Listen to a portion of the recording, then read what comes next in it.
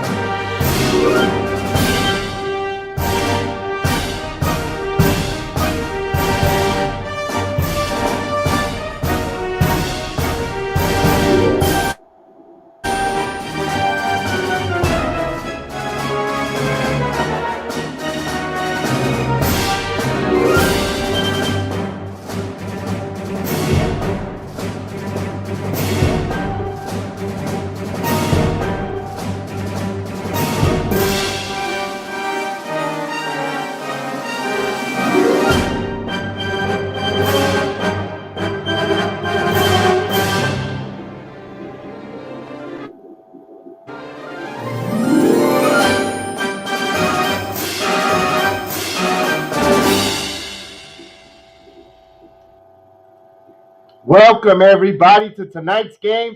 The Evil Empire is arising to take over the American League wildcard against our hated rivalry weekend with the Boston Red Sox. Boy, I am giddy. I am excited. I was so excited. I didn't even go to work today to how much I was anticipating this game tonight. But we have the lineups.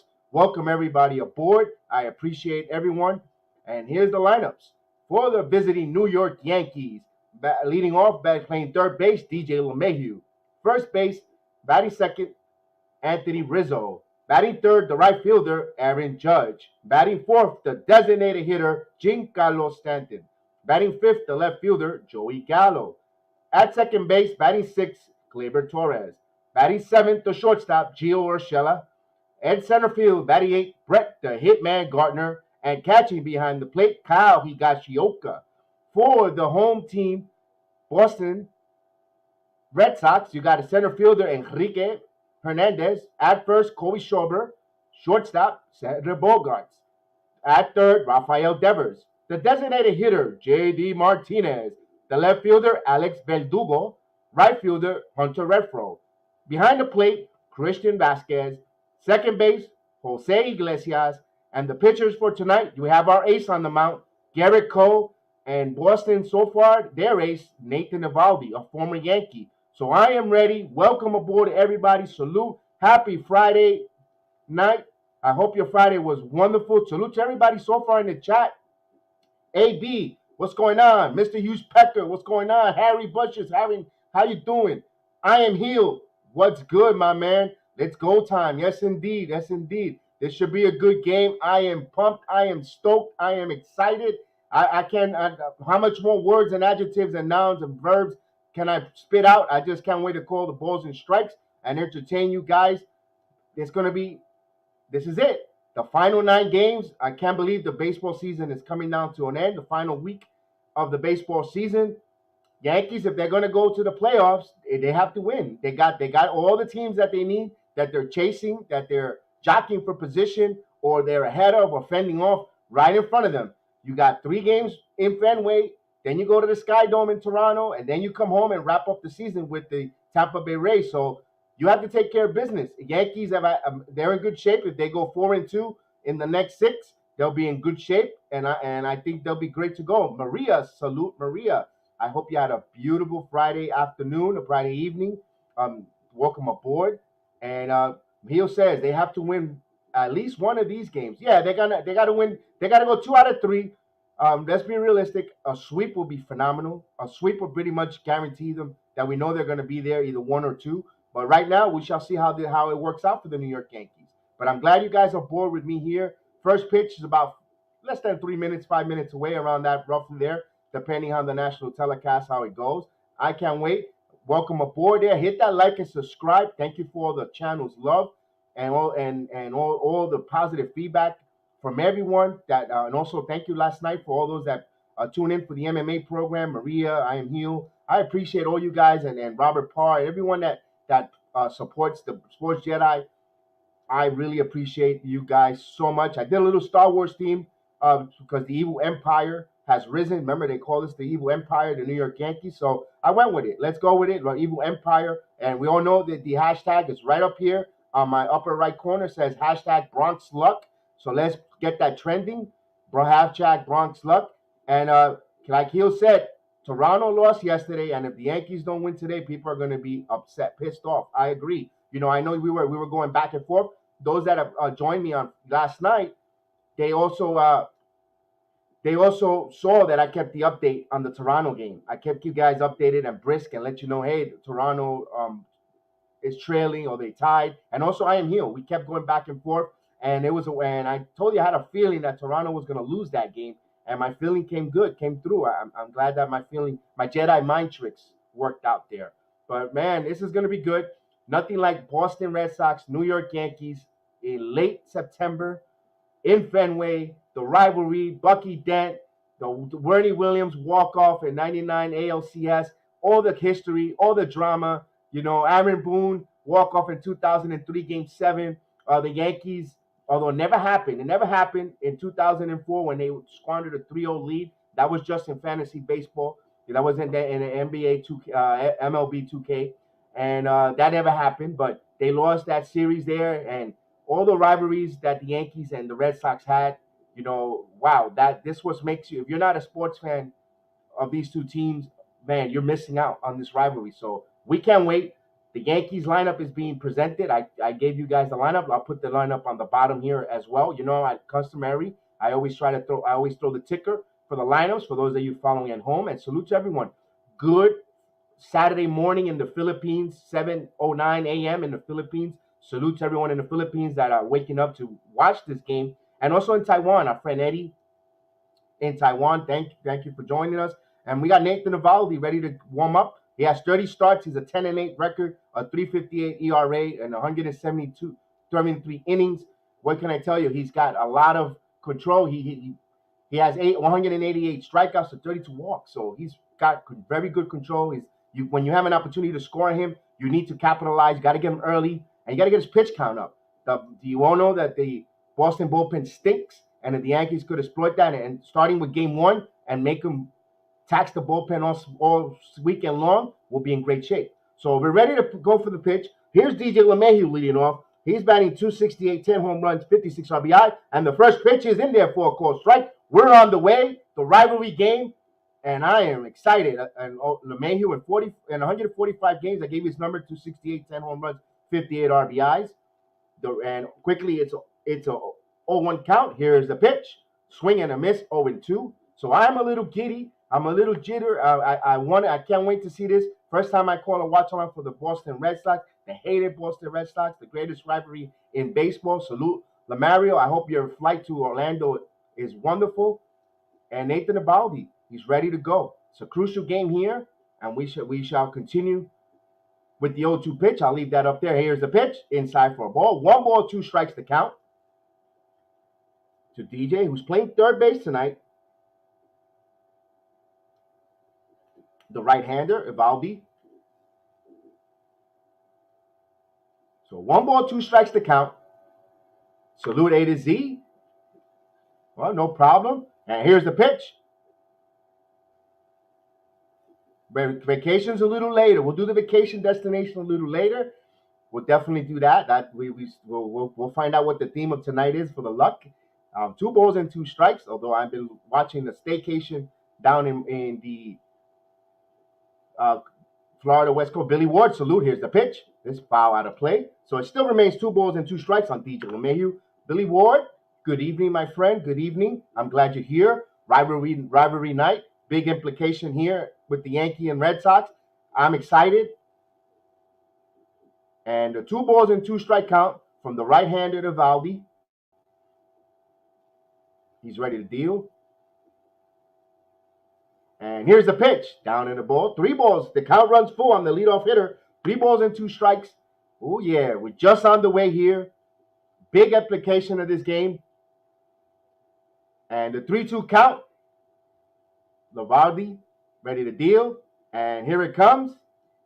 Ground ball. Base hit. The Yankees started off with a base hit. DJ LeMahieu. Hopefully the machine gets well tuned. He got his oil change and all his gaskets. And he's on with a single. And the Red Sox defense, Verdugo in left, Hernandez in center, Redford in right, Devers at third, Bogarts at short, Iglesias at second, Schwarber at first, behind the plate, Velasquez, and you know about Eovaldi that's on the mound pitching for tonight. And here's Anthony Rizzo batting second, first baseman tonight. He's batting 249 with 20 home runs, 58 RBIs. It's good to see Rizzo back. He had a couple days off. He's stuck at 20 home runs. Boy, one guy that I would love to get hot in the series, and it's Rizzo. I would love for him. I'm really hard for him to be a difference maker in that number 2 hole. So LeMahieu's on. Here's the first pitch outside for a ball. And Heel says if the Yankees score early, they feel great for the Yankee fans. Yes, indeed. So 1 ball, no strike to count. Now here comes. Remember, Yankees hit to a lot of double play. Here's the 0-1 pitch. Here it comes. This is ground ball. Base hit. So Yankees got something cooking going on. First and second. Nobody out. Nice start for this game. So you got 2 on, nobody out immediately. And here comes the judge. Aaron is batting 287 with 36 home runs, 89 RBIs, the big right-hander. So far, I love the approach that the Yankees have so far. So 2 on, nobody out. We're just on the way here. Yankees trying to knock on the door to make some noise. This is how you got to get these aces, these good pitchers, because once they settle down, they become tough. So you got first and second, nobody out. Now, here we go.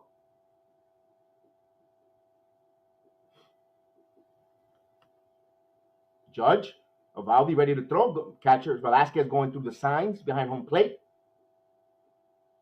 And here comes the pitch. Just missed. Oh, he called it a late strike. Wow. He called it a strike. Cool. He thought about it. He went and got a hot dog. He drank a sip of beer, and he called it a strike. What a late pitch there. 0-1 the count.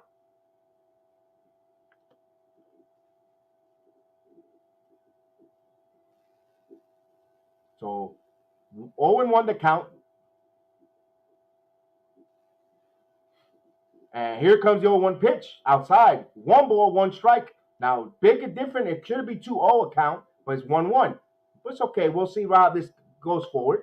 1 ball, 1 strike. The runner's on second and first. LeMahieu's at second. Rizzo on first. Back-to-back singles for the New York Yankees. That's what I like when you put bat on the ball. You good approach. And here's the 1-1 pitch. And here it comes. Foul out of play. So 1 ball, 2 strikes. Now, Judge has to cut down on his swing here. A strikeout would be a little devastating, although double play ball is even worse. But let's keep it positive. And speaking of Mr. Positive, we're thinking about Mr. Positive Michael. Hope you're doing well Friday night. He'll probably be in a little later. And we're waiting for the 1 ball, 2 strike count to Aaron Judge. And here it comes. This ball is hit up in the air in the gap. Into center field. Up against the wall. Ball got scored. LeMahieu scores. Rizzo on his way to third. Judge at second base with an RBI single. And the Yankees take a 1-0 lead. So second and third. And the Yankees got something cooking. Brennan. Salute, Brennan. It looks amazing so far. Absolutely. Let's go, Judge. And here, now following Judge comes Giancarlo Stanton. He's batting .269, 31 home runs, 83 RBIs. Runner on second and third with nobody out. Opportunity time to get some RBIs with an out. You can get a fly ball here, a ground ball. We'll score a run here. So it behooves the Yankees to keep adding on, keep bringing on, and keep on the hitting shoes. So right now, 1-0 Yankees, and we're just on the way in the bottom of the first. And Brandon says, let's get 3 runs. It's going to be fun. Yes, indeed. Here's Giancarlo Stanton. I gave you his numbers. He's in 130 games, by the way. All those numbers are 850 OBS. And Billy Ward likes what he sees there. That's the way we need to play, absolutely. And the dugout is all up on the top row there. So they're invested. The team is invested. They're focused. Hopefully they give us a good weekend here. We'll be here for all 3 games here. Here's Stanton. And Eovaldi taking a long time there. Doesn't know. He's like shell-shocked. Can't believe the Yankees quickly got on top of him. So Eovaldi's about to first throw his first pitch here to Giancarlo. And here's the pitch. Down low for a ball. So he's ahead of the count. 1 ball, no strikes. I'm scoring the game at home. So when you see me looking down as I'm going to my scorecard. Here's the 1-0 pitch. Swing and a miss. Evens the count at 1 ball, 1 strike. And saying you got to say to yourself, at least hit a sacrifice. Right. They have to manufacture runs. They got to have opportunity to score more runs with giving out and out. And you have to be able to take advantage of that. Here's the pitch. Foul. So 1 ball, 2 strikes here. Now Stanton has to be careful with the low and away pitch, the Achilles heel, to all these Yankee hitters that they love to chase that pitch. Rizzo, the runner at third. Judge, the runner at second. Yankees 3 consecutive base hits to start the game out. They have a 1-0 lead. And 1 ball, 2 strikes. Salute to CT. Welcome aboard. Yankees up 1-0. Here's the pitch. This ball is popped up. And is it going out of play? Velasquez looks out of play. So it remains 1 ball, 2 strikes. Yankees up 1-0. 3 straight singles. That's what I like to see. The Yankees get the hits. And instead of chasing the fly balls, they're chasing the hits and getting hits and out hitting. So right now they have second and third with no one out. And Giancarlo Stanton a 1-2 count. So far 17 pitches right now. And 1 ball, 2 strikes. And here comes the pitch. Foul out of play. Let me bring in my main man Z for a minute. He's going to help me here. Z, salute my main man. What's up, man? Let's go. 1 ball, 2 strikes to count. Eovaldi is about to deliver his 19th pitch with still recording no one out here. And runner on second and third. And the Yankees up 1-0 so far. 3 straight singles to start the game on.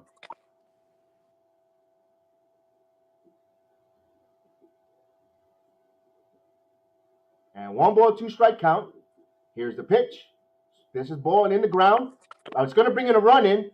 Bogart's field fires in time. So the Yankees get another run on an RBI ground out by Giancarlo Stanton. They take a quick 2-0 lead.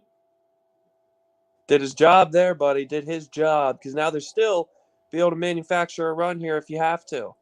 Still only 1 out. Great job to not only get the run in, but move the other runner up. And that's hard to do when you hit the ball to the shortstop. Normally they just 1 flip over to third.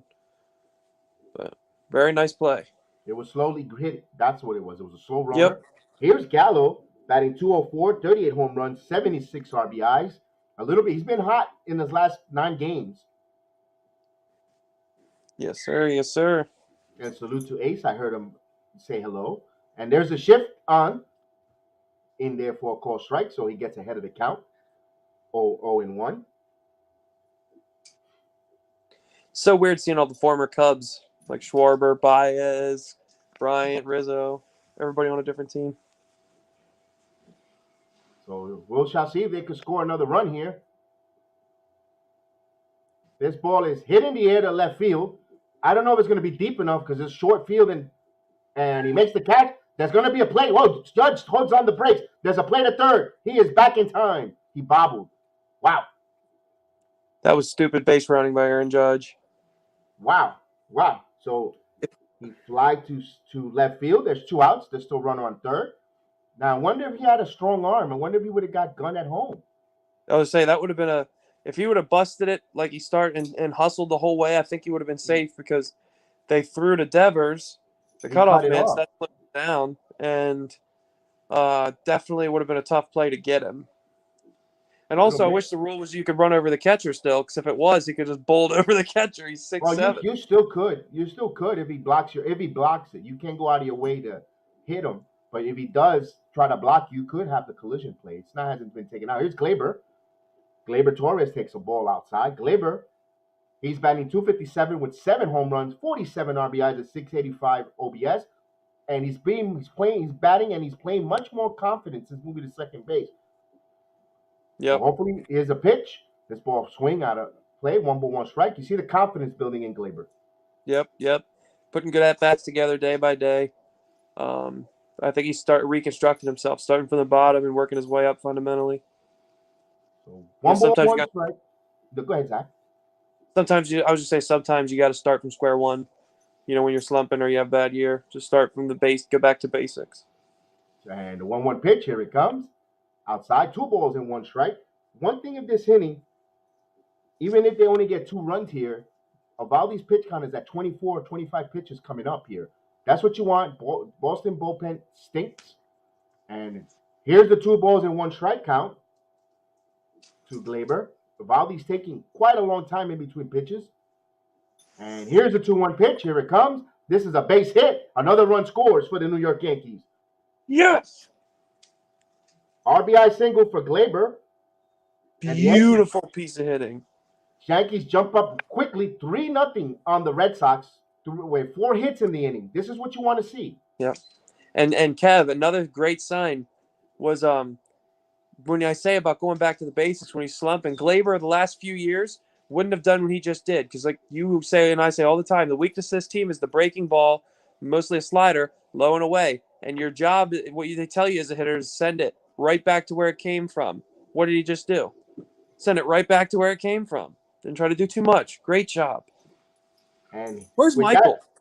Here comes Urshela. Throw over to first. Back safe. Urshela's batting .264 with 13 home runs, 46 RBIs. Gio Urshela, the shortstop tonight. Yankees jump up quickly, 3-0 with 4 hits in the inning. And Maria loves the job from Gleyber Torres. And here's the pitch. In there for a strike. Go ahead, Zach. 0-1. What I just want to say, what you want to see here from Gio at the very least is a long at bat. Get that pitch count up higher. 0-1 count to Gio. And he played 107 games, those numbers that I read earlier.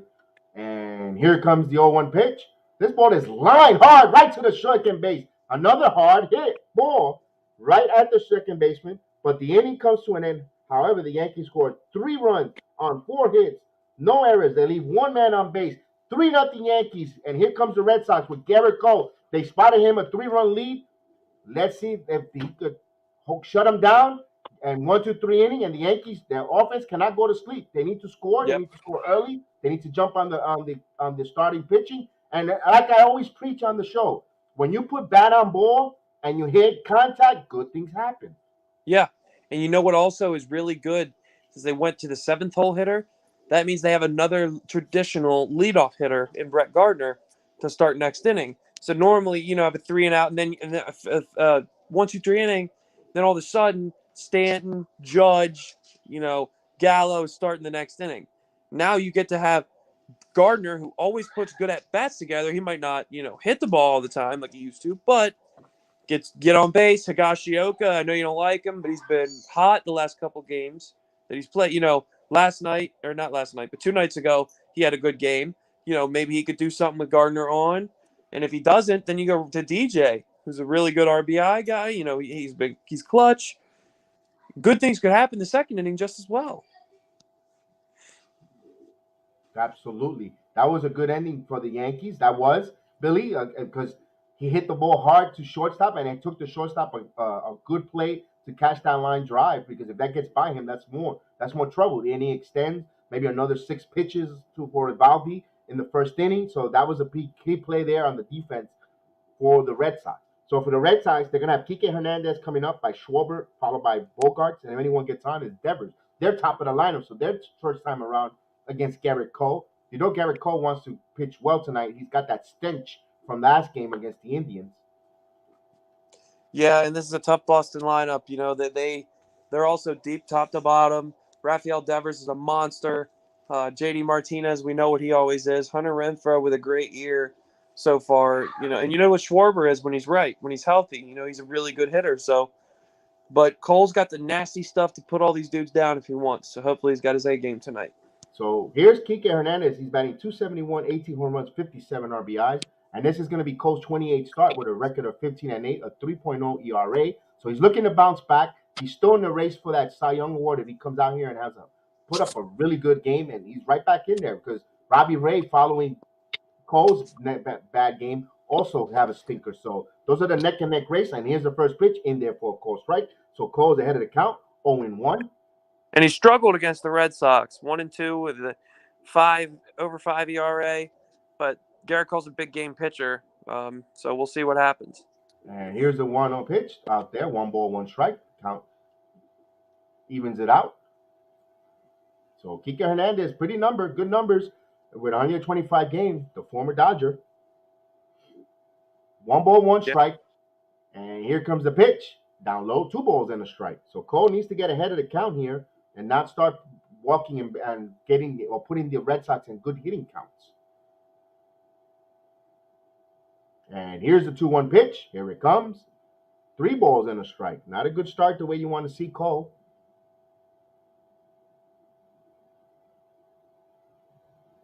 So 3 balls and 1 strike. The Yankees are up 3-0. They quickly put 3 runs on the board. Now it behooves the Yankees to get a quick inning here. Cole, and here's the pitch. He walks him. So not a good start. Not what you want your ace to do, to put base runners on, put traffic on. But I'll give you the Yankees defensively. You got Gallo in left, Gardner in center, Judge in right, LeMahieu at third, Urshela at short, Torres at second, Rizzo at first. Behind the plate, Kyle Higashioka, and on the mound, we all told you, Gerrit Cole. So here comes Corey Schwarber. He's batting .266, 31 home runs, 70 RBIs. He was also the Red Sox big acquisition from the Nationals, and he's played 104 games between the Nationals and the Red Sox. Yeah, he's a great baseball player. Was hampered in the beginning of his career by injury. Had the knee, but he's always been a great hitter. I think his career in the field has hampered, but the Yankees play a shift. They got Urshela in on the grass in shortstop, and everyone else is on the right side of the diamond. 0-1 count to Schwarber. Not a fast runner, but Kike could run. Here's the pitch. In there for a strike, 0-2. Umpire has a really delayed call tonight, so you got to forgive me if I miscall the balls and strikes there, because he's really delayed. He gets a hot dog, he bites on it, he gets a drink of beer, and then he calls the pitch. Reads 3 Harry Potter books. So the 0-2 count. And here it comes. Cole ready to deal. Outside. 1 ball, 2 strikes to count to Corey Schwarber. Kyle Schwarber, the short and pudgy tonight designated. He's first base tonight. He's actually at first. Yeah, he came up. He was a left fielder, but since his knee, he moved to first base. Well, the Cubs didn't know where to play him. He really is a designated hitter. Yeah. That's why they got rid of him. Can't have a DH like that in the National League. And here's Schwarber.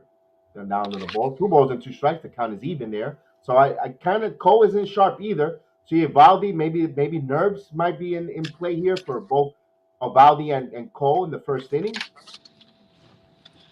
Also, too, I think Cole might be out of his rhythm because he has the early lead in a big game. So he might have been tense and hyper and ready to go. And then the big lead made him relax a little too much, maybe. And here's the 2-2 pitch to Schwarber. Throw over to first just to keep an eye on Kike Hernandez. He gets back. He's safe.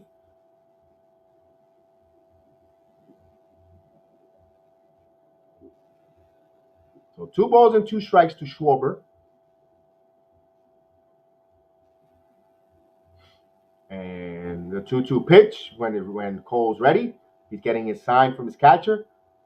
And he's ready to deal. Runner goes, and there's a ground ball. Glaber fires, throws a second. Wow, what a risky play. And he's safe at first. Not bad there. Glaber, although he's feeling more comfortable at second base. So if you're scoring at home, it's 4-6. And Corbett reaches on a fielder's choice. So now they traded the base runners. You put a slower base runner at first. You got the quicker Hernandez, and you got him out. And now he put him back at first. So 1 out. And the batter is Sander Bogaerts. He's batting .304 with 23 home runs, 79 RBIs, the shortstop. Oh, great. One of the best 2-strike hitters in the game as well, so he's hard to put away. So Cole ready to deal his pitch. And here it comes. This ball is grounded and short. Gio turns, fires to Glaber. On the first, double play. What a nice play by Anthony Rizzo at first base. I don't think Voit would have made that pick. But nonetheless, it's a 6-4-3. Didn't look pretty, but it got the job done. The Yankees are out of that inning quick. And now they go to their bottom of the they go to the top of the third with a 3-0 lead. It was a quick inning, no runs, no hits, no error because there was a race on the double play. And now we go to a 1 full inning. Yankees up 3-0. And don't you apologize. That's a stone cold fact, what you just said. Luke Voit is not a good fielding first baseman. He's too bulky. He's too thick. What I mean by that is he's not limber. He's not flexible to be able to make the weird. Like he can't. If you have to do a split to catch the ball, like I've done many a times at first, it's harder when you're a bigger guy like that. When you're Rizzo can do those things. Rizzo can pick them. He's a much better first baseman. I don't think Voit. I think they need to keep him. Get rid of Voit. Well, that's for another time, another conversation. But we'll definitely have the Yankee hot stove when the season ends in November. Yep. They can't keep playing Voit over Rizzo, especially when these games matter like they do. Absolutely. So 3-0. So I think everyone in the chat should be so far okay with this 3-0 start. But me, I want to have more runs. I want a laugher tonight. If we could get a laugher tonight, I'll sign up for it. Yes, sir. Gotta get greedy. And that's what you want to see. Like a great hot start and everything, great hot start and everything, but you gotta keep it going. Put the foot on the throat if you want to get ready for this postseason. I agree with you. Absolutely. It's okay. You can leave Ace in the background. I like hearing. You know me. I'm an animal. I have 2 dogs here. I love my dogs. It's okay for that. For the dog to bark, and he's part of the program. He'll probably get me some more subscribers. He's the color commentator. He's the John Gruden, the old Aaron Buffoon. He's those type of guys on our live streams. And the Billy Award, we need to add a few more here. I agree with you, Billy. I want to get greedy. I kind of want a laugher, a laugher, so we could take game 1. The pressure, the boulder is kind of not completely off, but you take it off of one shoulder. So yes, sir. We go to the second. If you have, like you said, Brett the Hitman Garner, followed by Kyle Higashioka, and back up to the lineup to DJ LeMahieu. So Gardner, like you said, is like having another leadoff hitter. And I'll give you Gardner's number. He's batting .220 with 9 home runs, 36 RBIs, playing probably his last few games in a Yankee uniform or in a Yankee career. And he in 131 games, phenomenal filling in. Didn't expect him again to play so many games, but here's the first pitch in there for a ball. And he's done, despite only batting .220, but he's been serviceable for his age and what he brings. I know some Yankee fans get frustrated with Gardy, but he's serviceable here. Here he is now in September, filling in and playing a crucial part of the team. So the 1-0 pitch ready to deal, Eovaldi ready to go, and Garner lines this one to right field. The pesky pole is in play, but no, right into the right fielder for the first out. Wow, I thought the pesky pole was going to be a factor, but he flied out to right field, deep right field when it comes to Fenway Park for the first out. Yeah, and it was a nice piece of hitting, I guess. But like it looked back, but you still gotta take some pitches and get Eovaldi pitch count up. Keep him Yes, piling up. I agree. And here's Kyle Higashioka, batting 184 with 10 home runs, 26 RBI in the number 9 hole. Cole's personal catcher whenever he's on the mound. Eovaldi, and he's ready to deal. In there for a call strike, another delayed strike call by the umpire. He's also, I guess, putting sunflower seeds and peanuts every time he wants to make a strike call. So 0-1 count, and here's the pitch. This ball is foul. So quickly 0-2. So Eovaldi's ahead of the count here. He seems to be very consistent, Bronx with that high outside fastball call that's right on the paint for a strike, though. It's good to see that he's consistent early. Right, that's a good point there, but he just delayed to call the strike. 0-2 count to Kyle.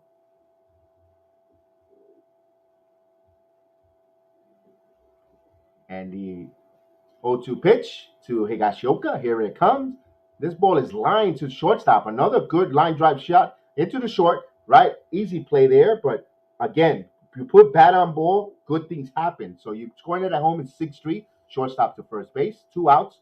Now, one thing I noticed so far, the first time around the lineup against Nathan Eovaldi, there is no strikeouts. Yankees nobody struck out at all, 1 through 9 tonight.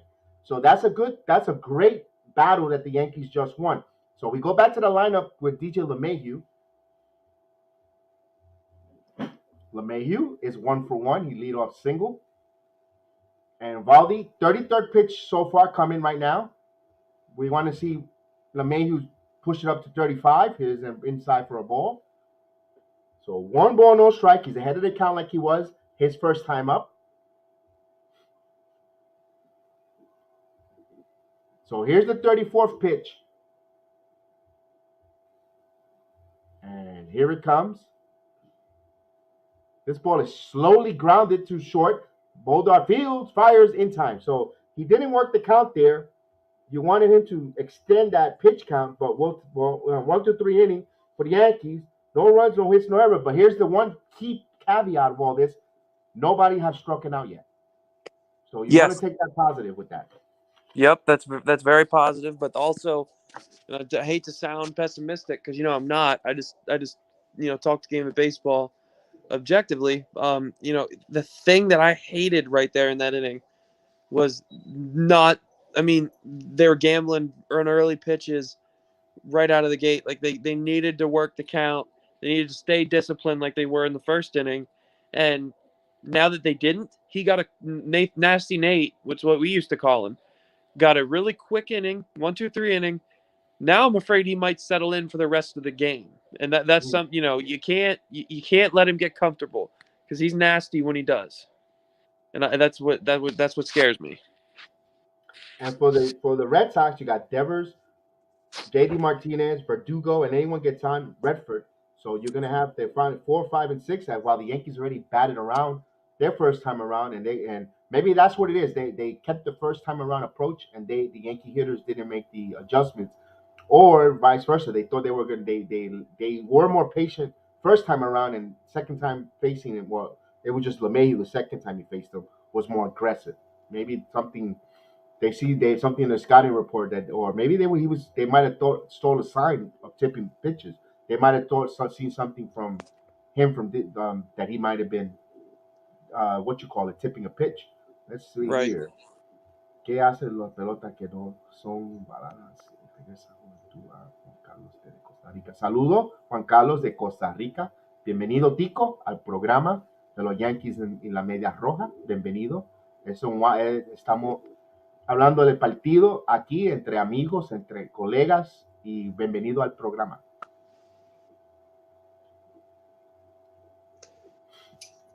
Yeah, and salute to you, even though I can't speak any other languages other than some, whatever you would call American English, I guess, the butchered version of English.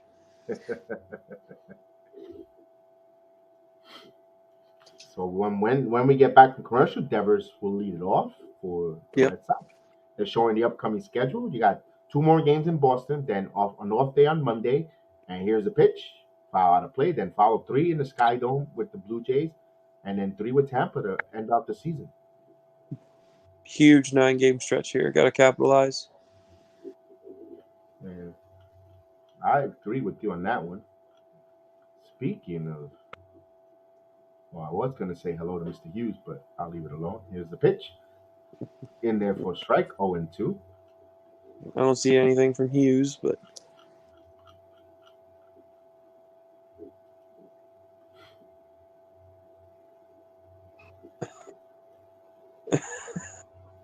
And here's the 0-2 pitch, grounded to second base. Field fired in time there. They had LeMahieu on the shift on the second base side. So if you're scoring at home like Tracy DeCosta does, like me and Tracy likes to score the game, you score that 5-3 because LeMahieu is the third baseman and he shifted over on the second base side. So it's a 5-3 with the first out. And here comes JD Martinez. This is where you want to put JD Martinez with no one on. In 139 games at 287, 27 home runs and 95 RBIs, an 868 OBS. Had a bounce back year. Remember, he had a miserable season last year. yeah, and part of it's probably the COVID shortened season. Guys couldn't get into a rhythm. But he's always been dangerous, man. One of the best run producers in the game. 0-1 pitch. Did he throw the first pitch in for a strike? So 0-1 pitch right now. He's Cole ahead of the count. No balls, 1 strike. Cole ready to deal, and he's ready to fire. Here it comes. Foul back out of play. Quickly ahead, 0-2.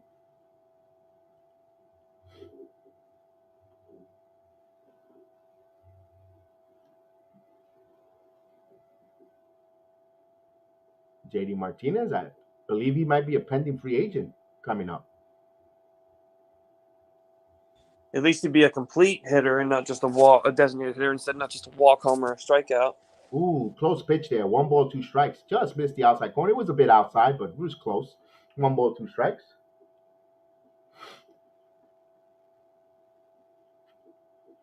And salute to everyone in the chat, and thank you for all the positivity, all the hearts and likes that I see through Facebook page and all the other platforms. Here's the pitch. Did he go? No, he held up. 2 balls and 2 strikes. Everyone in Twitter, I appreciate everyone listening in. Twitch as well.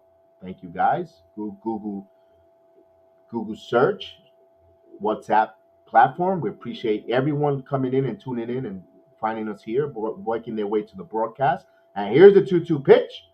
Foul out of play. And also, of course, YouTube, StreamYard. We appreciate everyone. Yep, hit them likes and subscribes and the bell. Absolutely. Tap the bell. Absolutely. I second that with Z, and also I want to help you guys help me get to the 1,000 subscribe mark. I really want to get to that 1,000. It's a goal, a personal goal, and really appreciate it. Yep. That, and we had 600 something views on the last stream the last time I checked. I didn't see no 600 something likes. So unless Michael will be watching it because he loves losing that bet. 3 balls and 2 strikes.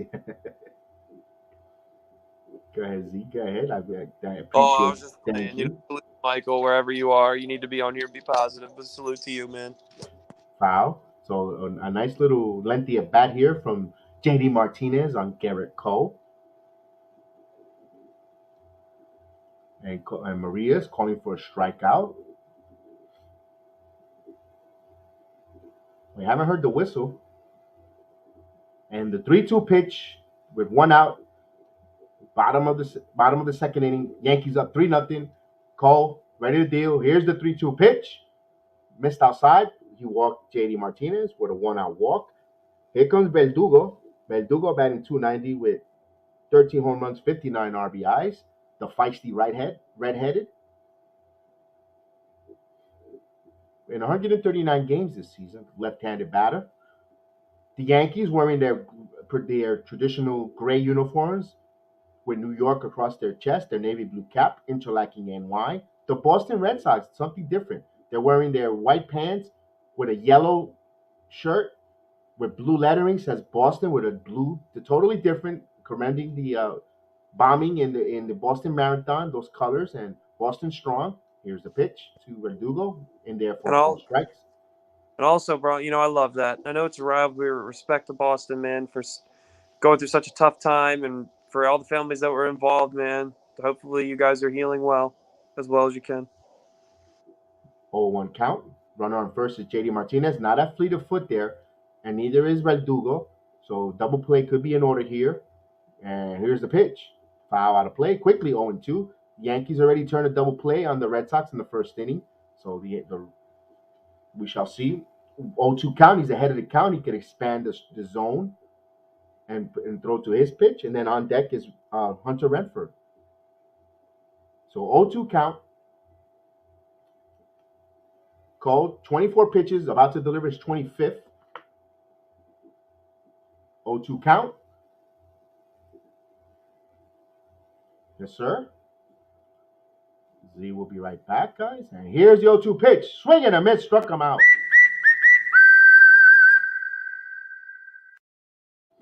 A beautiful sound in my ears. Cole gets the strikeout for 2 outs.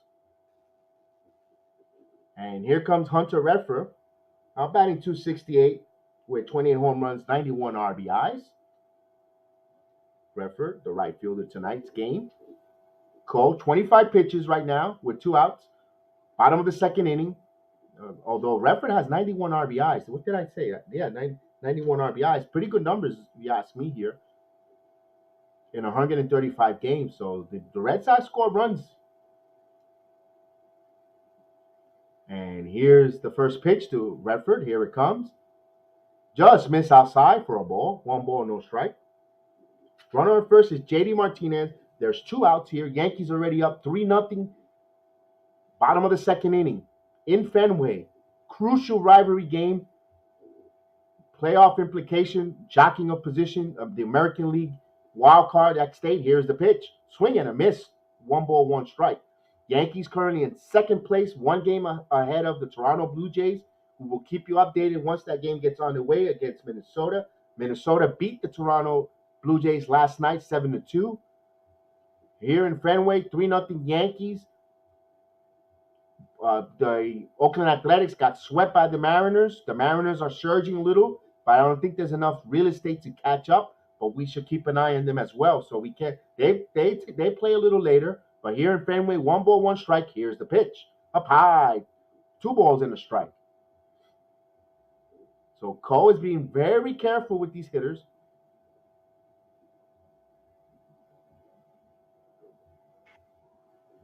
Yep, and he's also letting it hang, man. 97, 98, 98, 99. He's letting them hang.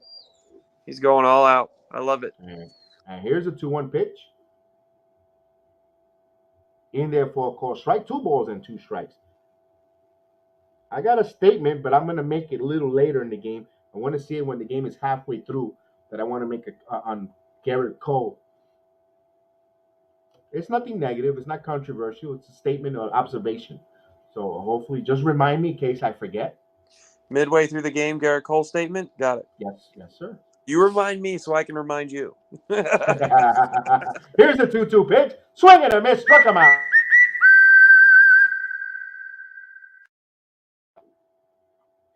So for the Red Sox, no runs, no hits, no errors. They leave 1 on that base on balls. And 3-0 Yankees. We go to the top. We go to the 3rd inning.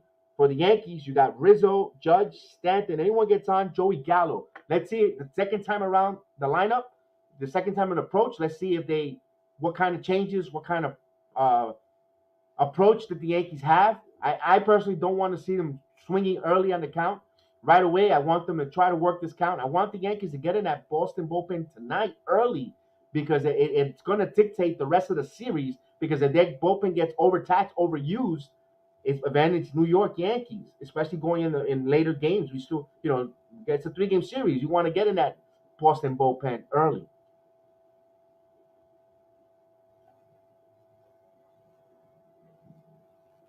So we'll keep an eye. I'll keep an eye once that Minnesota game gets on the way with Toronto. I will let you know head-to-head scores.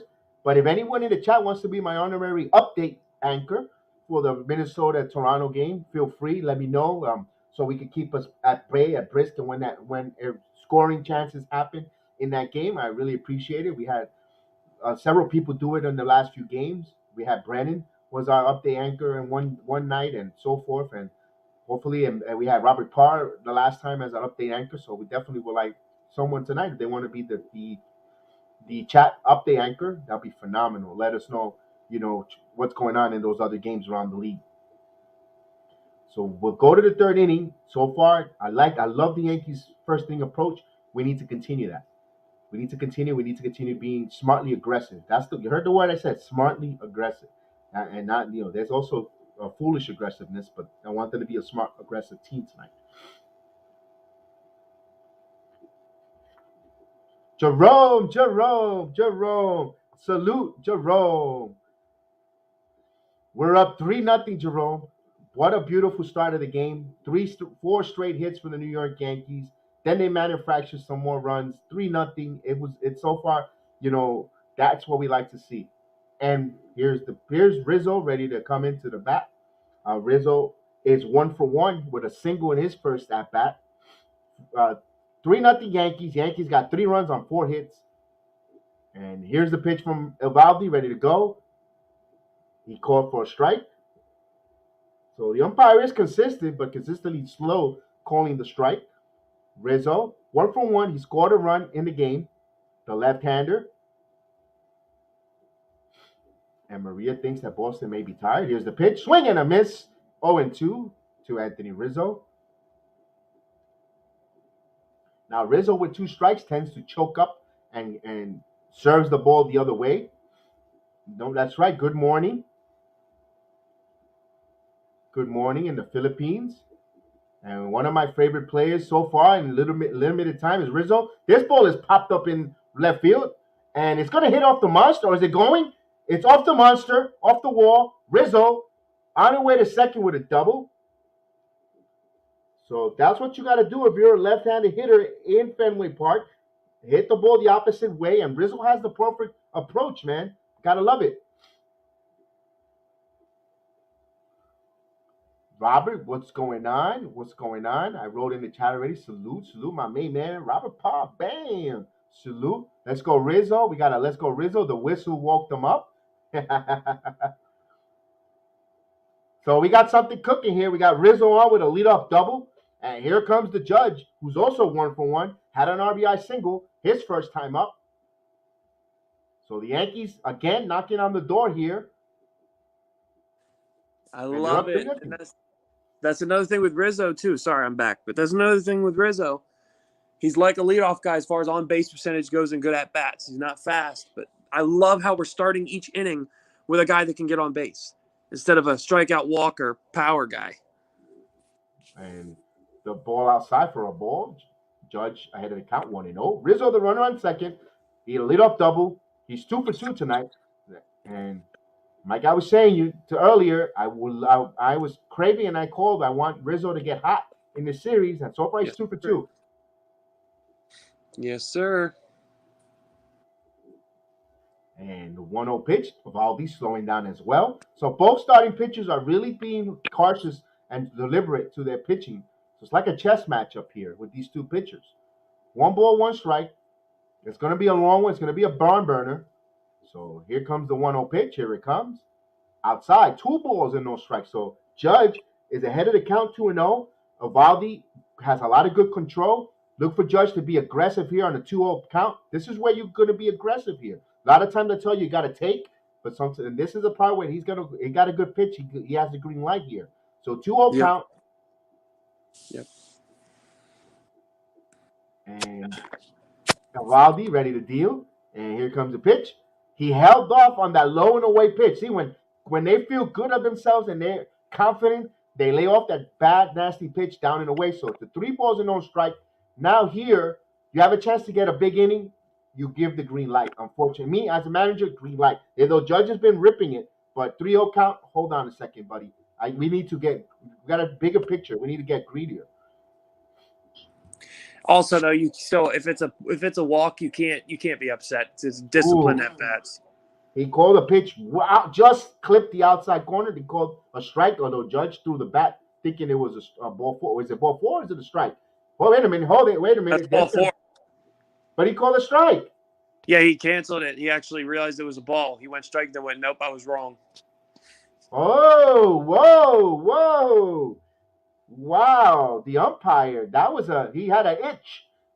He had an itch, so I never seen that before. Well, that's good, though. At least he's been consistent. He realized he made a bad call. No, I got it, but wow. So, Itching and scratching. He's one of them scratch-off umpires. so, Scratch off for good calls. so Yankees got first and second with no one out. Here's Giancarlo Stanton. It takes a ball outside. Stanton is 0 for 1, but he had an RBI ground out his first time up, and wow, I thought he called a strike, but he changed his mind. He was going to, and he said, maybe not. Maybe if I could, just real quick for the next pitch, salute to Robert Parr, man. Hope all is well. I didn't realize you commented because I was putting my son to bed, but salute, man. Hope all is well. And here's the 1-0 pitch. And that's a strike. There you go. He called a strike there. 1 ball, 1 strike. Hey, it favored the Yankees, but we gotta be objective. We can't be partial. We can't be like the Rays. Dwayne Stats, who only sees it one way. I mean, golly, 1 ball, 1 strike. Dwayne Stats, the play-by-play anchor for Tampa, he sees it only one way, and he starts getting upset. Oh. Or Jim Palmer for the Orioles. He's horribly biased. 2 balls and 1 strike. The worst one was that Hawk Harrison. Thank God he's retired. Enjoy your retirement, Hawk. 2 balls and 1 strike. Oh no. So 2-1 count here. Eovaldi's going to throw his 45th pitch. Maybe some of you might be a little ahead of me, but here's the pitch. And that one, wow. But he's been calling that strike all night. So 2 balls and 2 strikes to count. It wasn't that. I was laughing because of the reference you made, and then I was like, oh, no, he was horrible. I was thinking in my head, I apologize. Oh, Hawk Harrison? My God. Yeah, so I was like, oh, no, I forgot he existed. No, I remember, sadly. And here's the 2 balls and 2 strike count. Don't spoil anything, guys. And here's the 2-2 pitch. Here it comes. This ball is up in the air. It is high. It is far. It is gone. Home run. Giancarlo no si può palo. Hits a home run. A Stantonian blast. Oh, the Yankees take a 3-run shot. Woo! They seem to be enjoying themselves too, man. They seem to be just playing happy, playing free, and with confidence, and that's dangerous for a team that's contending. And I told you we're going to talk, like I said earlier, vacation destinations, because guess what? The Red Sox are going to be on vacation here soon. Maria, that was for you. Giancarlo hits it deep, and the Yankees add 3 more, 6-0. And here's Joey Gallo.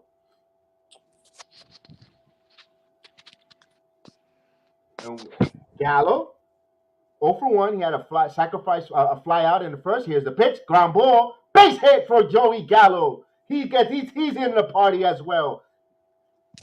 Let's go! Woo! And Jerome is liking it, and so does Robert Parr. They're piling it on. Billy Ward loves it. Joey Gallo's getting it on the hit parade. We gotta love it. Good, they're no joke. It's like we play bad teams. We play bigger against good teams. I agree. When we took 2 out of 3 from the Astros right before, when we could have swept them if it wasn't for Chad Green's hiccup before the All-Star game. Remember that? We were on the cups of sweeping them and all that. And when the team is high competition, this team just takes their game up to another notch.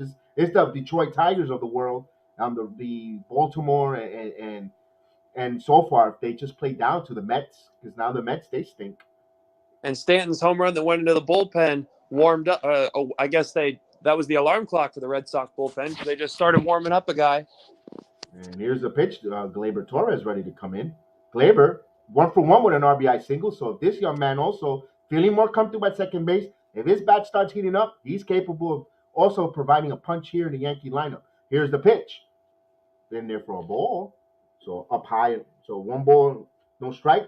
Guys, still nobody out. 3 runs are in.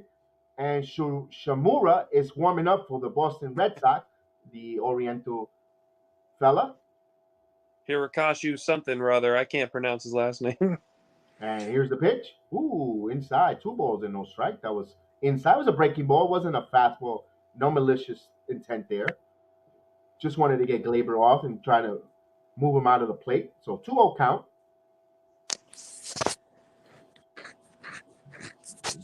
So here's a 2-0 count.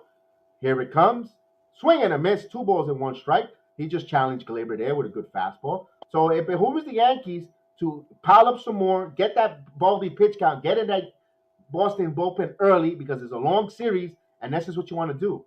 You want to go in there and tax the living crap out of the Boston Red Sox bullpen starting now because there's only a few games left, and they're not going to have enough recovery. This ball is in the air to left field, and it's not deep enough to the wall, but it makes the catch. The left fielder cut over. Gallo returns to first, so the first out.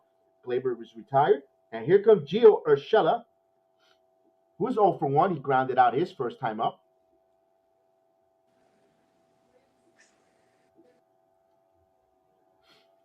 So Gallo, the runner on first. 3 runs are already in here on the Giancarlo Stanton 3-run shot. And the Yankees are up 6-0. They're up big. And Yeah. Eovaldi already at 51, going to deliver his 52nd pitch of the game with 1 out. And here's the pitch. He swings at the first one. He should have been more patient here. He's memo to Gio. He's not getting it. So popped up to the second baseman for the second out. You got to work the count here. You got this pitcher on the ropes. You got to take some pitches. Take a strike. Well, yeah, and right there though, it's like starting off the inning, having a quick inning like last inning was horrible for all 3 hitters. But when you just put 3 runs on the board, the dude's throwing mistake after mistake in this inning. If you see one you like, you capitalize. He just couldn't capitalize on it. All right, okay. Here's Brett Gardner, 0 for 1, the hitman. You see what I mean? Like how there's a difference there. Like it might, but definitely still, I'm with you 100%. I was just playing a little bit of devil's advocate. I'm part of Gio, but still with you. Got to work the count. No, I get you, especially if you see a good pitch that you can handle. And we all would have been applauding if he would have jumped on the first pitch and gotten a hit. But when the guy is giving up 3 runs, you got and a single right off the bat, and Glaber took him on the 2-2 count, you got to work the count more because this is what here's the pitch. Outside, 2 balls, and Gardner's working the count, 2 balls and no strike. You want his pitch count. You want his pitch count to go up. And I know they're not thinking like that, but us watching it from the outside, we want to see the bullpen come in now. The reason why is that you tax the living crap. Let's say tomorrow you go in and they gotta go with a reliever a little bit too long. You steal that win. It builds momentum for the next game. And then there's not too much games in the season. There's a pitch, swing and a miss. 1 ball, 1 strike. They're thinking about it. I guarantee you the managers and the team's thinking about that and knows that. Right. And that's why, but it's just, I don't know. Some guys in the lineup are just going to have off nights, I guess. I don't know what it is. 2 balls and 1 strike. Remember, their bullpen stinks to begin with, and there's not that many games. I don't think they have 1 off day left, and if their bullpen is taxed, poof, that's when and they start losing a couple games because of lack of bullpen, and you're the Yankees, that's what you want. Then you could jump ahead, and you could be up 2 games versus the 2 games in the wild card with 3 to go against Tampa, and you only need to win 1 game against the first place Tampa. Then you put yourself in good position to be in the playoffs. And you also hope too that you can have offense like this every game this series, tax them every single game. That way they're screwed the rest of the year with other series, like you said, so they can maybe potentially fall out of the playoff race completely. So Gallo was running and Gardner fouled it off. So we saw a little hit and run there. Gallo was trying with a 6-run lead. You take a chance that Gallo does have some pretty good speed, sneaky speed there, and try to get him in scoring position. You never know. Gardner handles the bat well, hit and run situation. We shall see. 2 balls and 2 strikes. We'll see if he sends them again. Although I think they'll hold him this time because they already tipped their hand, and the Red Sox are sniffing it. And you don't want to end the base runner there and give. And here's the 2-2 pitch coming to and inside. So the count runs full. So now either way, Gallo has a head running start to begin with now because it's a 3-2 count with 2 outs. So you release him. And what right now, yeah, go ahead, Zach. No, I'm sorry. Go ahead. Well, I'll wait till after this pitch. I was going to take a drink, but I'll call the 3-2 pitch. Sorry. I'm sorry. And the Wolf War. Go ahead, Zach. Go for it, brother. I apologize, brother. But what I never understood, and I actually tried it in a game, when it's a 3-2 count and there's 2 outs, you know the runner's moving on first movement, right? And as a righty, you could try to pick them off because they're not thinking that you're going to pick them off. So they're running on first movement. As soon as your body moves, they're going to just shoulders. They're going to move, lean towards second, and then you might be able to get them on a pickoff play. You understand what I'm saying? I Like got you. that's something you can try. That's when you're down 6-0, you're struggling to get out of the inning. So here's Cora making a pitching change. So we're gonna get the Oriental fella coming in, the right-hander. We'll give you his numbers when he gets back from the commercial break. So the starter is out already. The Yankees are in the bullpen. That's a huge victory for the New York Yankees. Yes, sir. Yes, sir. Yes, sir. I'm loving this Friday night, man. Oh, you gotta love it. I know everyone in the chat loves it. Maria's loving it. AB loving it. Robert Parr's loving it. Jerome down in the Philippines, and a Saturday morning he woke up to a beautiful 6-0 Yankee right now lead. He's smiling. Brandon is having a good time in the chat. We got Billy Ward was also in the chat, and he's smiling with a 6-0 lead. Darian from Costa Rica is in the building. He's also not sure if he's a Yankee fan or not, but he's probably enjoying it as well. You got Lamario down in Orlando, Florida, trying to find the game. Hope he found it in his hotel room on ESPN. He's probably watching the game, and he's taking a minute away from the pool to watch the game. And also, I am Heels salute, even though he is a Astro fan, a Houston fan, but he's here supporting. He likes the channel, a friend of the program now. We could say part of the family, and we salute you for coming on here and watching with us as well. We appreciate that you're here with us, and everyone else that I missed out on. Who am I missing out? Yep. Earlier today, Mr. Hughes. Salute to you, and Harry. We salute to you, Harry. You don't like the Red Sox either. So salute And also, to you guys. what's great is you said that he's an I am heel salute, man. Thanks for showing my boy support here. But as an Astro and Rangers fan, to tune into a Yankee program, that says something about your content, Bronx. And I'm not trying to kiss your behind or anything, but that says something about how good the content is, and that's all thanks to you, man. And Brendan, salute. Where's our buddy? Where's Michael? Yeah, Michael Caputo. It's funny, didn't I say this, Brendan? That once we started winning, he had to be positive. He lost the bet. He ain't here. He's right now going on a candlelight dinner with his special lady. That's what it was. And he's probably sitting there the whole time watching the game. No, why is Gio not patient there? Why isn't Gio patient there? That's horrible. So rivalry side. Here's Hikazuka Samaruda. Hopefully I didn't butcher it. 52 games, 5-1 record, a 3.31 ERA, and 49 innings, 31 walks. So he does walk a lot, people. 58 strikeouts, 9 home runs he's given up. So we're in the bullpen, the long relief part of the Boston bullpen. Coming up to play is Kyle Higashioka. They got to stay disciplined here. I've watched him. He has like a Tanaka-like splitter, so we gotta be patient. In there for a ball. 1-0. I'm glad you mentioned that. That was a point that I missed to say in last game that I forgot. That's why I told you, remind me about the Cole and Higgy. Well, good. You reminded me, so now I can remind you. Thanks. Here's the 1-0 pitch. Here's the 1-0 pitch. This ball is popped up in the infield. This should end the inning. And Schwarber is under it. And he drops it. He dropped the ball. Holy cow. He dropped it. A run scored. Oh, my goodness. What a gift for the New York Yankees. Whoa. How about that? And that's a base hit because they didn't touch it. That's not an error. That's a base hit. Wow. This is why you see Corey Schwarber is Kyle. I don't know why I call him Corey. Kyle Schwarber is a designated hitter. I don't know why I keep calling him Corey. Well, I'm telling you right now, I know you behind. I'm trying to keep it in, but that was the hardest laugh I kept in all week.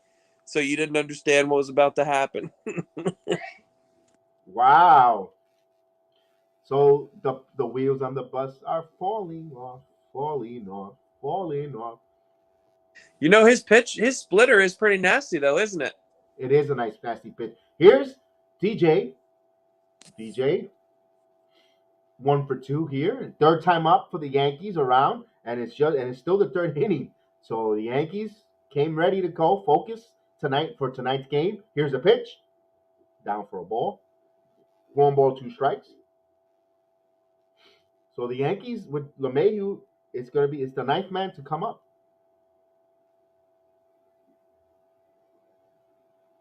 So 1-0 the count. Wow, that was really puzzling there. That's funny. It literally had a 0% hit probability, and it was a hit because no one touched it. And here's the 1-0 pitch, 2-0 pitch to count to DJ LeMahieu. Wow. So we'll take it, man. We need a little break there. We need a little positivity. Sometimes it's better to be lucky than good. No, that's what she said. A little Friday night humor. Mr. Hughes, baby. So the 2-0 count to DJ LeMahieu. And Daniel, salute Danny. He said, "Let's go Yankees, man! 7-0. You gotta love it, man." Hopefully you're related to Bobby Bonilla, so you can get some of that inheritance. The Bonilla deal, baby. Yeah, Bobby. Daniel's a real good friend of mine from back home. Went to school almost through college with his sister. We actually went to orientation, and we almost went to the same college, the kindergarten all the way. So salute to Daniel, to the Bonilla family. Salute to you guys.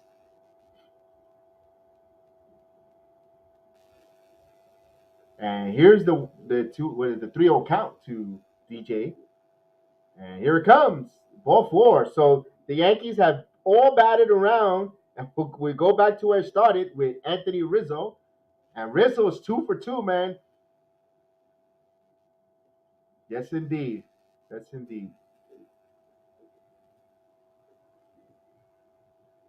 thank you. Salute to you, Daniel.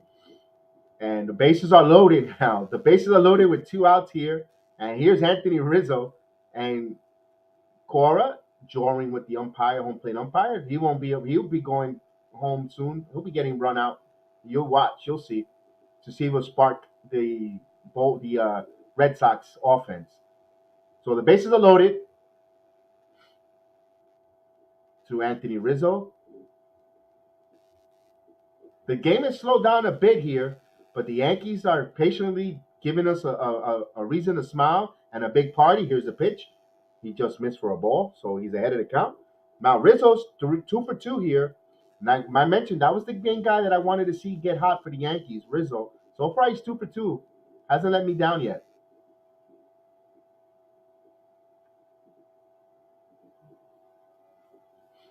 He's the 1-0 pitch. I'm a little bit delayed from the original ESPN broadcast. If anyone's watching, I'm on the Yes Network here, or WPIX, excuse me. And here's the pitch, down low. So 2 balls and no strike, the count to Rizzo.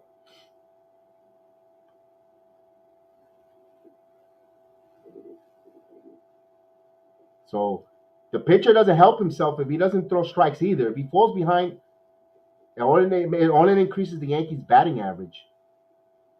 And like I said, they get into that Boston bullpen early. Game 1, it's going to set the tone for the series, in my opinion.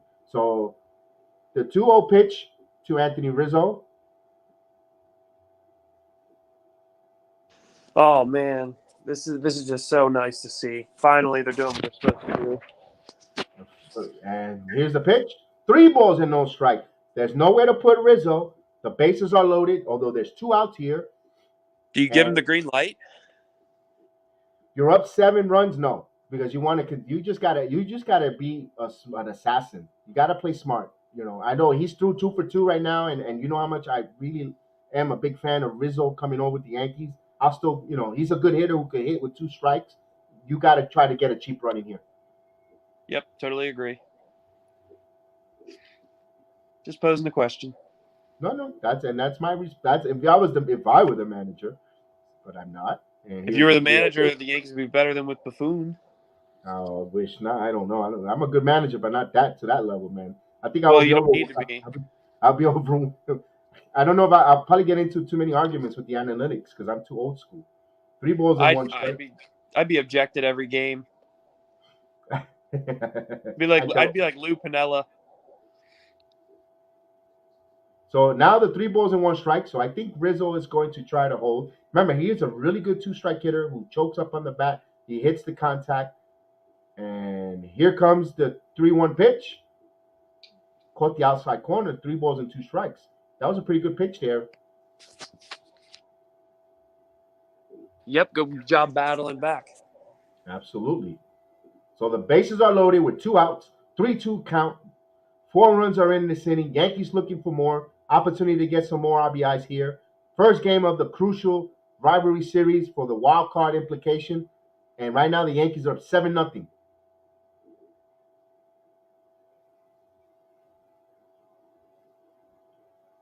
And we're waiting for that important 3-2 pitch here. Big 3-2 pitch. Coming ready to deal to Rizzo. Boy, they are taking a long time here. And here it comes. Ooh, swing and a miss. Bat up, swung at ball 4, if you ask me. But for the Yankees, they get 4 runs on 4 hits. They lead. They extended the lead. They lead 7-0. And they leave the bases loaded, so they leave 3 guys on base. They knocked out the starter. That was the main key there. A great inning by Brennan says. Great inning. Absolutely. I agree with that. They got a little luck there with the pop-up. So they got 4 hits in that inning. I said 3 was 4 hits. And we go now to the bottom of the 3rd inning. Big time inning there.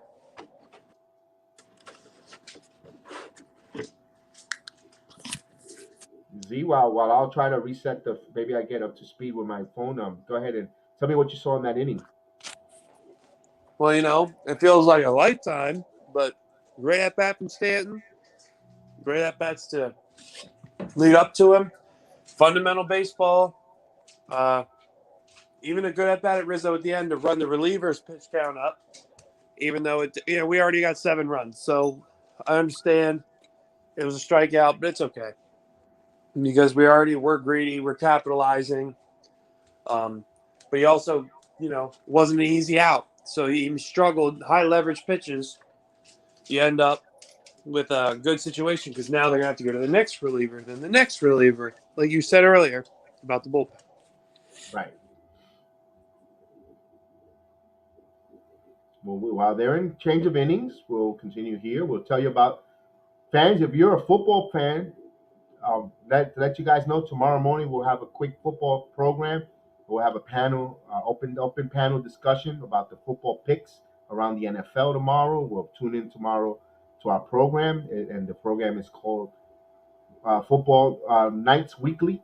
The Nights like Jedi Knights. Or we'll invite you to check us out and support us there. And then at 4:00, don't forget we'll be back on the air again here on YouTube and your Instagram, Twitch, Twitter. All the different platforms. Riddick, we'll do the Yankee 4:00 start tomorrow, and then we'll have the MMA fight, the UFC 266. Chef Dan and Austin will be off from work as well. They'll be doing a watch along. I'll join in after I take a break or two and get in there. Heck yeah, great shows. Your son Austin and Chef Dan do an amazing job. So, and we do an okay job for who we are. But big time. One of these commercial breaks, you need to roll our intro for the Football Nights Weekly for the people that haven't seen it. It is dope. So we go to the 3rd inning. We shall do that. We got Iglesias coming up. Velasquez Iglesias. And back to the top of the lineup with Kike Hernandez. So Velasquez. And my ESPN feed is behind as well. So I'll change next inning. So I am a little behind. So right now it's 1 ball, 1 strike to count.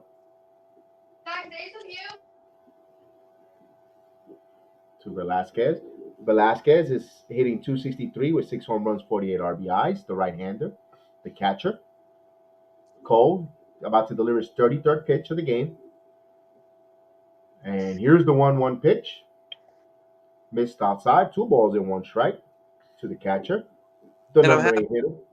I want to ask you, you can answer the question whenever, but Tyler Wade, awesome to see he's going to be on the postseason roster. But do you think with how good Gio Urshela has come into his own as a shortstop that we're going to see Andrew Velasquez back? Maybe. What's going on, Tracy? ¿Qué pasa? Saludo. And grounded flat line to Glaber for an out. So we caught it on the line for the first out to Glaber. You score at L4. Tracy, salute Tracy. What's going on right now? You gotta like what we see right now. The Yankees up 7-0 in the bottom of the third inning. You got home runs from Stanton. The Yankees offense started the game with 4 straight hits. They jumped on 3-0 and they keep adding on. They got a gift run on a drop pop up that no one catch, and they scored the 7th run. So 7-0. They knocked off Eovaldi and they're in the bullpen already. And with all these high leverage pitches, man, this I don't think this reliever lasts very long. Oh no, they'll be making a pitching change shortly. Yeah, Tracy, it's 7-0. Believe it. The Yankees actually look like the Bronx Bombers again. And in there for 1 ball, 1 strike, the count Jose Iglesias, 269 hitter with 9 home runs, 48 RBIs. I'm trying to. You're ahead of me now, so you're good. This ball is in the air to right field. Judge in there for a play for 2 quick outs. So it's a flight out to number 9 to the right fielder. And we go back to the top of the lineup, Kike Hernandez.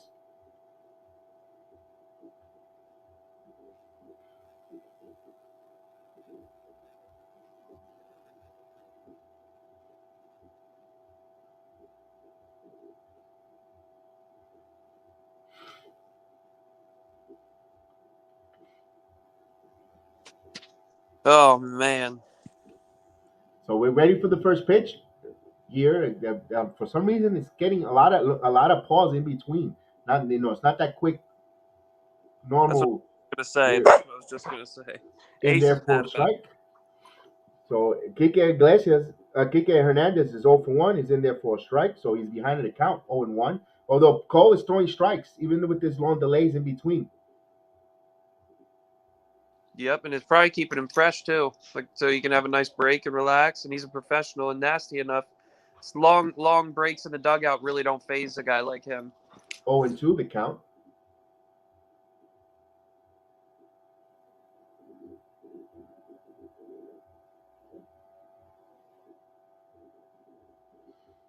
And it's the bottom of the first inning, no score between the Twins and Blue Jays. So I'll keep you guys up to date on that. I'm sorry, what was the score? No score. Bottom of the first inning.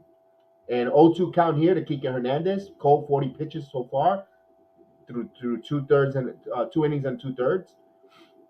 Each team in that Minnesota Toronto game have a hit each. Toronto lost last night, so the Yankees are 1 game ahead of Toronto. And Tracy wrote, wow, that's comfortable lead, but continue to stay focused. Absolutely, Tracy. Absolutely. Claro que sí. Absolutely. Here, 2-0 pitch. Here it comes. Ooh. 2 balls and 2 strikes to count. I watched the raw monitors. Excuse me. So it's 3-2 count. Let me see if I change this.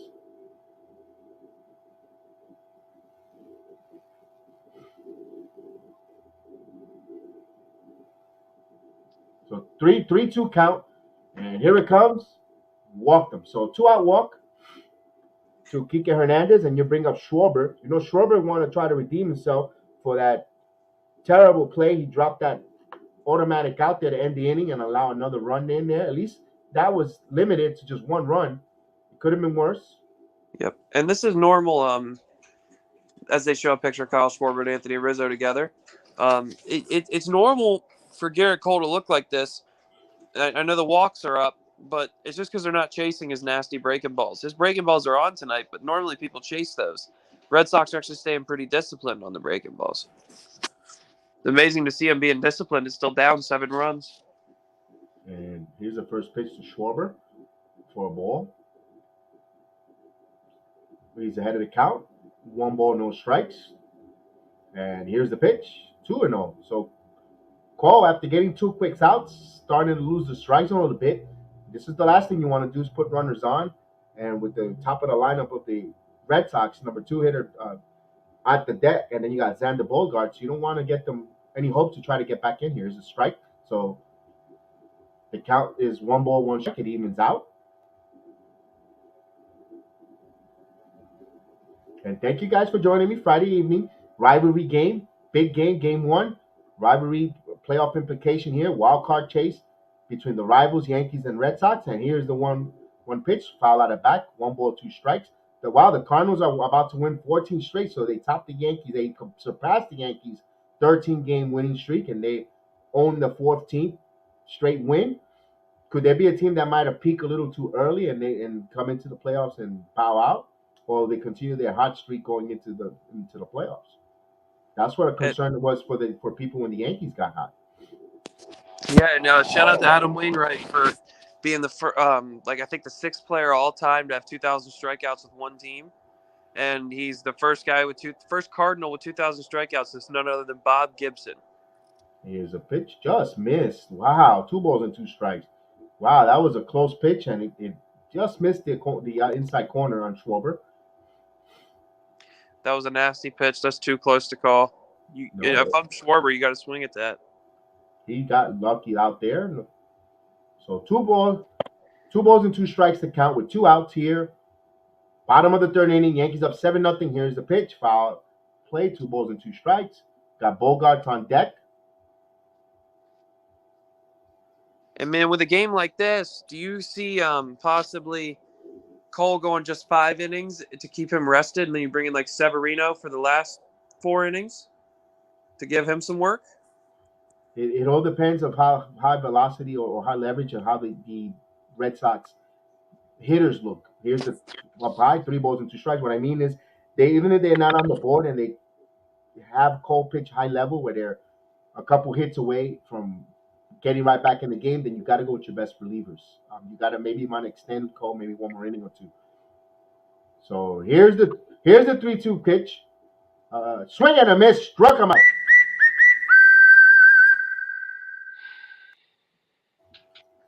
So the Red Sox, no runs, no hits, no error, left 1 on the walk. We go now to the 4th, no score.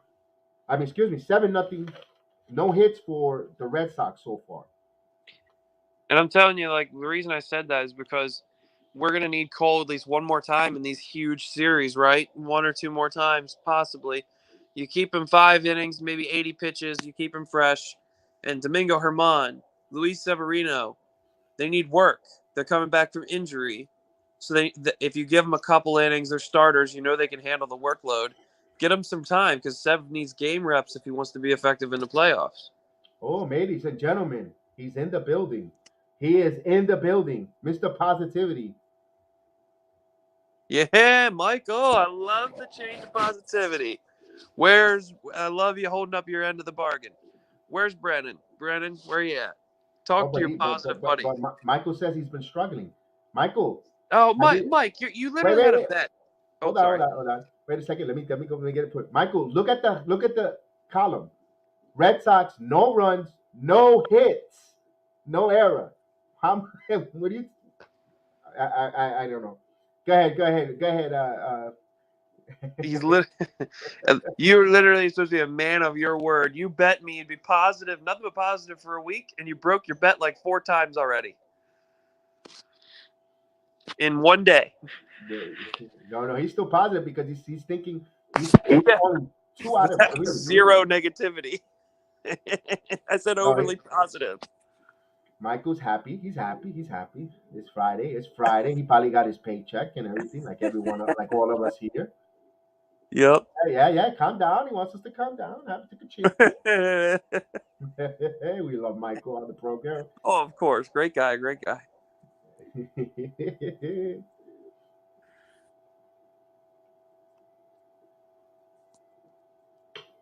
So for the Yankees coming up, you got Judge, Stanton, Gallo, and Torres if anyone gets on base. We shall see there. Right now, the Cole has been up in, a lot of walks, yes, but he's haven't given up a hit yet.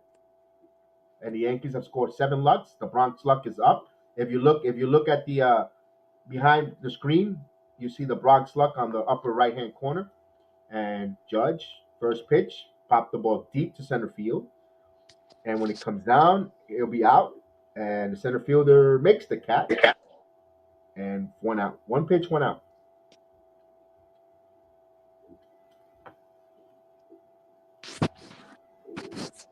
Nice piece of hitting. It just didn't seem like he got all of it, but still he was on that ball. So Yep. I think we're gonna put way more runs up yet. He probably goes, Mom, the meatloaf.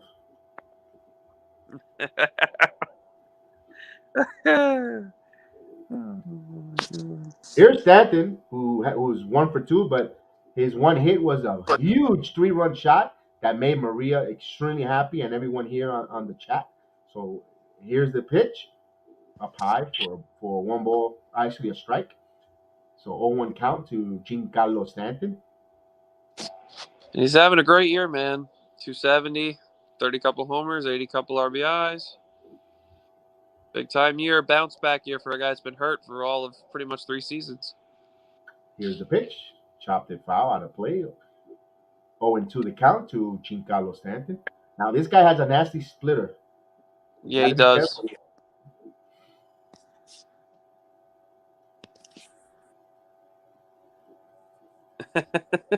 Michael's making me laugh.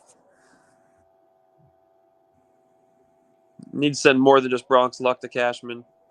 This ball is up against the wall. Stanton with a long single off the green monster. He just missed another home run. He just golfed it. Wow. So Stanton 2 for 3 tonight.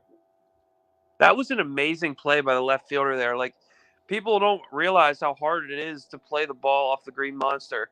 And he literally played that perfectly. Could not play that better. That's why it was a single. That's called home cooking, knowing your home ballpark. And Verdugo played it very well. We're going to send the hashtag Bronx Luck to Cashman and Hal Steinbrenner. I'm sorry. No, go ahead.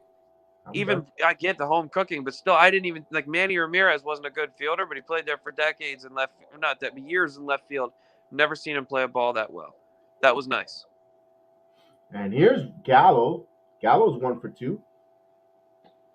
He had a single last time up. Stanton the run on first with 1 out. Here's the pitch outside for a ball. 1 ball, no strike to count. Yankees up 7-0. Top of the 4th inning. They should lower the green monster. She hates it.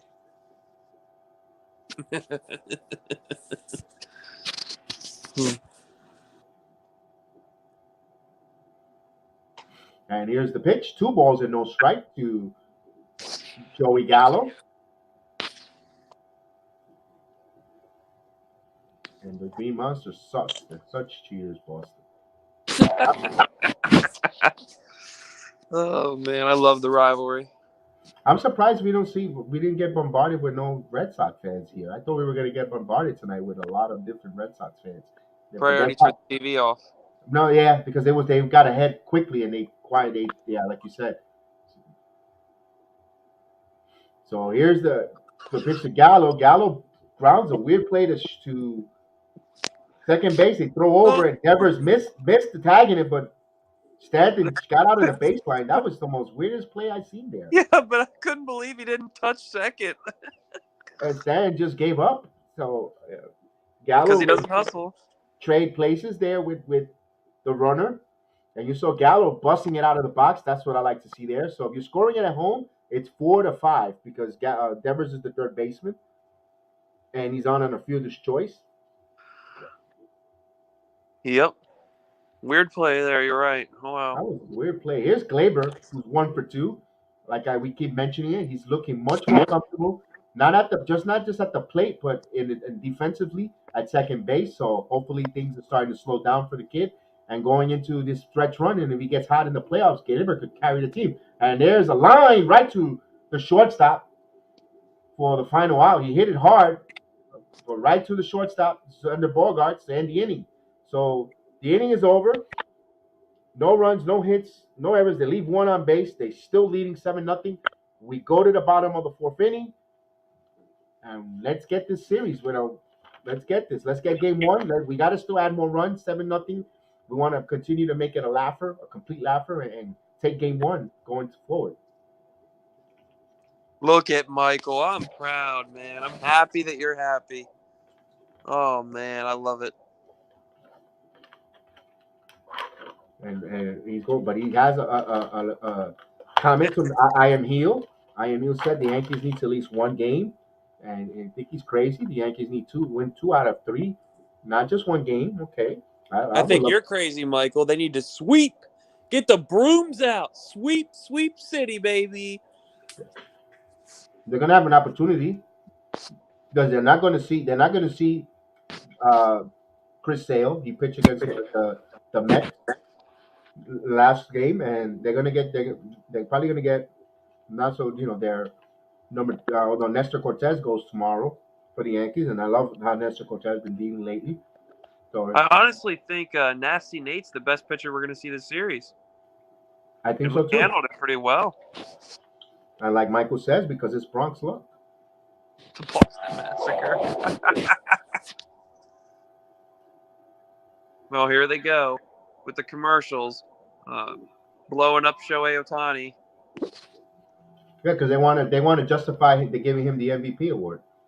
Cynical, what is going on, man? How you doing? The Yankees are up 7-0. And he says, "I'm late." What the hell are the Red Sox running? Go ahead, tell them why they're running that. Because That's something I do not like. And, of course, it's the internet. You guys say what you want. But I don't like people make fun of it because it's for the Boston bombing for the Boston Marathon. You notice they got the marathon runner tags on their sides or their sleeves. They're trying to honor the Boston Strong and all the people that suffered in that tragedy. It's a good thing that even though it's Boston, that's a good thing they're doing.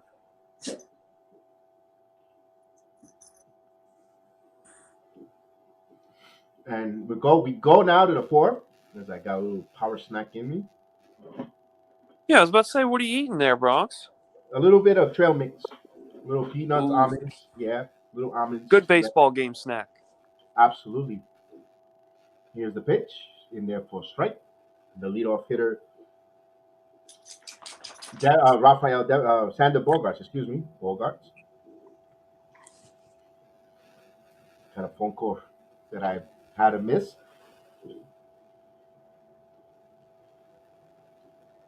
Oh, Garrett's looking mighty comfortable out there, Yes, he is. 0-2 count. even though he's apparently struggling. Oh, yeah. Acey's laughing at the Red Sox. Just missed that one. That was a close pitch there. 1 ball, 2 strikes. Wow. Whoa. Wow. Wow. Ace is mad. You hear him? Ace is mad. I agree with you, Ace. He's yelling at the ump. This ball is in the air to right field. Judge makes the catch for the first out. Go back into the chat. That was a strike. It was right down the middle. That was strike 3. Didn't hurt us, though, thank goodness. Didn't come back to hurt us. Cynical, no problem, because I have said the same thing as you. Those are horrible uniforms, no matter what it represents for the Boston Strong. But I think that they're horrible, but it's for a good cause. So Oh, yeah, they look disgusting. I'm not saying they don't. here's Devers in there for a ball. 1-0. See, I have a phone call that I'm going to attend to, so I'll let you do the play-by-play while I send the Of course. Take your time. So we got a 1-0 count. Gerrit Cole deals to Devers. It is middle cut low, but they're going to call it ball 2, even though it should have been strike 1. 56 pitches. The shift is on for Devers, who is a Deadpool hitter. Comes about to be Gerrit Cole's 57th pitch, and it is in there. He challenged Devers. Devers swung like he was going to get all 7 runs back in one pitch. He did not. It is 2-1. 1 out, bottom of the 4th, 7-0 Yankees. Great to see. Gerrit Cole's pitching a good game. I believe he has a no-hitter throughout here. He's walked a few, so the perfect game's gone. But here comes the pitch from Gerrit Cole. The 2-1 is in there. Looks like a changeup low and away for strike 2. So a 2-2 count. He's back in a good pitcher's count. Nasty break on that changeup. And when your changeup's 91, you're a nasty pitcher in general. It's like, so Big time pitch here. Here comes the 2-2. And he challenged him high and away outside of the zone. Strike 3. I don't have the whistle button so I'm going to do the authentic one, but awesome strikeout there. He made Devers lose all his fundamentals and mechanics with a nasty high fastball that looks so good to a batter, but you never catch up to it. So 59 pitches so far, 2 outs, bottom of the 4th, 3 2/3 innings, 59 pitches, being pretty efficient. JD Martinez is up. Martinez, one of the best run producers over the last 5 to 7 years in baseball. Can never take him lightly. Here's his first pitch. Breaking ball, a little bit of a hanger. Martinez smashes it.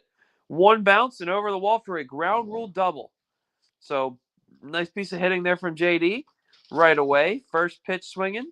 Gerrit Cole looks a little frustrated with himself, but it's all right because the no-hitter is gone. JD Martinez waves by, like he's saying bye to the no-hitter. I don't know why you're talking crap. You're down 7-0. Yes, Brendan, thank you for jinxing it. Awesome. Congrats to you. Just playing. But yeah, nice piece of hitting there by JD. Didn't try to do too much. Lucky fan got a ball. And runner on first, 2 outs. Here, 61st pitch is upcoming. Bronx Jedi was almost back in, but it's cool. Gerrit Cole's in the stretch here. He's a lot less dominant in the stretch, but still dominant. He's better for the windup, as most starters are. He looks back at the runner at second. Here's the pitch. Right down the middle, 98 miles an hour, swung and missed. 0-1 to Alex Verdugo, who is 0 for 1 today. He's messing with his batting gloves like old Red Sox great Nomar Garciaparra used to.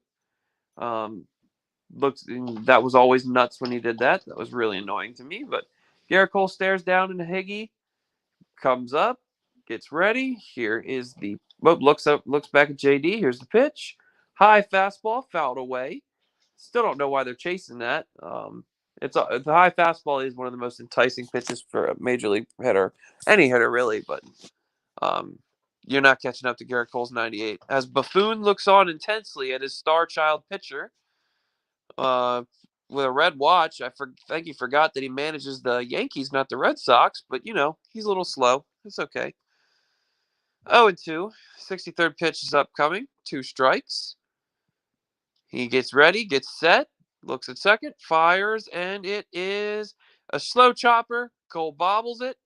Back to the pitcher mound. Cole bobbles it, throws it to Rizzo. Inning over. So 1 hit, 1 runner left on. 0 runs, 1 hit, no errors for Boston. To Yankees, 7 runs, 9 hits, and 0 errors. And big time. Cole is really Cole's looking really good right now with this big lead. What do you think, Kev? Yeah, he 1-2-3 inning. Although that double totally messed up the no hitter bid, but That was Brennan's fault. He jinxed it. Oh, I actually called it earlier. I said, when Michael was saying he struggled, I said, did you look at the scorecard? There's no hits. Well, it's funny because right before the ground rule double, Brennan said, I might be wrong, but he's throwing a no-hitter so far, right? I jinxed. All good. I think I jinxed it when I didn't continue doing the play-by-play. If I would have just kept calling it. Yeah. You're going to blame me now? Yeah, I know. I got to blame me for stepping up. It was an important phone call, though. Very important phone call that I had. Hey, I hope everything's all right, brother. No, everything was good. It actually was a positivity phone call. Good. So it's all good. It's about the middle innings. You want to say something about Cole? You said you have an announcement? Oh, man. What was I going to say about Cole? Hold on. Are you kidding me? No, it was really important with Gerrit Cole. Here it is. Although nobody wants to hear it, and I know Michael's going to say, him getting that loss to the Cleveland Indians, you get it out of your system, because now if you come out here and you throw a gem against where you really need it, with the Red Sox or Tampa or Toronto when he faces either one of those 2 teams, like he's doing right now. Like he's doing right now. If he would have went and throw a gem against the Indians and come in here and stunk up and throw that game that he threw against the Indians to the Red Sox, we're gonna be like, you see what I mean? You got all this money, but when the big game comes, he's nowhere to be found. So that's why I wanted to bring that up and say, you know what? If he's gonna have a stinker, let it be against a bad team. You tip your hat to a bad team that they're professionals. They had a good game. Now, when you go up against when the competition counts, when you really need it against the top echelons of the American League, and you throw this performance out that he's doing right now, and he's going to excel if he wins the game. Let's say he finishes out and he throws a beautiful game, continues with zeros. Then you know what? All right. Well, okay, I understand. You had a clunker against a terrible team, but when it time to come and show what you're made of, you showed up for this game against the Red Sox, Toronto, or Tampa, when it counts.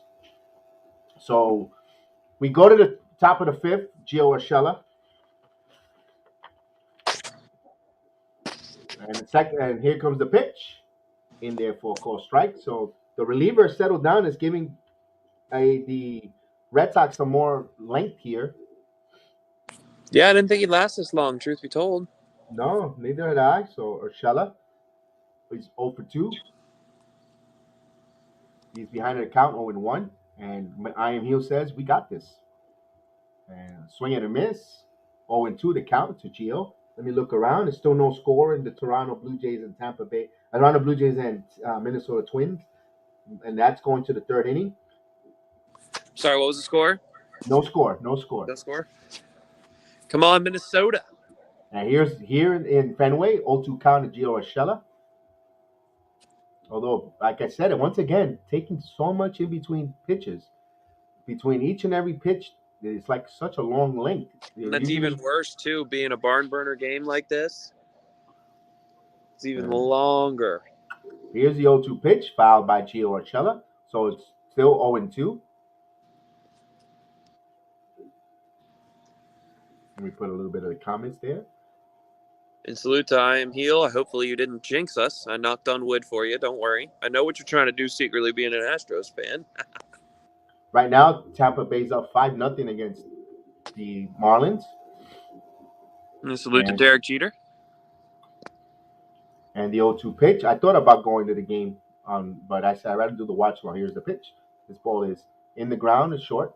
Fields, fires in time. So the first out, Gio's retired. 0 for 3 for Gio Urshela. If you're scoring it at home, it's 6-3, shortstop to first base. Yes, sir. I love these watch-alongs. Thank God you made the right decision. I'm glad that I'm being supported by everyone. That's more than more. I'm more humble with that. The support and the love that everyone gives me on the watch-alongs is the reason why we continue doing that. As we look in the crowd, basketball players are in the crowd. Jason Tatum, no Knicks, so relax, folks. It's Jason Tatum from the Boston Celtics. Oh, is Kelly Oubre there? No, he wasn't available. And here's Gardner. Brett the Hitman Gardner 0 for 1 with a walk in the third. And here's the pitch in there for a call strike. Gotta love the at-bats. Almost like 95% of the lineup's given right now. He quickly evens the count at 1-1 strike. This Shawamara has thrown 26 pitches, going to throw his 27th. So he's giving the Red Sox much needed length here. If this guy comes in here and keeps his zeros there, that's a big victory for the Red Sox despite losing. You might lose the battle, but they might want to try to save the arms for the war. Yep. That's what they're thinking. Even if he gives up a couple more runs, don't look for them to be quick to pull him. In there for a ball. So it's 2 balls and 1 strike to Brett the Hitman Gardner. Let's see how my friends Astros play later tonight, so they're not. Texas Rangers are trailing 3-4 to the Baltimore Orioles. Tell you, Baltimore Orioles are tough. They're a tough, pesky team. Here's the pitch, despite losing all these games. And Gardner, did he strike out? No, 2 balls and 2 strikes to count to Hitman.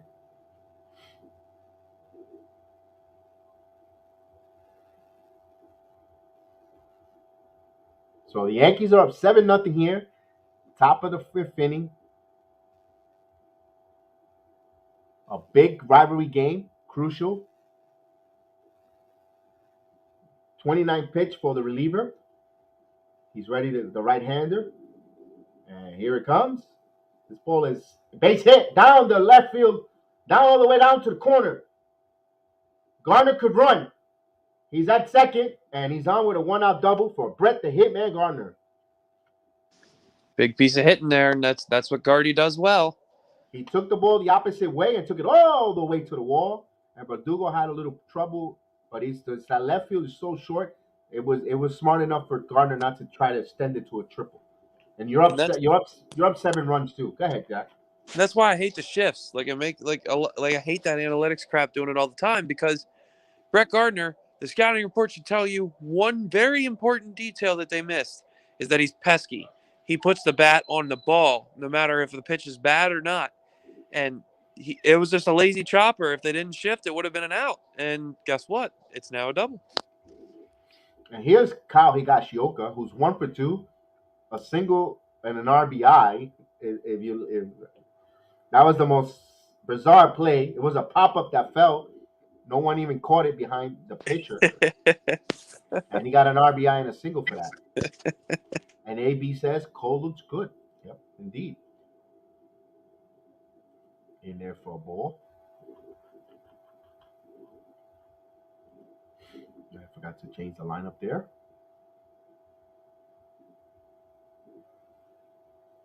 So he's ahead of the count. 1 ball, no strike. Runner on second. Yankees up by 7.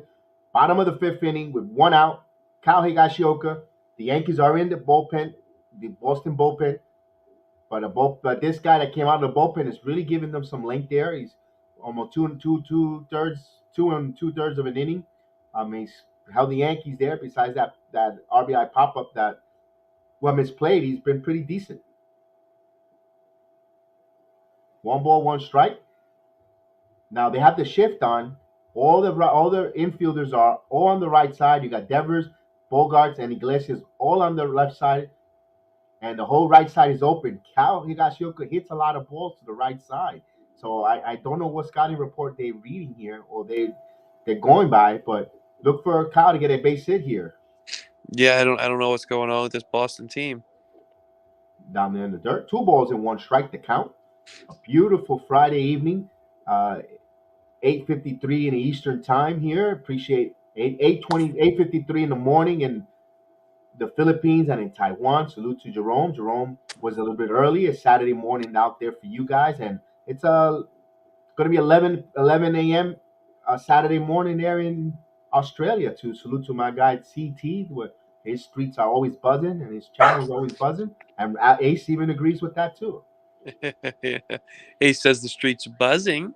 That's right. He did it in dog language, so even the dog barks are buzzing. 2 balls and 1 strike. Here it comes. Swing and a miss. 2 balls and 2 strikes for Kyle Higashioka.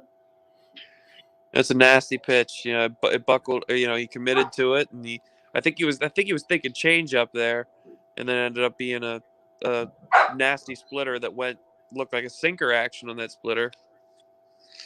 And I did remember what I wanted to say a couple of days ago that I told you I forgot, and we never got to it. I did remember when.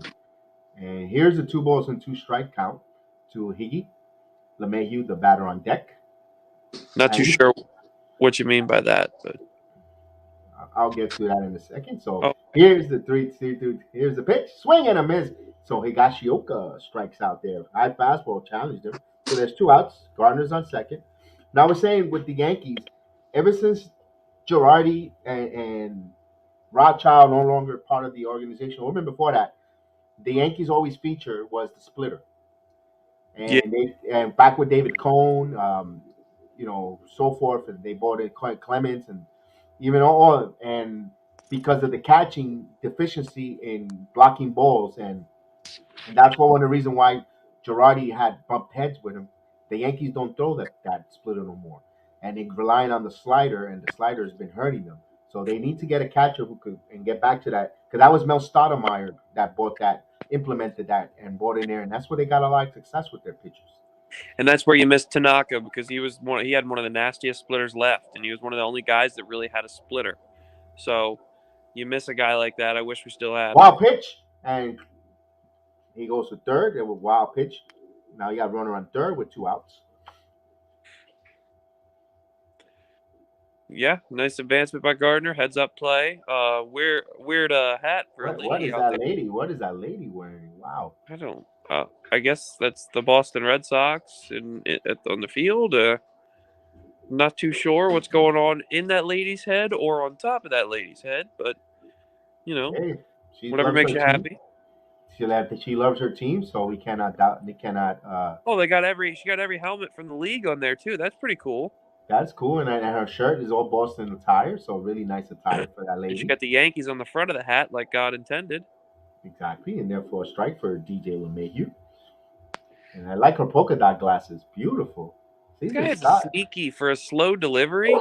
He throws hard. Exactly. Yeah. I'm surprised his numbers aren't as good as you thought they'll be. He's a young pitcher too, so he'll get it figured out. I got my dog going crazy here. He's saying Here's a hi to pitch. Ace. Yep, they're having a stream along. Both the dogs on the stream. 1 ball, 2 strikes. So we got. Who told you the dogs can talk? Oh, Bruce is going nuts. Oh, Ace's head is going sideways. He hears the barks. Oh, you hear Bruce on the screen. That's my dog, my husky. Awesome. Oh, Ace's running next to me. 1 ball, 2 strikes to count. 37 pitch in relief for his, so we're not going to see him probably for 2 days. We're not probably not seeing the rest of the series. So that's one less arm. Ace is running to the window. He thinks there's a dog outside. Here's a pitch. This ball is chopped to short. Bogart Fields fires in time. So they lose it. They didn't get the runner in. Well, no run, 1 hit, no errors. They leave one on base. So we go now to the bottom of the 5th inning. Halfway through the game, Yankees up 7-0. Cole has been dealing. Let's see if he continues to throw, keeps 0, and we shall see.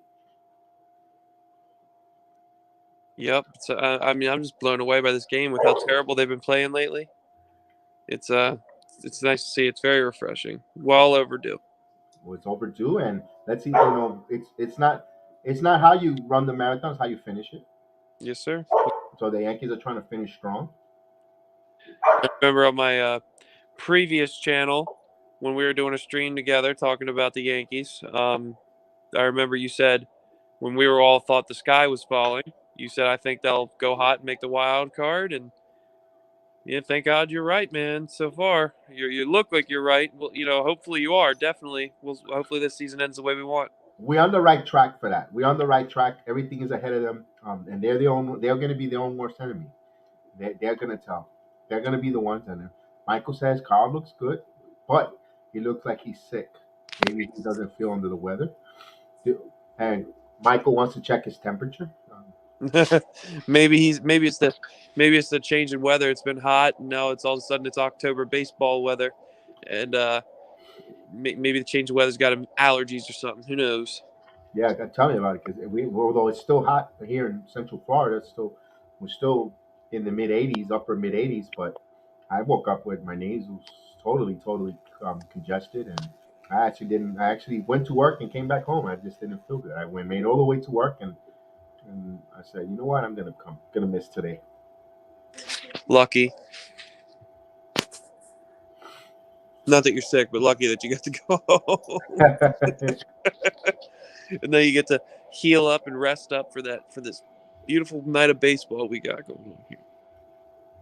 And the no hitter got broken up. Yeah, it did last inning. He had a ground rule double.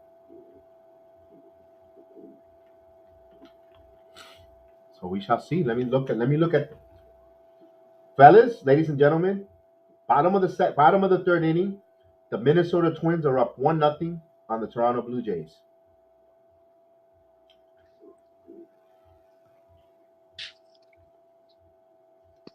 And here in Boston, in there for a call strike. I'm sorry, did you say the Blue Jays are losing?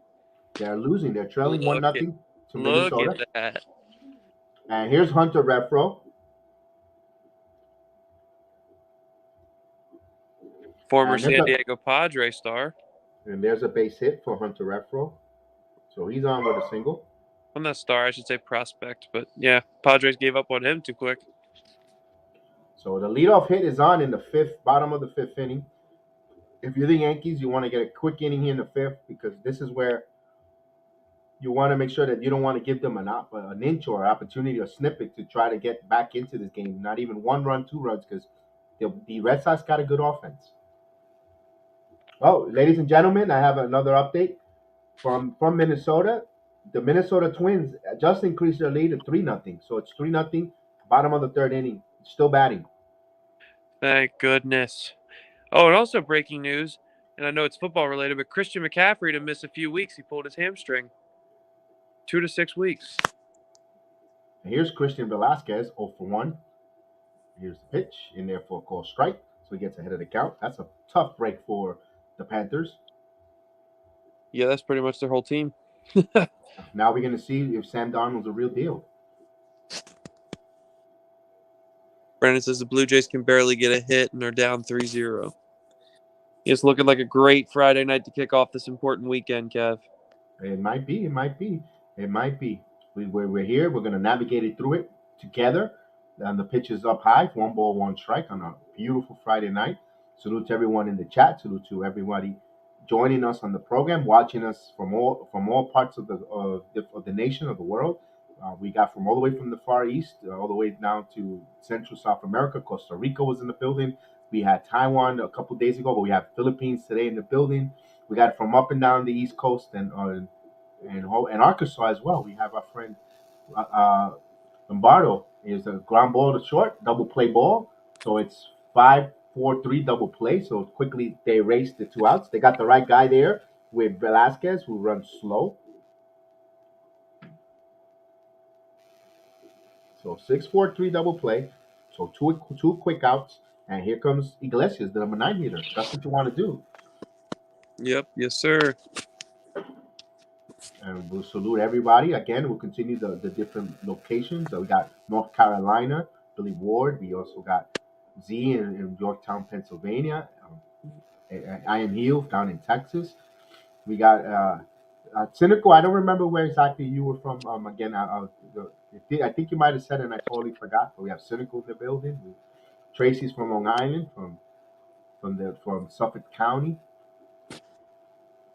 Daniel from the Bronx, Daniel Bonilla from the Bronx, Maria from New York, from Manhattan, I believe. And we salute everyone, and we appreciate Robert Parr down in New York City as well.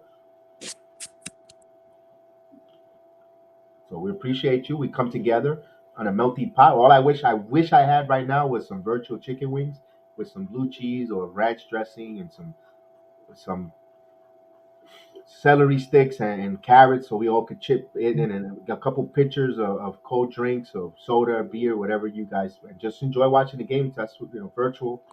So all of Yes. us here and enjoy it, A nice ice cold beverage, adult beverage.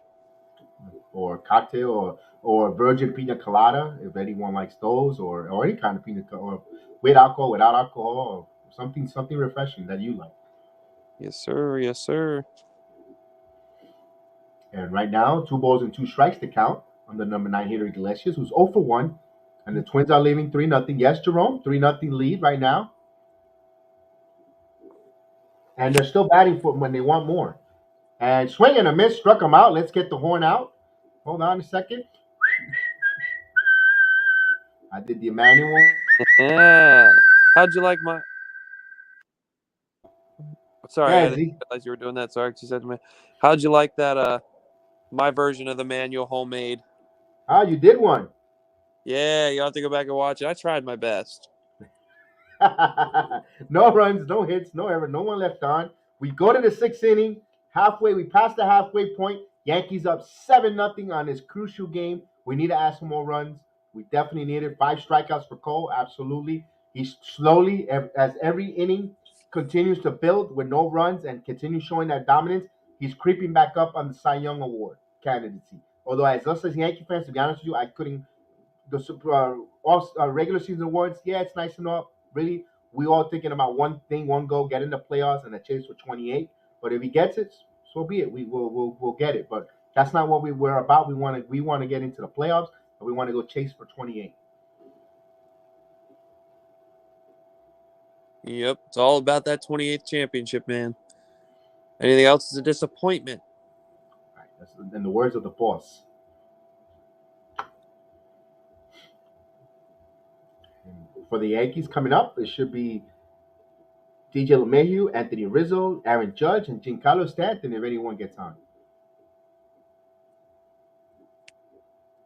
Yes, sir. Yes, sir. We gotta keep adding on. We gotta. You gotta kill the morale and the will and the spirit of this Boston Red Sox team. Right. And folks, if the Yankees score, let's say 10 runs before the seventh inning, before the bottom of the seventh inning, we'll open it up the closer row, and we'll try to get the 3-out save. So we'll start it early. So let's hope the Yankees score a little early, so we could open up the chat and have Emmy going on and have fun on a Friday night. I definitely like when you guys come on. We like in the latter part of the game, and we'll definitely open that up. I am going to open up the stream. If they score 10 runs early before the closure time, we'll open up then. As soon as the 10th run is in, we're opening it right up. And right now, Michael Caputo says Robbie Ray is getting rocked tonight. And that's right. He's starting. He was starting tonight. You're right, Michael. Excellent, excellent. I didn't even look at the pitching matchup. Good call, Michael. So we got a new pitcher, Matt Barnes, not the NBA player, but Matt Barnes, the pitcher, coming in here. 56 games, 3.88 ERA with 51 innings, 80 strikeouts to 20 walks. So that's a pretty good ratio there. And he's 1.4 WHIP. So the right-hander Barnes. Surprised they're going to use him this early. Yep. Oh, Ray, no, Burrios is pitching, not Michael. So correction there. So it is Burrios, not Robbie Ray. Okay. Oh, according to Caputo says, Cole has a minor cold. Just a rumor. Hey, Michael, you're on Twitter. You don't even follow the program. Wow, share our news. Bronx Sports Jedi. Look for us there. He unfollowed, so you couldn't see his negativity during his week of losing the bet. In there for a strike. 0-1 to count. So we couldn't police him. 1 ball, 1 strike to count. Matt Barnes in relief here, trying to hold the Yankees at 7 runs, not allow them to tack more runs here, and trying to see the Red Sox mount a little small comeback here. Swing and a miss. 1 ball, 2 strikes to count to Rizzo.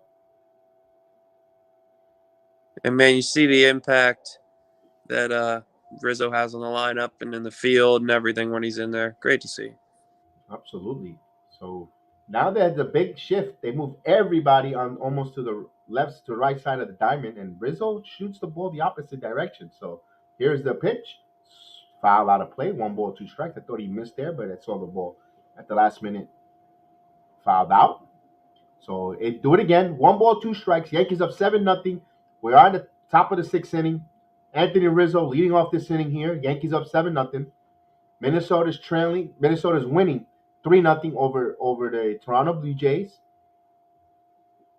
Yankees are 1 game ahead of the Toronto Blue Jays, 2 games behind the Red Sox. Here's the pitch. Foul. Good at bat here by Rizzo. Spoiling some good pitches. Nasty splitter. He just got a piece of to stay alive.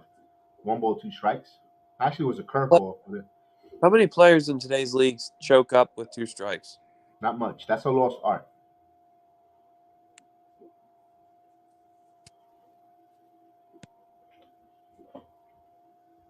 And look how effective it's been for Rizzo his whole career.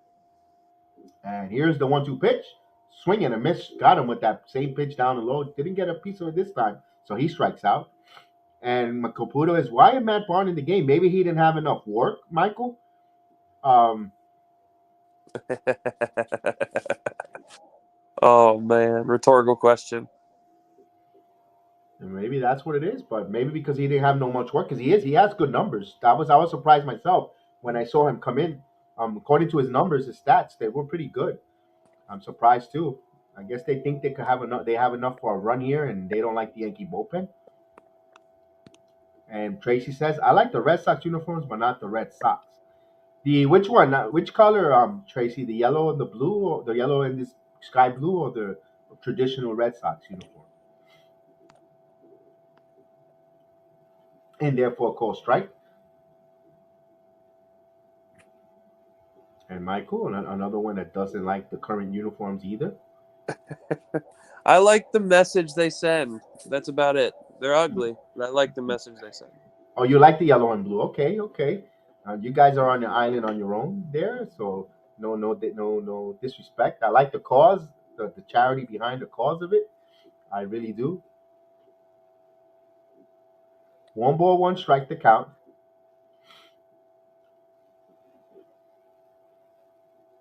They look like a Little League uniform.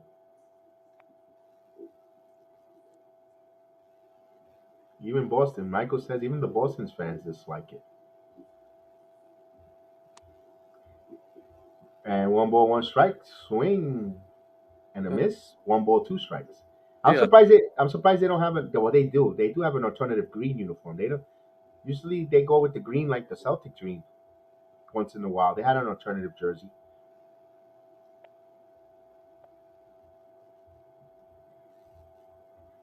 I do like the yellow though. It looks more like. Yeah, I know why you like it because it reminds you of the Michigan Wolverines. No, it doesn't at all. That's because it's not the navy blue. But No, the powder blue though on top. It's not. It doesn't say nothing of Michigan, but the yellow, like gold yellow, is just. But it is bright. It's different. But when your team is called Red Sox and you come out with yellow, it's yeah, I just love the message behind it. That's why. Like I said, no. I I agree with you too. I have messages and it's a positive. It's a good message to remember and Boston honor. boring. Oh man, no respect tonight. Boston is boring. New York City is way better. Forget about it. That's what New York is. Get Here's the 1-2 pitch. out of here. Get out This of ball is hit in the air to center field and to the deepest part of the ballpark. Makes the catch. I think that would have been out in Yankee Stadium, but not in Boston. So he sent that really deep there for the second out. Wow. He put a jolt to that one. Here's Stanton. Stanton is one. Is it 1 for 3? Well, 1 for 3 tonight. No, 2 for 3. Excuse me. Stanton is 2 for 3. Had a home run, a 3-run shot. The big difference, and just the Yankees just blew it open. His at bat there, so it's going to be key with him going down the stretch if he continues getting hot. We saw what he did in the playoffs last year, and I guarantee he's salivating and he's mashing his teeth, want to get back there on that stage. Yep. And here's the pitch. 1-0 pitch. Here comes the pitch. Swing and a miss. He got him fooled there with that breaking ball down in the dirt. Evens the count at 1 ball, 1 strike. Matt Barnes got some nice down action on his breaking ball. Yeah, he's a good pitcher. I like his stuff. 1 ball, 1 strike. The way he keeps grabbing his the brim of his hat might be some sort of a sticky substance up there. Will be interesting to see when the umpires check him at the end. 2 balls and 1 strike at the end of the change of an inning.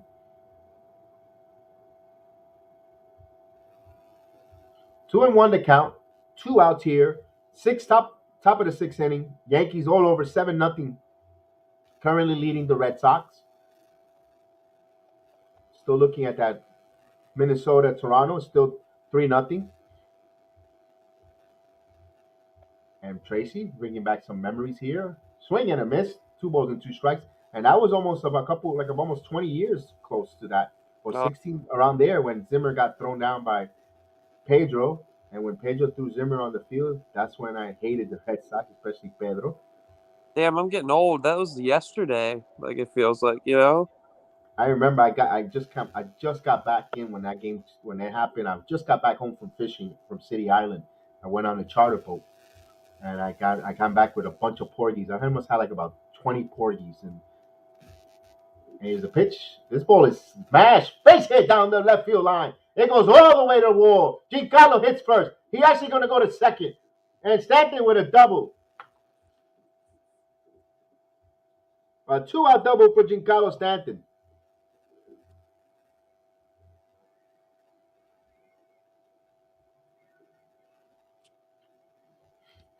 nice piece of hitting by Giancarlo there.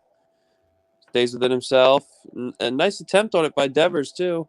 I mean, he didn't butcher it. He played it well. Played it as well as you can. What a hit. What a piece of hitting. He's locked in. Oh, yes, indeed. Spider tack.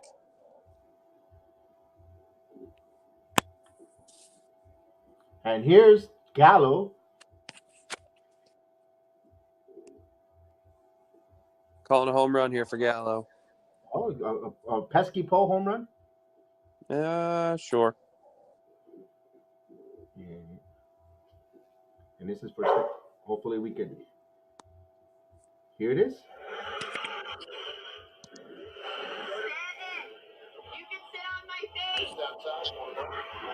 What? Yeah, you heard that. Let's hear it again for Giancarlo Stanton. What the hell?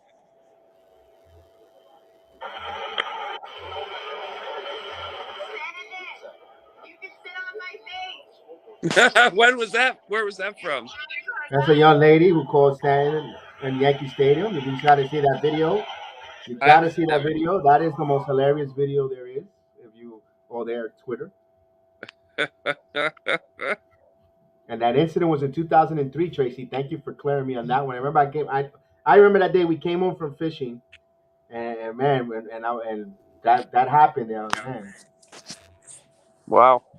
But the Yankees won that game that night. Yep. And Zimmer, like, he kind of brought that on himself. The way he Who just was ran it? out there. That's no, Carla Jastrzemski. If you know JJ After Dark from WFAN, his sister. She made herself famous. 2 balls in one strike. Whose sister? JJ After Dark from the WFAN, a personality on New York Sports Radio. His sister, who works for KFC Barstool. 2 balls in one strike for Gallo. I'll put it on my Twitter page. Anyone wants to check it out there. Here's the pitch. You should see his face too. Stanton looks back like, huh? Like, whoa. Like, Well, I wow. don't have Twitter, so you're good. I gotta make a Twitter. But you're gonna have to I'll send me send it. that. I'll send you that. 3 balls in one strike to count. That is the most oddest. In the Let's just say morning, he's a Stanton fan. just listen to the morning show in New York, WFAN. They have a goof with that every time they talk about Giancarlo Stanton. I have it on there on my board, but it doesn't come out loud enough, so I got to redo it. 3 ball, one strike. Here it comes. Ooh, beautiful breaking ball.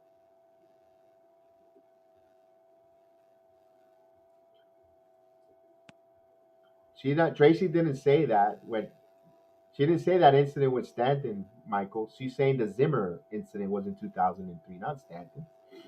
Pay attention, Mike. Yeah, put the cannoli down. Put the negativity down too while you're at it. No, he hasn't been negative. Be honest with No, you. I'm just messing with him. 3 balls and 2 strikes. I'm actually pleasantly surprised with Michael. Yep. 3 balls and 2 strikes. This is fun. This is the watch along. We have fun with your friends here. 3 balls and 2 strikes to count. The Yankees want to add more runs here. We want to see more runs. Absolutely. And here's the 3-2 pitch. This ball is fouled straight back. So Gallo looks a little bit confident, like locked in, like aggressive at his at bats. Absolutely love the mafioso reference there to Crazy Joe Gallo. Mr. Michael, love that. Huge mafia historian over here. Cole pacing up and down the dugout. He looks like he's still in stretches. Look, he's still gonna with the jacket. I don't know what kind of stretch that was. Looks like that was I'm taking a crap dance. That's his. Here's the pitch. Struck him out, caught him. That was a tough, nasty pitch there, but right down. So the inning is over. So we go. It goes like this: no runs, 1 hit, no errors. They leave one on base. They still leave 7-0. We go to the bottom of the 6th inning. 7-0 Yankees here on Bronx Sports Jedi Network. We appreciate everyone listening to the program. Just to let you guys know, tomorrow morning, we're going to be triple duties for the program for the network. The network kicks it off at 11:30 a.m. Football nights weekly, followed by the Yankee watch along tomorrow night, and then we got the MMA watch along tomorrow night around 8. We want to come on at 8, but 9 o'clock, depending how far the Yankee game goes. Once the Yankee game signs off the air, because I'm saying it's going to start at 4 o'clock. I think it's going to go 4 hours long. So I'm saying 8, 9 o'clock. Chef Dan, my son Austin will come on to do the play-by-play, and so myself too. But I'm going to take a break, dinner, and so forth, and just stretch, walk around. I can't be sitting down all these hours. Back gets tight. So then I come back on. We'll do the MMA watch along, UFC 266. So we definitely would like you guys to, if you don't have the pay-per-view, we'll call the play-by-play on the MMA. We did it last time while the Yankees simultaneously, Chef Dan and Austin, they break the MMA program down. They're young 20-year-old kids. I call them kids because I'm a 40 plus old man, and to me they're kids. All you guys, Zach, you're a kid. You're all kid. You're the same age as all these kids. And they do a great job giving you the nuts and bolts of the fights. So stick tuned. Tomorrow's gonna be a really big day for the network, and Yep. I'm looking forward to it. Absolutely great show. Great guys from Bronx, Austin, Chef Dan, myself. I'm just throwing myself in there to be nice, but we put in Chef Dan and Austin do the best UFC coverage I've ever seen, and great job. And I wish all these people would subscribe and like your stuff. That way they don't get to miss it. But I'm excited. Can't wait to see that intro roll tonight. It's going to make me hype for the football thing. We go to the bottom of the sixth inning. We're coming back from commercial, 7-0. They're showing Jamison Tyone. The Yankees might be getting Jamison Tyone back soon. There'll be another bolstering to our staff. We got like 1 million starting pitchers. Yes, indeed. Cole's ready. Look at him. He was ready to throw He's that ready. first pitch at him in the batter's box. Oh, yeah. So 73 pitches, good shape for him to go at least 2 more innings. Here's the pitch. In there for a ball. So 6th inning, bottom of the 6th inning, 74 pitch. If he gets, man, we could probably see a rarity of a complete game shutout. But I don't know. It's the pitch count is a little, if it was in the 60s, I would say. So 1 ball, 1 strike, the count. Especially trying to keep him fresh. I don't want him to go past this inning. Keep him fresh for the next couple starts that we're going to need him, man. But if he's feeling free and easy, hey, and you go, no, 2 balls and 1 strike. Remember, tomorrow isn't promised to anyone, so you got to take care of your present currently right now. Which he's doing. If he gets through six shutout innings, yeah, biggest game of the season so far. Foul out of play. 2 balls and 2 strikes to count here. Yankees up 7-0. And let's take a look at the Twins. The Twins and Blue Jays right now is still 3-0. Minnesota's up, although Minnesota has runners on first and second with 2 outs.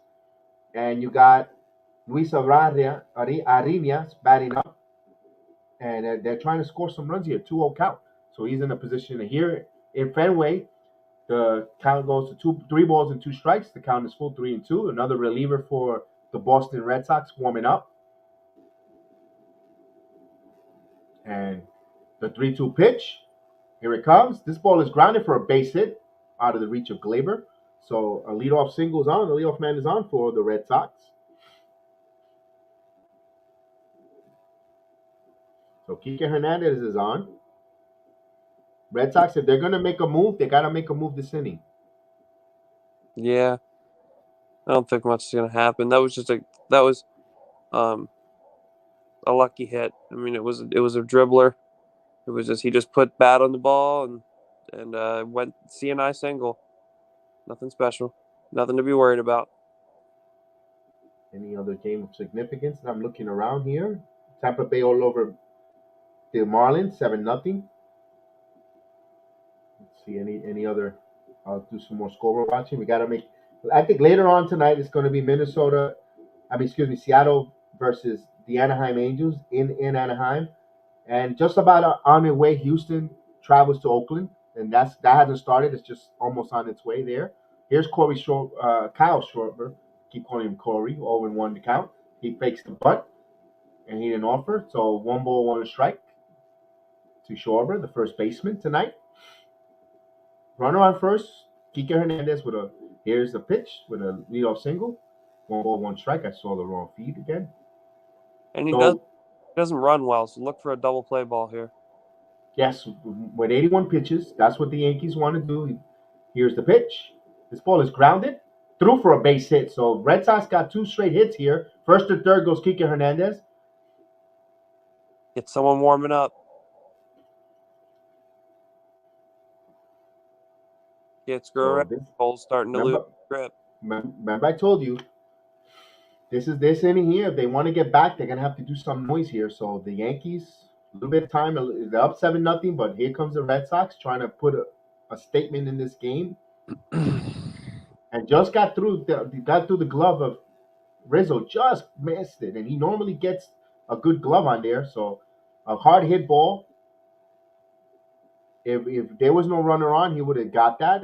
That's the key when you have a runner on. Although if he would have held the runner closer, he probably would have gloved it better. So first and third, no one out now. So a little bit a little dicey now here. And here comes Bogarts, swing and a miss to Bogarts. In there for a strike, he gets ahead of the count. Remember, Bogarts here against the Mets, he had an opportunity. He had a 3-run shot. So there's power here. 23 home runs for Bogarts. 0-1 pitch to count. He's almost impossible to strike out. He's 0 for 2, grounded into a double play and flied out. He's a 303 hitter. Swing and a miss, 0-2 the count. So you got warm up Clay Holmes. Michael's man is getting warm up there.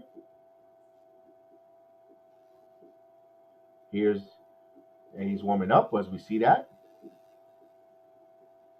So the Minnesota Twins failed to score in their half with 2 on and 2 outs.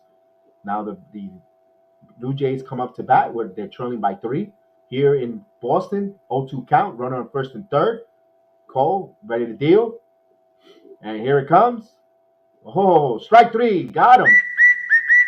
Oh, that was ball 1. Woo!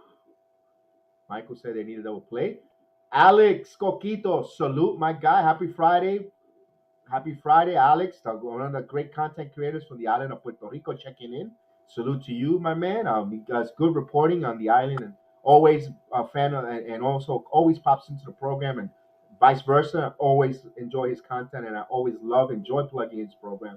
And salute, Alex. Thank you so much for coming aboard and writing always a positive message and always hitting like on my stuff, man. I appreciate it.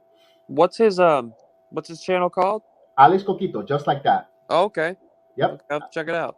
Yep, it gives you all these good reports about what's going on the island with either with the natural rainforest or any reports on the beaches or the crime or the boxers that anything that has That's to do awesome. with awesome. He does some really good reporting and good work there and Salute, man, Alex.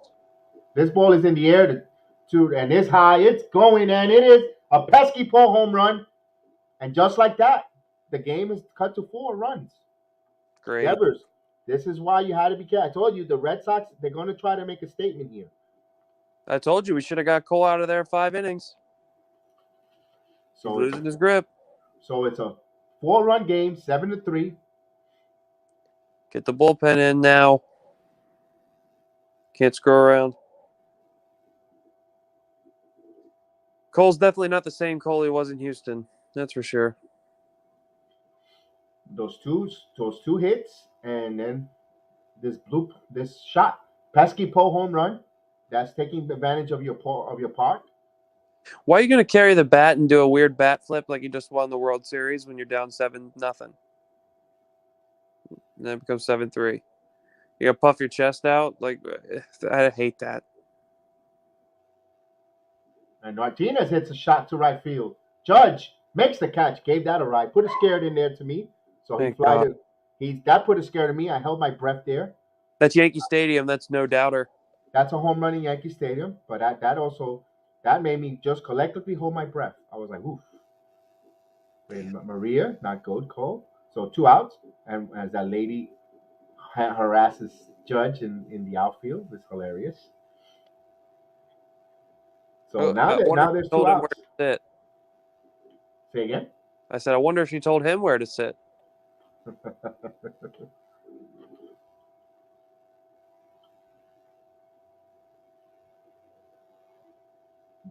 Outside for a ball. Here's Verdugo. Alex Verdugo 0 for 2 with a strikeout. So the Red Sox have scored 3 quick runs here. And here's a pitch. Swing and a miss. Out of play, actually. It looked like out of play. He swung and a miss, but it was out of play. 1 ball, 1 strike.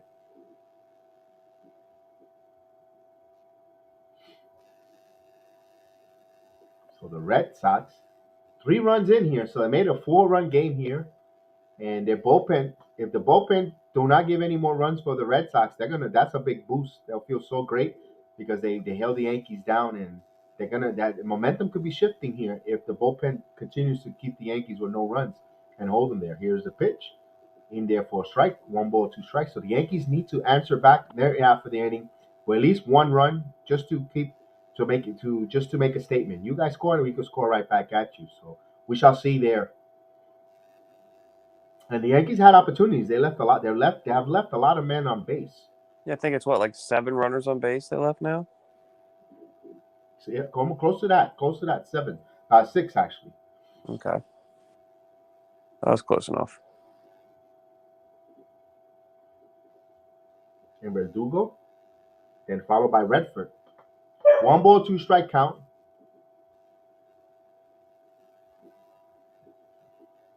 Boy, Devers is feeling himself. His head cannot fit in his helmet with how big it got. Hitting a 3-run shot would be down by 7. I hate that, man. Like they're ruining the game of baseball right in front of our eyes. And here's the 1-2 pitch inside, 2-2 strike. So this might be Cole's last inning. Oh, it's definitely his last inning. 93 pitches for him. You have a full rested complimentary bullpen. So we shall see how Aaron is going to navigate. Here's the pitch. This ball is back to Cole. He's got a glove on it, but fielded by LeMahieu. Fields fires in time, the inning over. However, the Boston Red Sox scored 3 runs on 3 hits, no errors. They leave no one on. It's 7-3 game, 4-run game now. We go to the 6th, 7th inning right now. Yankees holding them by 4. So Yankees got to get 9 outs. They're gonna probably piece it together. I think that's Cole's night. He's giving up. If it is, he got 3 runs on 5 hits. If that's that, he's probably gonna want to convince Boone to pitch 1 more inning. But we shall see, depending on if they score more runs here. And it says here, I meant they score 7 runs, and how many runs do they want to score? You want to score 20? No. We're not saying no. I said they need to score. No, the point is they need to capitalize on every right. And not only that, playoff game. Right. The Red Sox just scored 3 runs. I'm asking the Yankees to answer back with 1 run or 2. You don't have to get the same all 3. If you could get all 3 runs back, even better, because you keep it a 7-run game. But just keep them climbing. Yeah. Oh, we cut it down to 4, and then the Yankees score 1 more run. Now it's back to 5. A grand slam doesn't hurt you, and then that's how you break their back. You break their spirit. That's 100%. why I'm not saying to score 20 runs. It's that's a rarity. That's like watching a no-hitter, perfect game when teams score 20 runs. I don't even care. Like, I understand what you're saying, but I don't even care how if it's 50 runs. If you leave runners on base, especially 6 in one game, not even or 6 and 6, that's 1 runner on that you left on base per inning. That's terrible. And I'm not saying they're having a terrible game. Obviously, they're not. They're playing great baseball. But if you want to win a championship and you're trying to make the playoffs, you have to capitalize on everything. But especially those runners we left on were pretty much in scoring position every time. Right. So it's different. You get a walk with 2 outs and you strand that runner. Okay, well, no big deal. He's on first base. But you can't leave runners in scoring position the way the Yankees have all year. Especially less than 2 outs.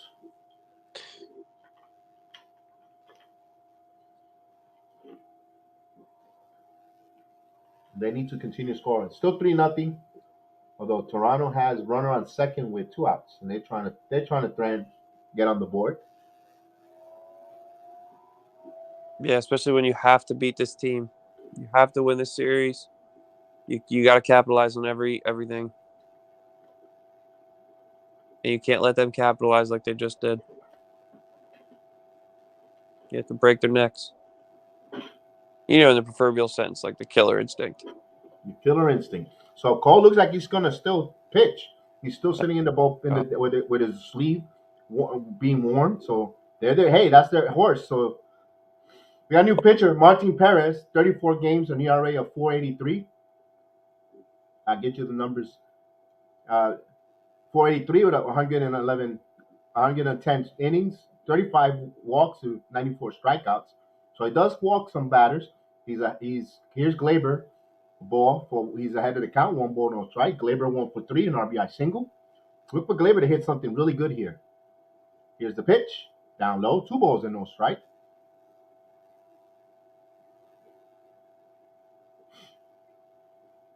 The left-hander, Martin Perez.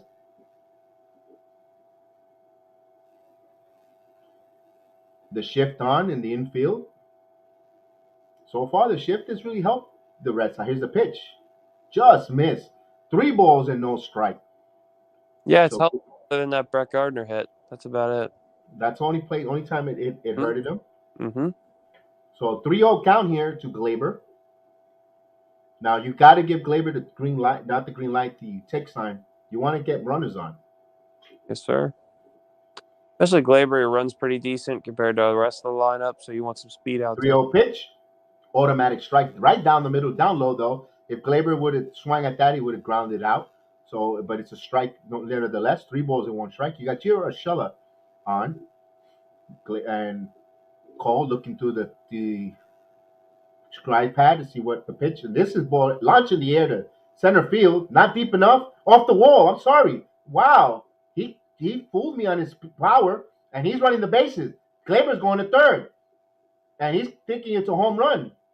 We got a little controversy here, folks. A little bit of a controversy if a fan interfered. So we're going to we're going to the replay, and we're going to see what's going on here, because it looks like a home run, but a fan looked like he touched it and changed the trajectory of the ball. So we shall see here. This ball is in the air. Go ahead, Zeke. He's getting yelled at by another Boston fan, so you know that's a home run. Yep, he touched that's it. a home run. That's a home run, folks. So Finally Glaber breaks his homerless streak. Let's see, and it's a home run, folks. Glaber. It's Glaber Day. Like a good Glaber. Torres is there. Yes, indeed. Wow. It's amazing. 400-plus foot home run is barely out of this ballpark. All right. We told you, guys, he was more comfortable. Nice way to respond. Absolutely. And that's what we were talking about, Michael. You got that. All right. So instead of they're getting 3 quick runs, so that now because it becomes now a two runs that you gave up. So you see how that goes there with that. That's a way to picking up your ace. Go ahead. Finally, a good take by Gio. In there for a ball. Gio Urshela 0 for 3. He's ahead of the count. 1 ball, no strike. And they're showing that pitch right down the middle, the same pitch that he took. 2 balls and no strike to Gio Urshela. Amazing. It's good to see, because Glaber, I didn't know if he was going to hit another home run. And here's the 2-0 pitch. Down the middle for a base hit. Gio Urshela took it down the middle, and he slapped it in between.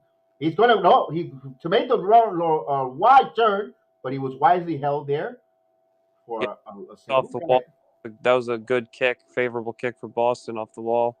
Let me tell you, Verdugo plays that left field of Boston really well.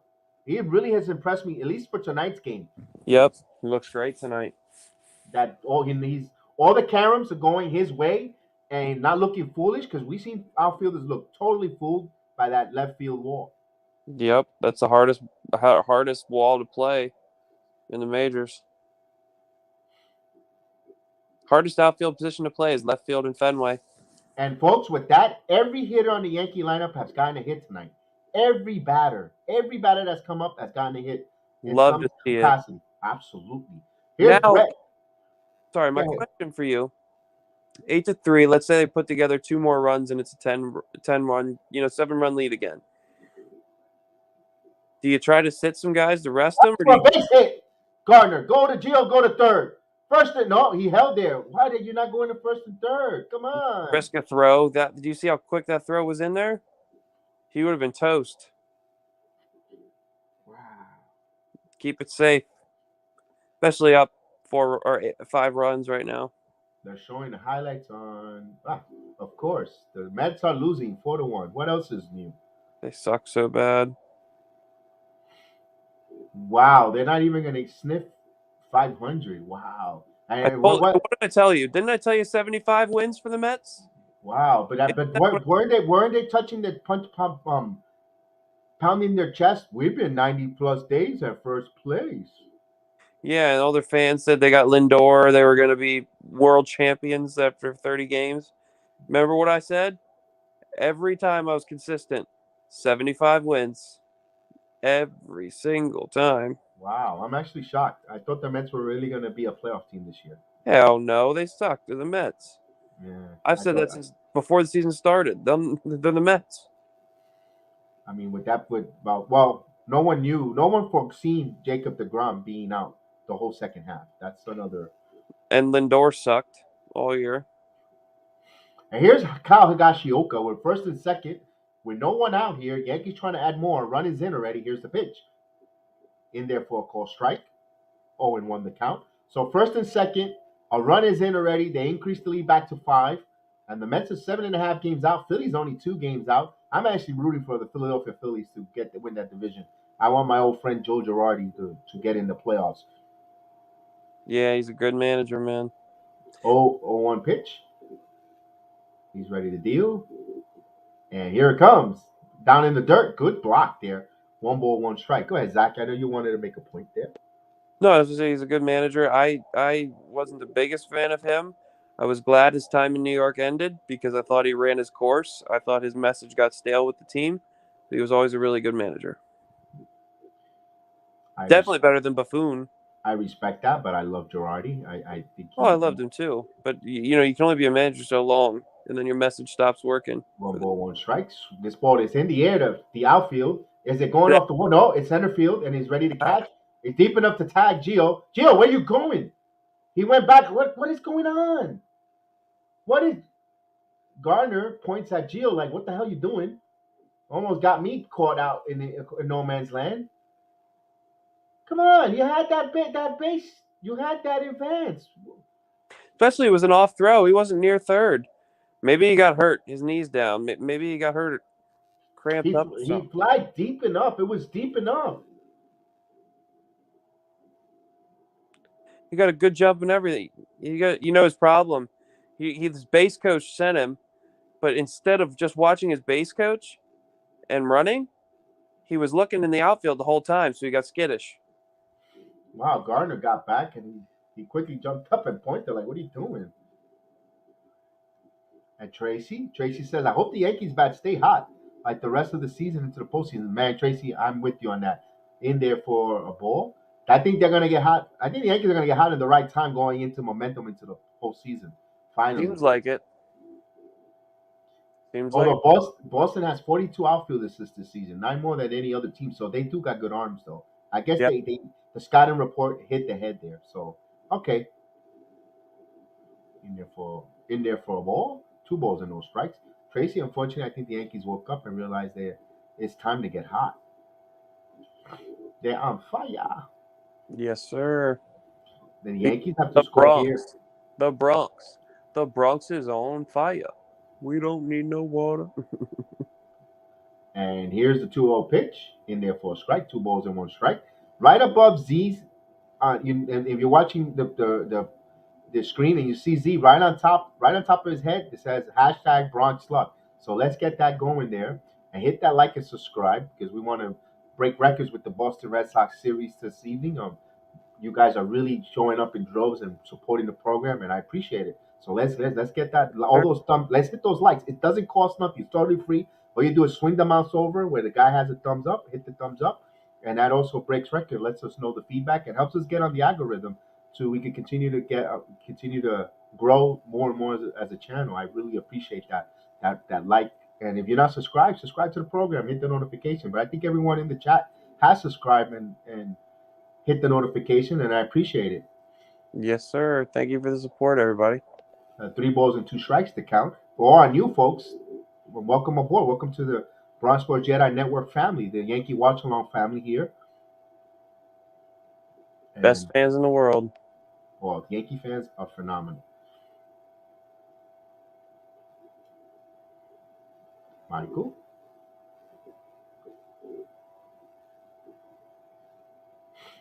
Brandon, thank you. I appreciate it, Brandon. And the 3-2 count. And here comes the pitch. This ball is in the air. Again, another one deep. Is it going? No, man. That ballpark held a lot of pitches in there, and Gio returns back. What So the hell? Gio is playing a horrible base running the bases. The Yankees should have gotten a run here. They did the right thing in manufacture. Gio should have scored from third. And wow, this is It's a and horrible, and just and all around DJ baseball game. LeMahieu just looked frustrated as well. You don't want this. It's going to.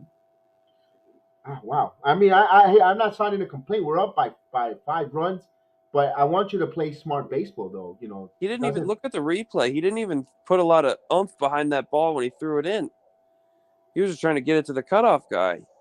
Like, Gio's had an all-around terrible game tonight. Thank God the rest of the teams picked him up. Yeah, and he had his habit since coming off of the IL. He hasn't been himself. Hopefully it gets right soon. Here's a swing and a miss. Here's Rizzo. Rizzo coming in. Anthony's 2 for 4, a double, a single, has a run in.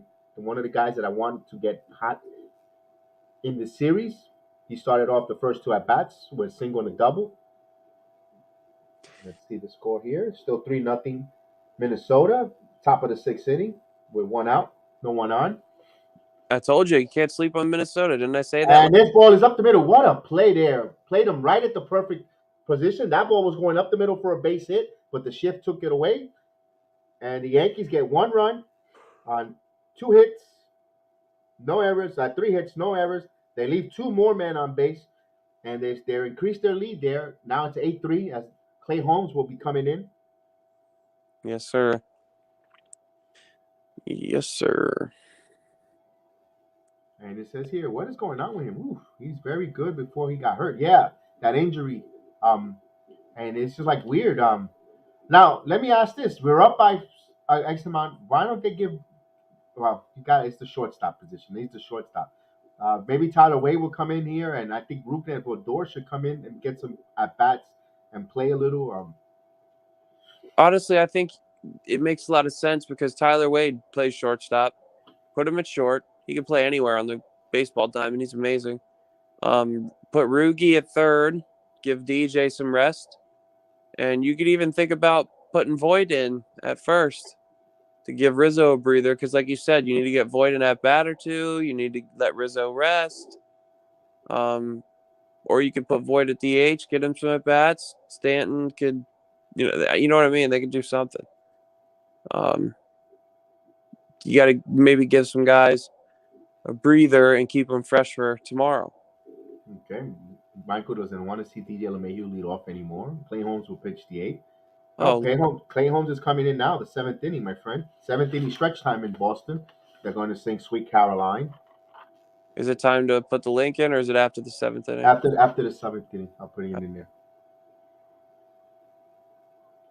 Warm, touching hands, touching you, touching me, sweet Caroline. Dun, dun, dun. Good times never, blah, blah, blah. Boston sucks. Boston Boston sucks. Sox. Boston fucking sucks. Oh, sorry. Language. Sorry. We want to keep it PG. We want to make sure we don't want to off taste and put off-putting the folks. My bad. We want to be different. I get vulgar when I talk about Boston. No, we got to be civil. Sorry. So let's look around here, and Marcus Semien just cracked a home run. It's 3-1 now. Solo homers don't kill you. No, but it's still plenty of time with that Yes, sir. Toronto offense. That's the only thing that worries me. We'll go back here. Clay Holmes is the new pitcher for the Yankees. In there for a call strike. Holmes, the righty, in 63 games, an ERA of 3.92, 64 in the 3rd innings, 71 strikeouts to 26 walk. The acquisition from the Pirates, he's given up 4 home runs. Team opponent batting average is 210 against him. And here's the pitch. 1 ball, 1 strike to the right-hander. You got Hunter Renfroe. The bottom part of the order for the Red Sox. Here's the pitch. Outside. It's still 1 ball, 1 strike. Watch the wrong feed. Why do you think Rugi's been Grounded. frozen on the bench? To Domeju. I don't know, really. Domeju grounded out 5-3. So the quickly one out. He hasn't played in a month, right? For a while, ever since they snapped that losing streak. I think right before the Oakland series. Yeah, he played in the Atlanta series, but not the Oakland series. Well, as soon as Gio came back, Gio hasn't been nothing to write home about. So here comes Velasquez, the catcher, the number 8 hitter.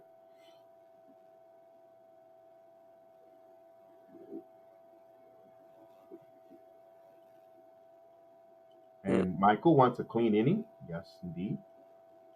And warming up in the bullpen, you got Peralta and Joely Rodriguez, two lefties.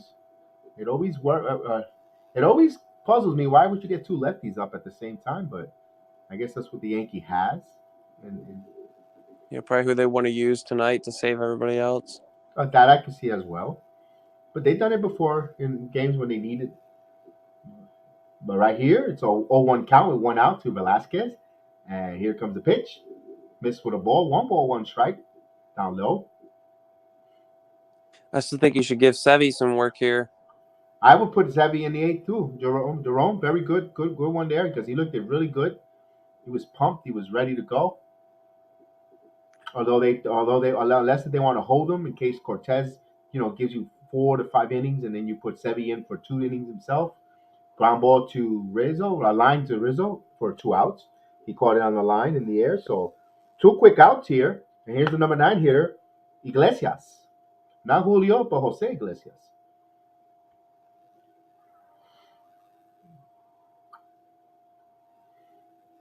Seattle's up 1-0 against the Anaheim Angels. Houston's up 1-0 over Oakland. Houston, I don't know what their magic number is. I'm heel. How many games are there to clinch their division? And Tracy says, "Hey guys, what time is the game? 4:00. It says 4:10, but 4:00 will be on. Of course, you're gonna see my behind here calling this because I want to keep this Bronx luck going on. In there for a strike to Jose Iglesias. No relation to Julio or Enrique.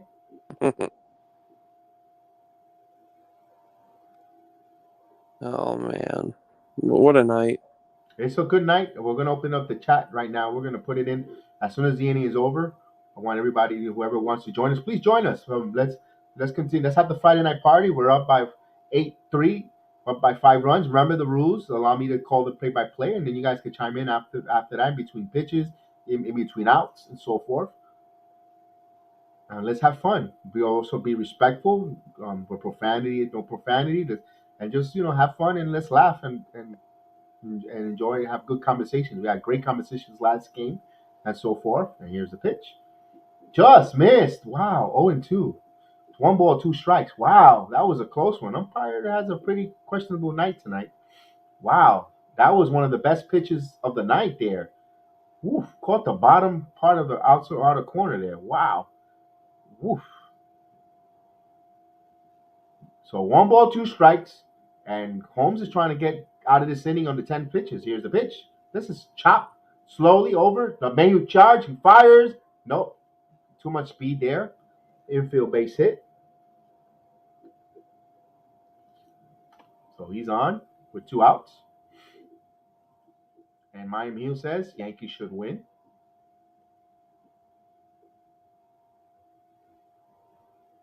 Wow, it was a high chopper. And Mayu had to wait for it to come down and field and fired and just beat it. Just too much speed there. And Jose Iglesias, much more quicker than Julio and Enrique. So still 3-1 there, and they're still batting. Toronto's still batting 3-1 in the 6th inning. 2 outs and Bobby Shed up on.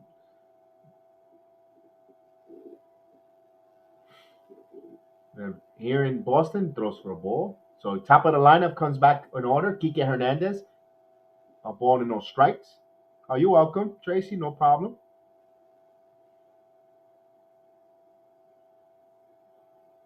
So Holmes going to throw his 12th pitch so far. He's ahead. He's behind the count 1-0. Runner on first on a 2-out infield single. And here's the pitch. This ball is lined for a base hit now. Goes all the way. Well, Gallo cut it off nicely. He held him there. Nice play by Gallo. Gallo plays a good outfield as well. So you got now 2-out, a little 2-out rally here. So you got first and second with 2 outs, but you got the top of the lineup. You got Schwarber, who's been hot lately. And we should have been out of that inning. Of course, Michael, that was a score strike 3. And you're right with that. Good point. Good observation there. We should have been out of there. And you should be coming on the stream already by now. So that umpire is holding your stream time, man.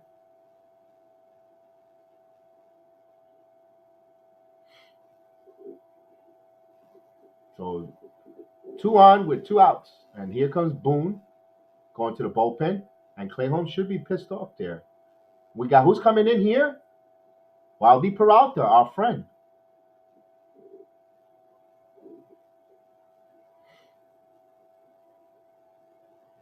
And Zach? Yeah. In the private, tell me thumbs up or thumbs down. Should I open this channel up right now?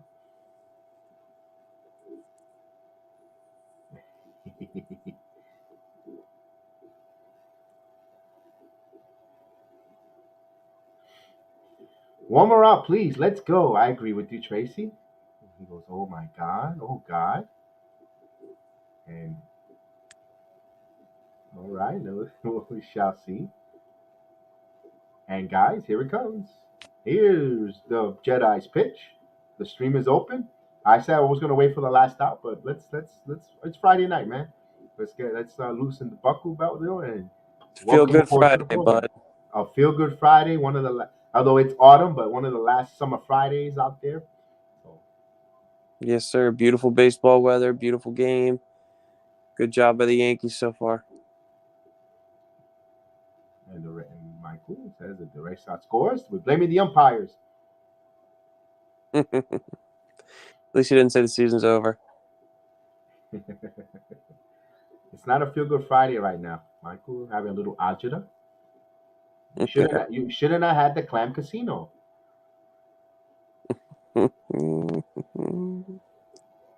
Oh, man. So they're in a commercial break while there's a pitching change.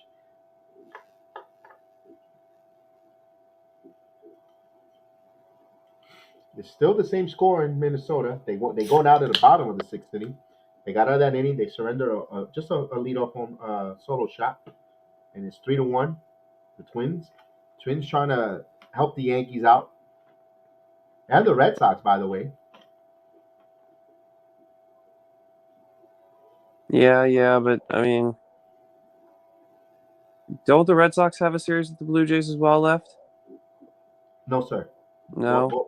Boston, I think, was finished with the Nationals, and Baltimore, if I'm not mistaken. I might be wrong, but great. Something around that. I know it's the Nationals, but I don't know who's the other team sandwiched in between. So if we don't want to see Boston and want to see Toronto, we pretty much have to beat Boston all 3 games. But if we pretty much regardless, looks like a wild card's going to be Yankees and Red Sox. I personally would like to see that just for the rivalry. I would call it more. Yeah. I just don't want to see the Red Sox even sniff the playoffs. Here's Peralta. I'm more afraid of the Blue Jays, to be honest. There's so many home run hitters and 300 hitters. I think the Yankees, I don't know. Obviously, they match up well with Boston. Right. So here's Peralta. He's going to deal against the righty.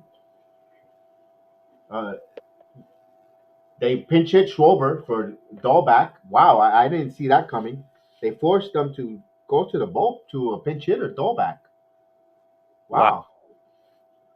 You don't see that, especially with a hitter as good as Schwarber. No way. Schwarber is wow. I'm actually wide mouth open. But let's see. Cora knows his team, so let's see. I think this one might have been a gut instinct call here. Maria wants to see the Red Sox out of the playoffs. Yes, Maria. I'm on the same page as you. Peralta is ahead of the count, 0-2. So he's ahead of the count here. Runner on first and second with 2 outs here. Yankees up by 5. We are in the bottom of the 7th inning. Pinch hitter, Dahlback in. Bobby Dahlbeck, he's batting 247 with 23 home runs, 76 RBI. So he's got a lot of home runs, 23. I personally haven't heard of him. So, and he's been on fire since 41 games. He's batting 319. So maybe that's why Cora brought him in here. Here's a pitch. Foul. Just got a piece of it. So it's 0-2 still to count. So he's been hot in the last 41 games. That's why he went to that move, especially when you bring a lefty in Peralta. So Yeah, you also sorry, go ahead. no, you also want to get these guys warm, getting some live at bats, because especially if you go into a postseason or game on the line, they're gonna need to get some pitch hits. Very true. Very true. See some live. That's why Ruben and Rodor, if he's not going to be in the postseason roster, you got to play him here to get him some at bats, get him situated in some game action. Here's the pitch: 1-2 to count. That's why I think he's going to be left off the playoff roster, and I think they're going to carry a third catcher.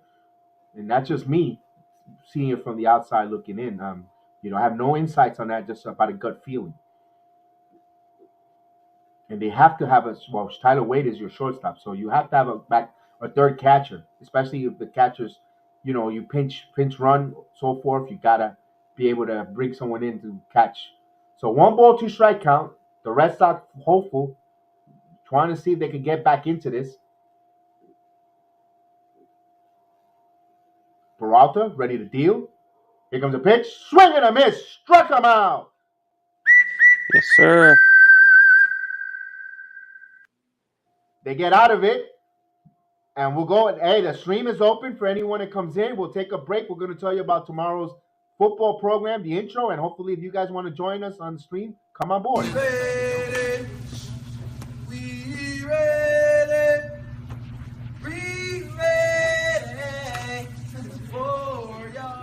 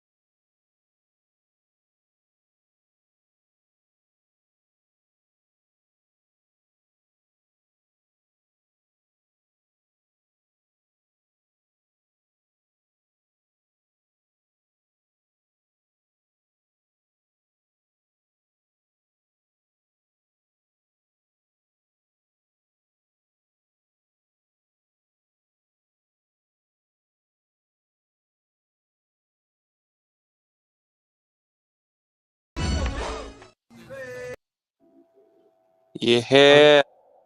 I feel like Ray Lewis and Tim Tebow gave the Yankees a bit of a pep talk tonight.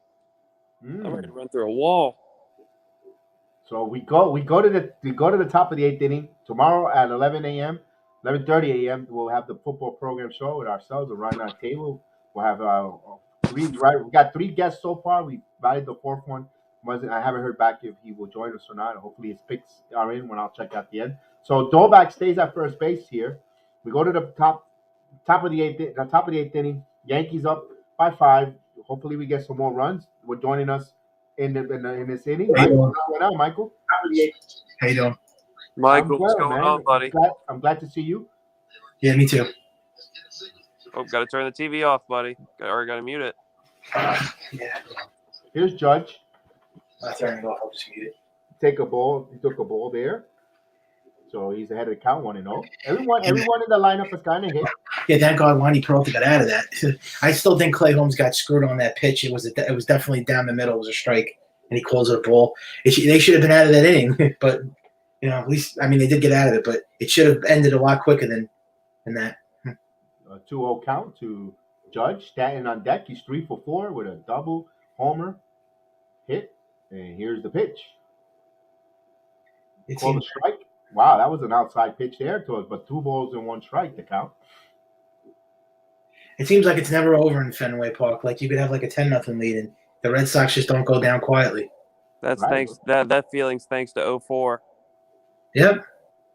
It all started in 2004. It's just a wacky ballpark, Fenway. You could have like a football score, and they just find a way to come back. They're cheaters. They're cheaters, the Red Sox. Two balls and 2 strikes. The count to Judge, leading off the top of the 8th inning.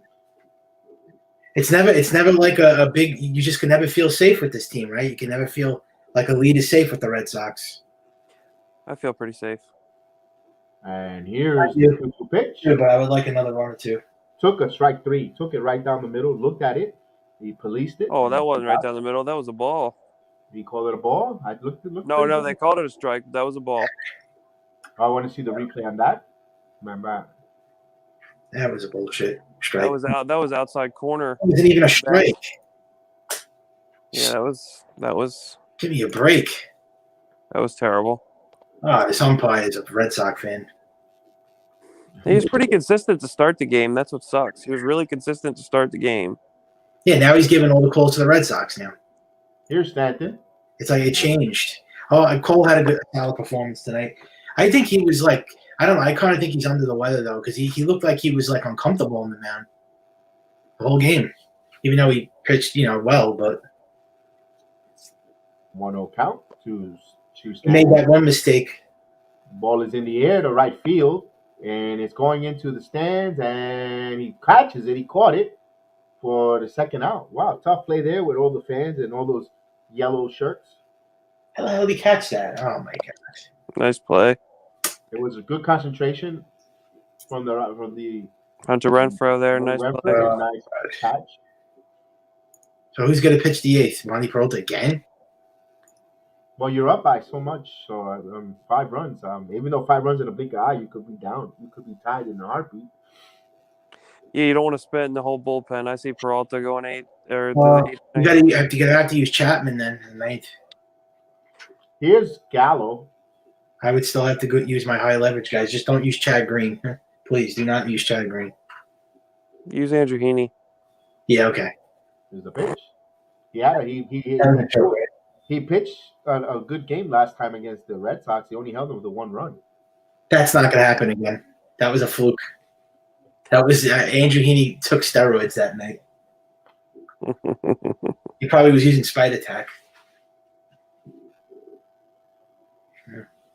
The 0-1 count. And here comes the pitch. Down low. 1 ball, 1 strike, the count.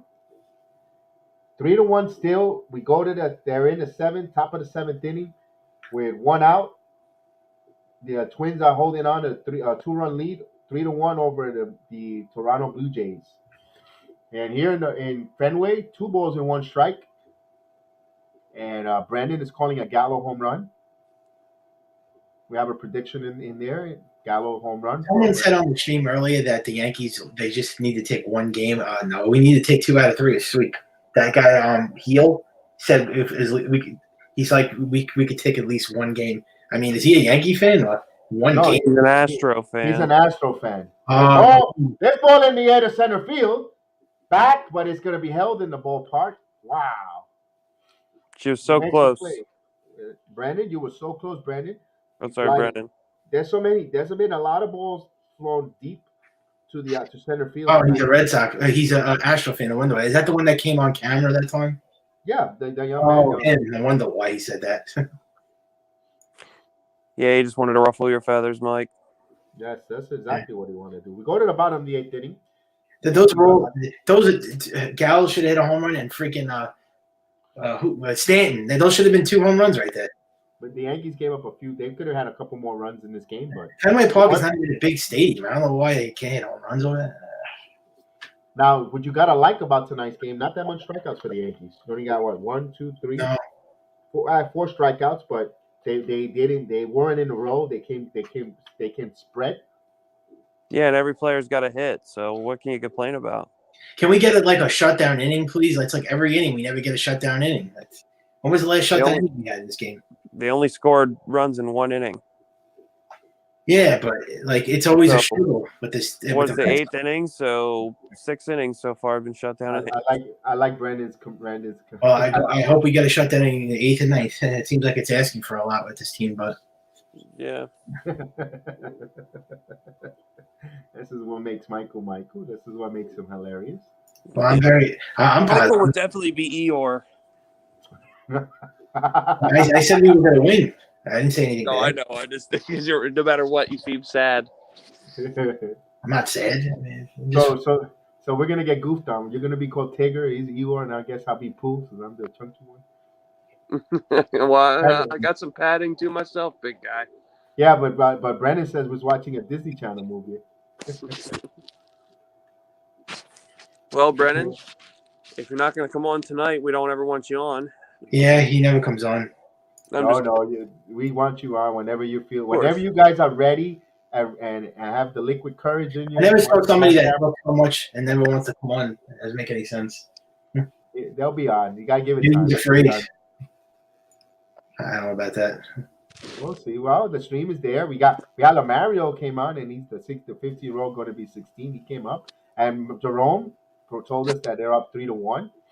Jerome is watching us through Facebook, so he won't be able to come on. But Jerome, if you ever want to come on too, Jerome, you're more than welcome to come on, man.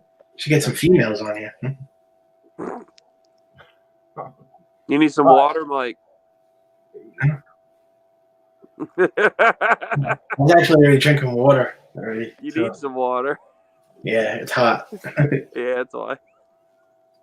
Oh God, Wendy Pearl is back.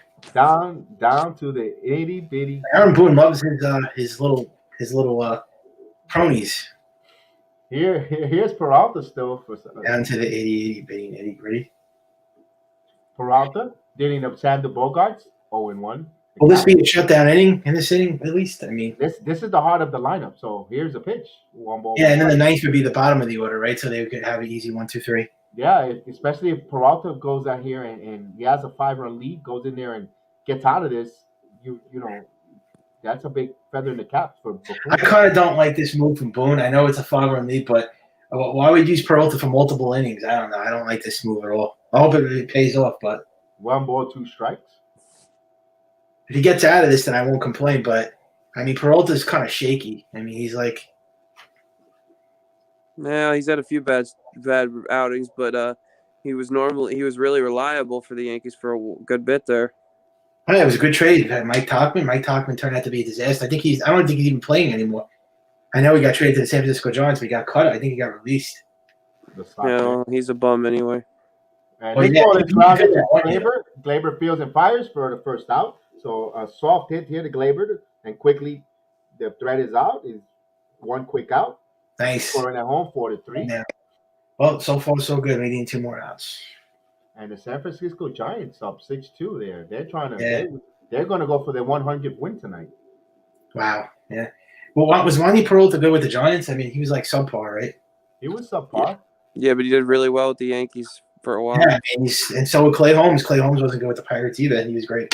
Now he's great with the Yankees. I guess sometimes those moves could pay off, but Change of scenery helps. yeah. And here's the pitch. Devers. This is why Peralta's in this game, to neutralize Devers. Although we've seen Devers hit home runs off of Chapman in a couple years ago. I think Devers is more dangerous than Bogarts, right? It depends. Bogarts is the best 2-strike hitter in baseball, so Yeah. Devers is nasty, though. Devers is a stud. And the Who 1-0 do you pitch. say who has a better lineup? You think Yankees? Right? I still say the Yankees, but 1 ball, 1 strike. Sox have a better lineup. you think the Red Sox do? Yeah, they got Right. more complete hitters. Oh yeah, they're a contact hitting team. That's why. They're Yeah, balanced. saying. I don't know. A lot of people say the Dodgers. I don't know. I still say the Dodgers are the best lineup in all baseball. Oh, of course, the best team in baseball. Here's the 1 ball, 1 strike count in there. The Giants have a pretty crazy lineup too. But even though they don't have like any All Stars in their lineup, Chris Bryant is great. But they don't have like a scary lineup, the Giants. But there's all veteran hitters. They have championship players on their team. 1 ball, 2 strike. The count on Rafael Devers. Like Buster Posey is good. Brendan Crawford. Yeah. 2 balls and 2 strikes down low.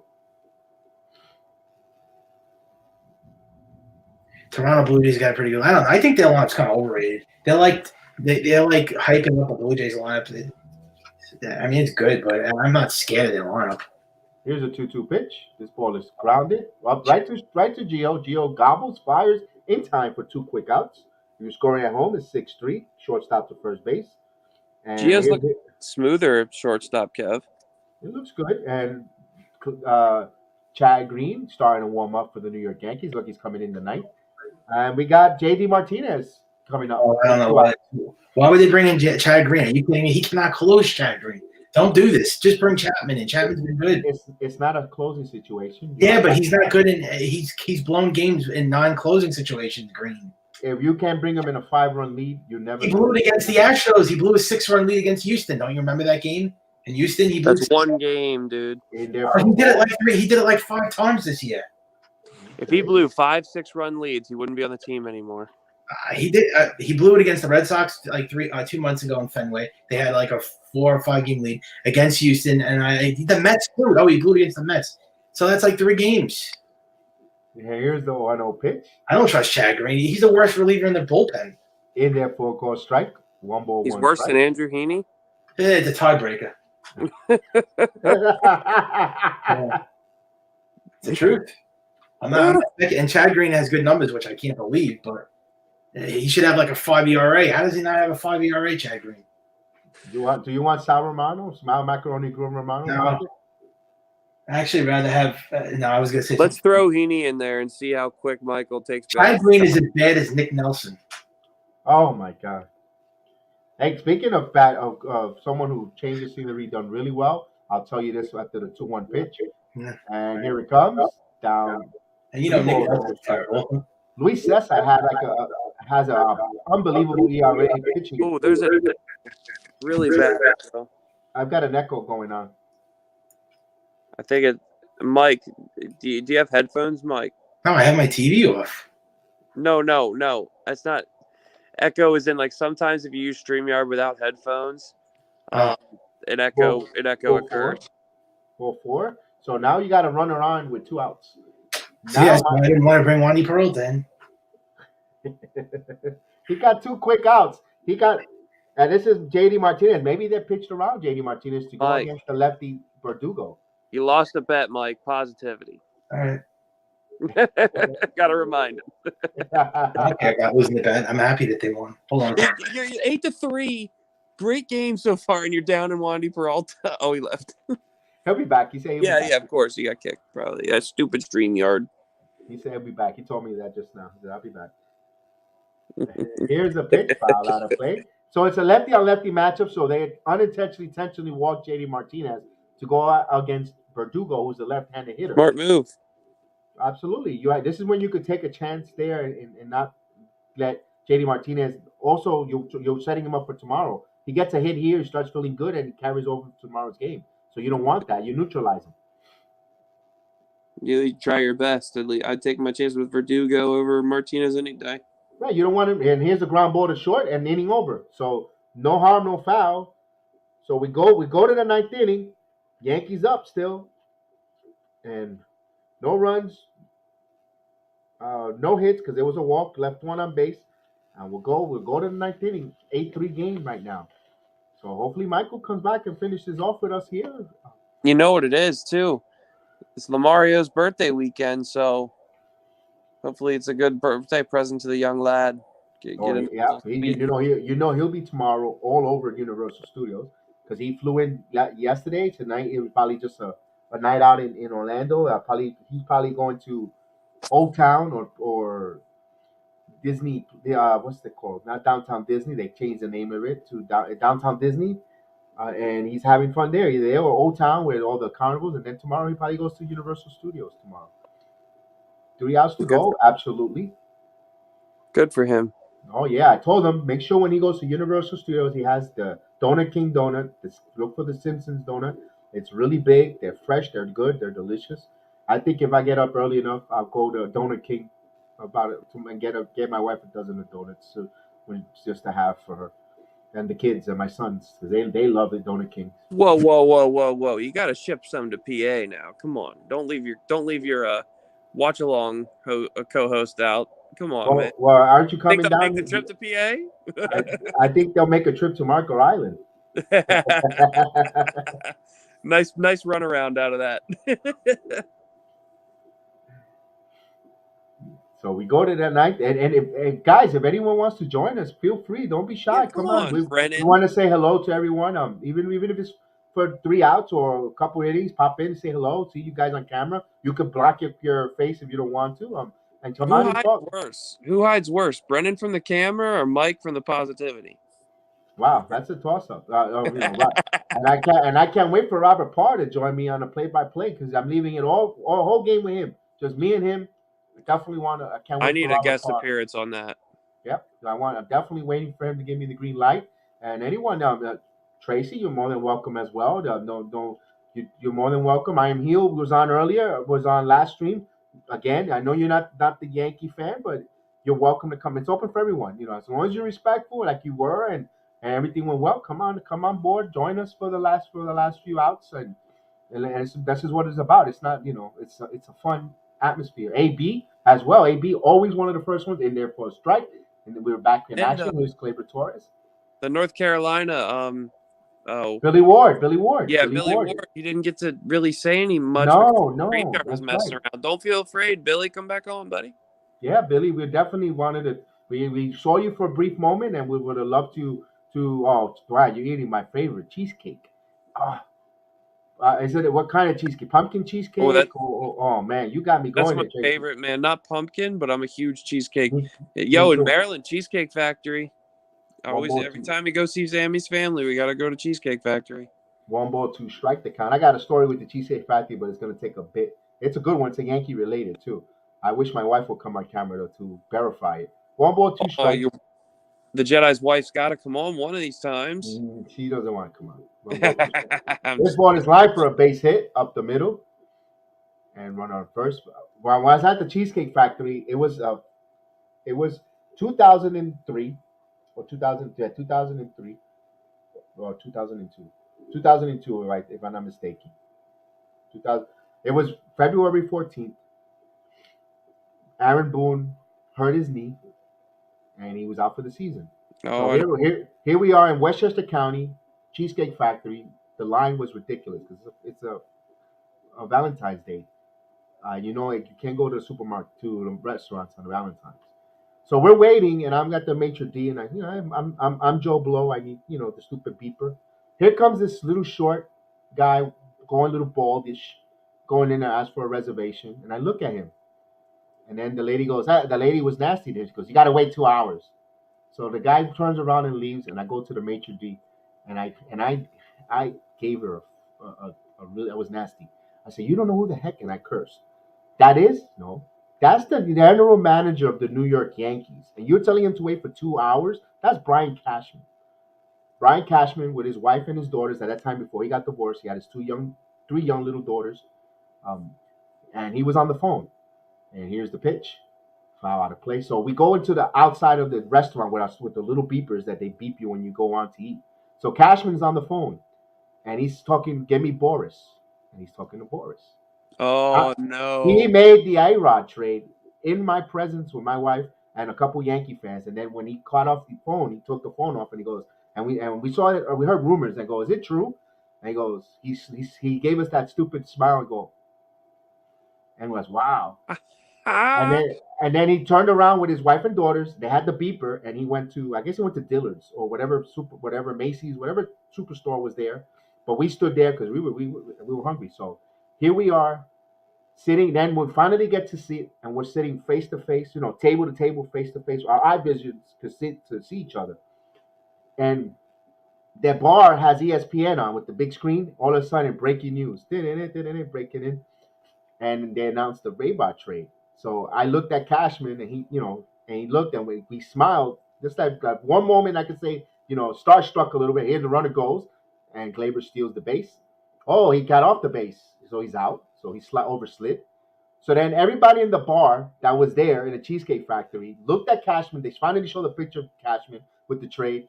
They looked at the picture. Everybody in the bar turned their head right to where we were, where Cashman was eating, and then I chuckled, and then all of a sudden everyone now all of a sudden in the Cheesecake Factory, that worked there became all of a sudden a Yankee fan and worried about his safety and and all that there. But they made him wait 2 hours, almost 2 hours to get a table. The general manager of the New York Yankees and the maitre d' didn't care. Yeah, I said, you don't know who that is? That's Brian Cashman. Get him that man a chair. He just won us the World Series. 3 of them, by the way. So yeah, that's my cheesecake factory. I wish my wife was here to Yeah, validate on that, man. he's lucky that didn't happen this year. I probably would have made him wait 6 hours. And Glaber on the bag, and he got out there, so he's out. He popped up. So that's where replay is a stupid rule, but that's replay. So Torres is out caught stealing, but Torres had a hit there. So I'm always gonna take that to my grave with that. The pumpkin cheesecake is delicious. Yes, I like the pumpkin cheesecake. I'm not a pumpkin fan at all. The only thing I like, I guess, is kind of ish pumpkin cheese tip, pumpkin roll. With the cheese, cream cheese in it. Yeah, Only that's good. because the pumpkin taste is not overwhelming. Mm. My wife makes a pumpkin bread. She takes the pumpkin bread and she makes it. And oh man, it's so good. But we don't hardly do baking down here too much in Central It's Florida because it is too hot to turn the stove in or the oven in Central Florida. Everything is on the grill outside because the house will get extremely hot. It gets hot. The air conditioner runs, but you don't want the house to get warm. some people in PA get so cold and you got the struggle. You got to use your oven to heat your house. So Gardner that has a 2 balls in 1 strike count. So we're trying to see if we get some luck here, talking about cheesecake and pastries and pumpkin and stories to see the Yankees get some more runs here in the about top of the ninth inning. Last week, Oh, last game was vacation destinations, and this week we're talking about cheesecakes. So far out of play, 2 balls and 2 strikes, the count. my favorite, Yeah, plain old cheesecake with a nice strawberry puree on top. Oh, I like to have the cheesecake with a cappuccino. Um, Jerome, we don't know yet who's going to throw the ninth. Probably Chad Green if it stay remains the same. We shall see. Right now it's still top of the ninth inning. 2 outs, 2 balls and 2 strikes to Brett the Hitman Garner. Nobody on. Gleyber Torres was caught stealing. He overslid the base. His hand just barely got off the base, and they called him out. it's a good way to not even really bake like that. I like making it's a recipe. I use the cookies and cream, Oreo cheesecake, no bake, like little cupcakes. They're Or good. wow, out of play. Yeah, but my wife is a traditional pastry baker, pastry chef. So she's got to do everything from scratch and the pie crust and all that. But winter here, the only time we get to really turn the stove and it's really like 2 months because everything else is right outside on a beautiful grill that we have. And Oh, poor thing. You want to switch and have snow all the damn time? no, no, no. I'm not complaining. I lived it for over 20 plus years. Trust me. Oh, swinging a man struck him out. So we go to the bottom of the ninth inning, and we heard the ambulance coming behind. Jedi's story there. Uh, So the ninth, we go to the ninth. No balls, no runs, no hits, no errors, and can the Yankees 3 more outs to go to get the first game here of this rivalry, crucial weekend series against the Red Sox. Yankees got to have 15 hits, 8 runs on 15 hits. That's wow. They had their hitting shoes on tonight, the and then bats are waking up finally. yet we have Michael complaining about leaving runners on base and all that. Gerrit Cole's off. Wandy Peralta sucks. And Jerome says, "My day is awesome if Yankees win and the Blue Jays lost." Jerome, it Sure. shall be there. Your Saturday is going to be phenomenal today. Oh, and then if Michigan and the Cowboys win, dude, this is gonna be the best weekend of the year. And it says, yep. Michael, no, Michael, what happened, Michael? You got. We thought Yeah, Michael was going to close it out, man. We like where he was Michael's mad tempering. because I checked him on his positivity. Ah, man, come on, Michael. Maybe he ordered his DoorDash. He likes to order DoorDashes. Last time he had White Castles up in there, and let's see what happens. What delicious treats he's gonna order. He probably ordered the Heman Chinese food down the street or something. Because when you're in New York, they got those Chinese food is really good over there. That is what I hear. Oh, it is. It is. It is. Yeah. Last time it was pizza night. He told us it was pizza night last time. He had pizza night. Well, why would you DoorDash in the busy city that never sleeps? You know how long that's got to take? Well, some people don't want to use their legs to go down the street and get. I mean, I DoorDash in Pennsylvania every now and again because it takes all of no time to drive from, 10 minutes, for them to drive 10 minutes because there's no traffic ever.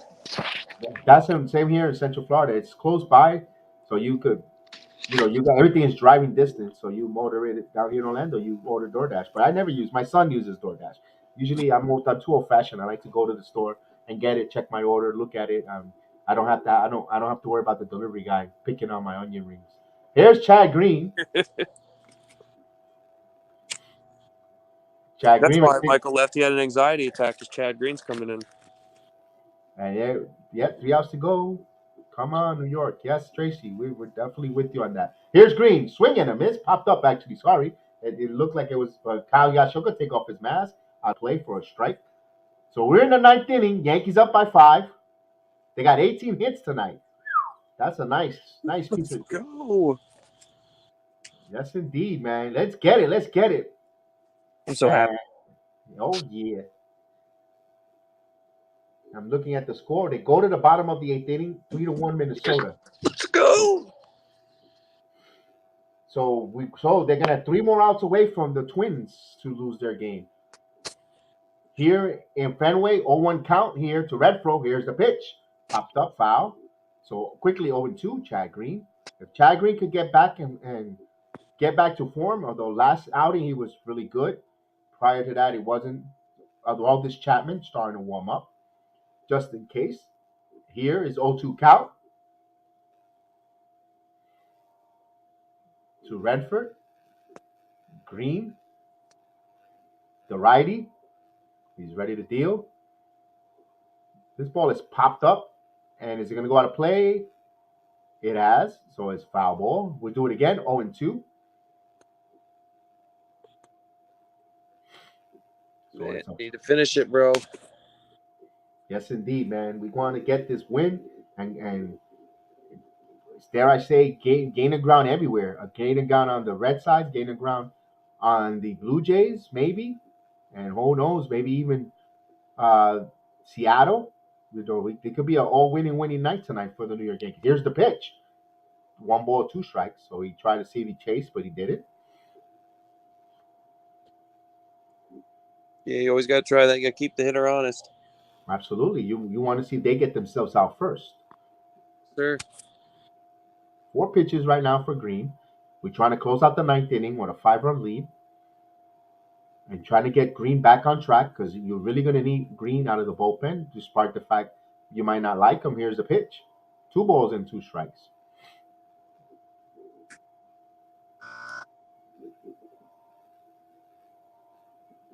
And let me see the Minnesota. They're batting in their bottom of the 8th. So Minnesota's batting on the bottom of the 8th. So when they go to the 9th, we'll definitely keep you posted on that game as well. Folks in the chat and the stream, we want to hopefully it'll be a great night, feel good Friday night here in the East Coast in the United States. Swing and a miss. He struck him out. Let's get the horn. We haven't heard the horn in a while.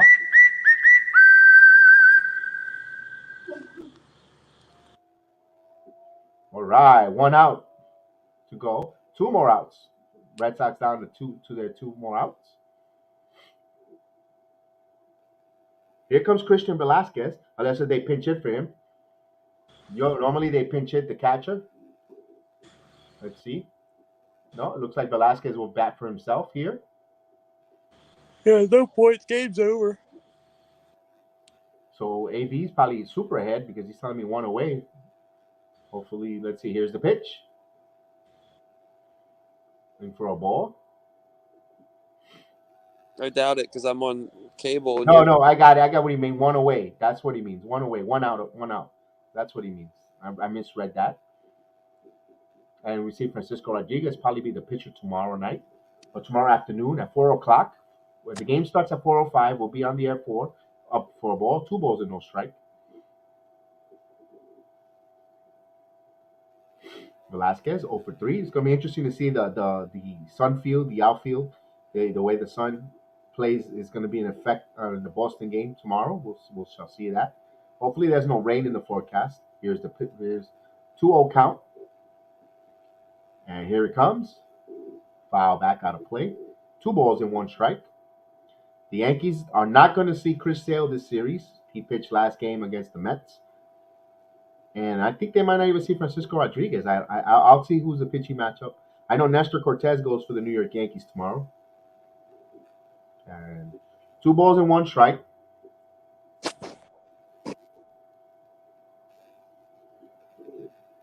Minnesota still batting in their bottom of the 8th inning. Here's the pitch. 3 balls and 1 strike. So Green cannot get in there.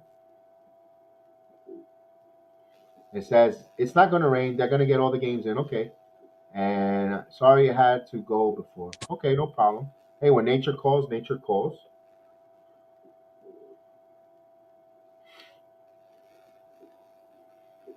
You should have not had the clamp casinos. Swing and a miss.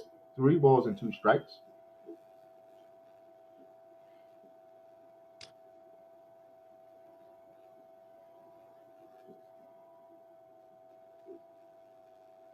Top of the actually Iglesias is after Velasquez, so the 8th and 9th hitters. So they got the bottom of the order here.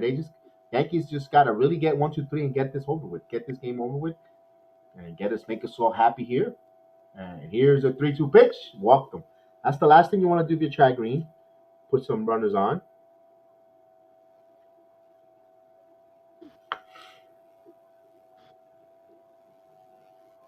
And Minnesota's still batting. There's only 1 out. Bottom of the 8th inning. As their closer starts getting ready to warm up. And this is why Michael is not a fan of Chad Green. He says, I hate Chad Green. He had to go get his tablet, his medicine. He put his pill underneath his tongue because he knew Green was coming in. Blood pressure medication. Even though we're up 8-3. He can never get a shutdown inning. That'd be funny if he gets a ground ball double play and we end this game here. Here's a pinch hitter, Travis Shaw. I haven't seen him in a while. Oh, Jesus. I forgot he existed. Pardon my French. Wow. 201, 9 home runs, 38 RBIs in 77 games this season. Wow. Wow. He went to Boston, then Milwaukee, then back to Boston. Wow. Yes. He was really good in Milwaukee for a couple of years, too. And the Yankees have a shift on. The whole third base side is empty as you see the Boston fans crossing their fingers and pleading. Here's the pitch. Ooh, in there for a ball. 1 ball, 1 strike.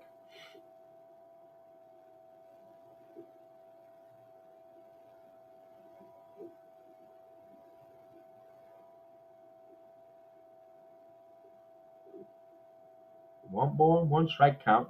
14 pitches for Green. Here comes the pitch. Just missed. 2 balls and 1 strike. Boy, Green, you can't walk on the back-to-back walks. Then you're really going to start getting dicey here if you're Buffon and company. You can't. This is why you needed, and I agree with you, Michael. You need a quick inning here. You don't want to give them confidence or momentum. They're feeling good about themselves going into game 2 tomorrow with the Red Sox. So 3 balls and 1 strike.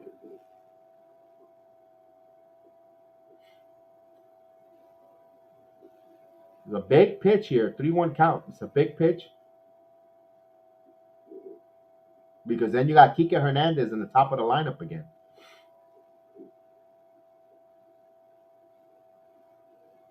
Here's the 3-1 pitch. We got a call strike. So the count runs full, 3-2. Now the Red Sox, you don't run the runner. Yeah. And also, if you're Chad Green, you had almost a triple-digit fastball. Challenge this guy. I agree. What's the worst that could happen? It ends up 8-5 and you bring Chapman in? And here's the 3-2 pitch. Swing it.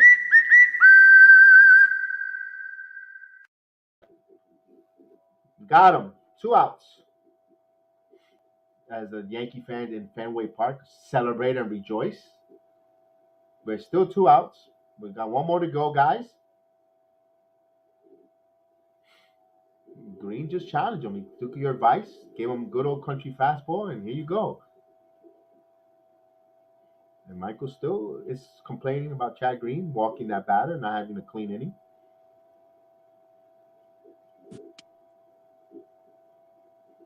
Here's Kike Hernandez. Upstairs. Kike.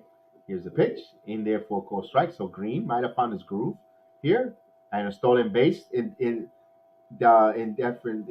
based indifference. And because Velasquez stole it. So defensive indifference. There you go. I got tongue twisted there on a Friday night. Oh man, come on, finish this. Getting tired. Getting tired there. Need a little black label to get you wake up here. 0-1 count. Here it comes. Ooh, just missed. 1-1 strike to count. 20 pitches for Green, so we're not going to see him tomorrow, Michael. So you're not going to see Chad Green tomorrow.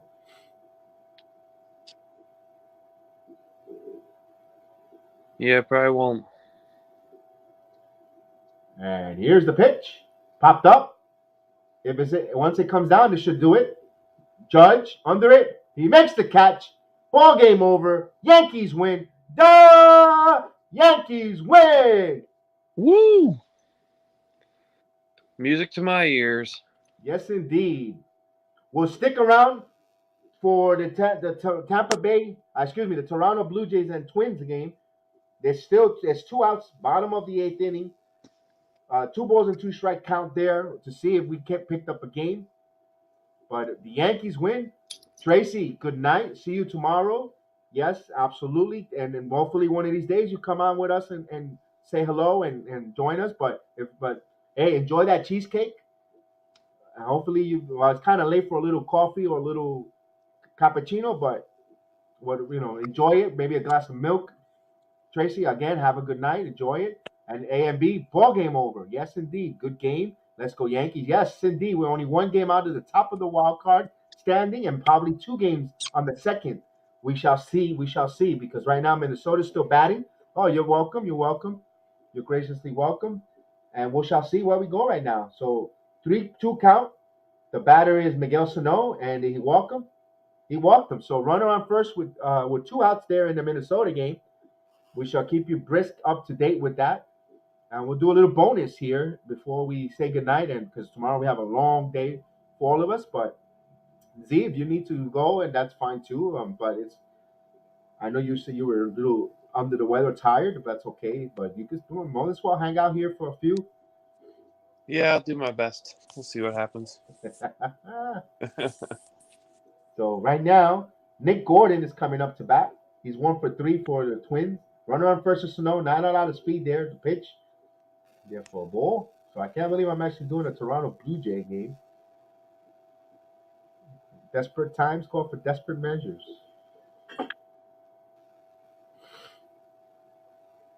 And I think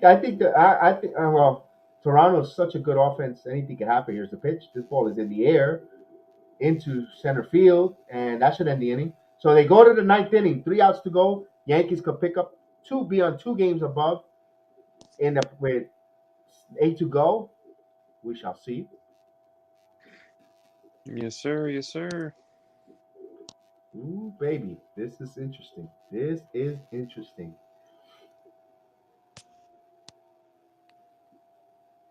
And for the Blue Jays in their half of the 9th, they're going to have Valeria Guerrero followed by Bo Bichette to Oscar Hernandez. So not an easy task for the Minnesota Twins to get 3 outs with a 2-run lead. So we shall see how they navigate that, man.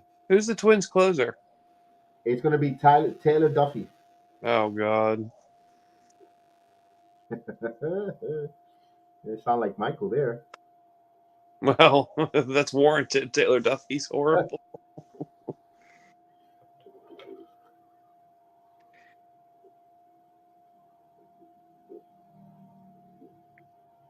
Pittsburgh, too. They just did a live look-in. Pittsburgh's got 2 on, 2 out in the top of the 9th.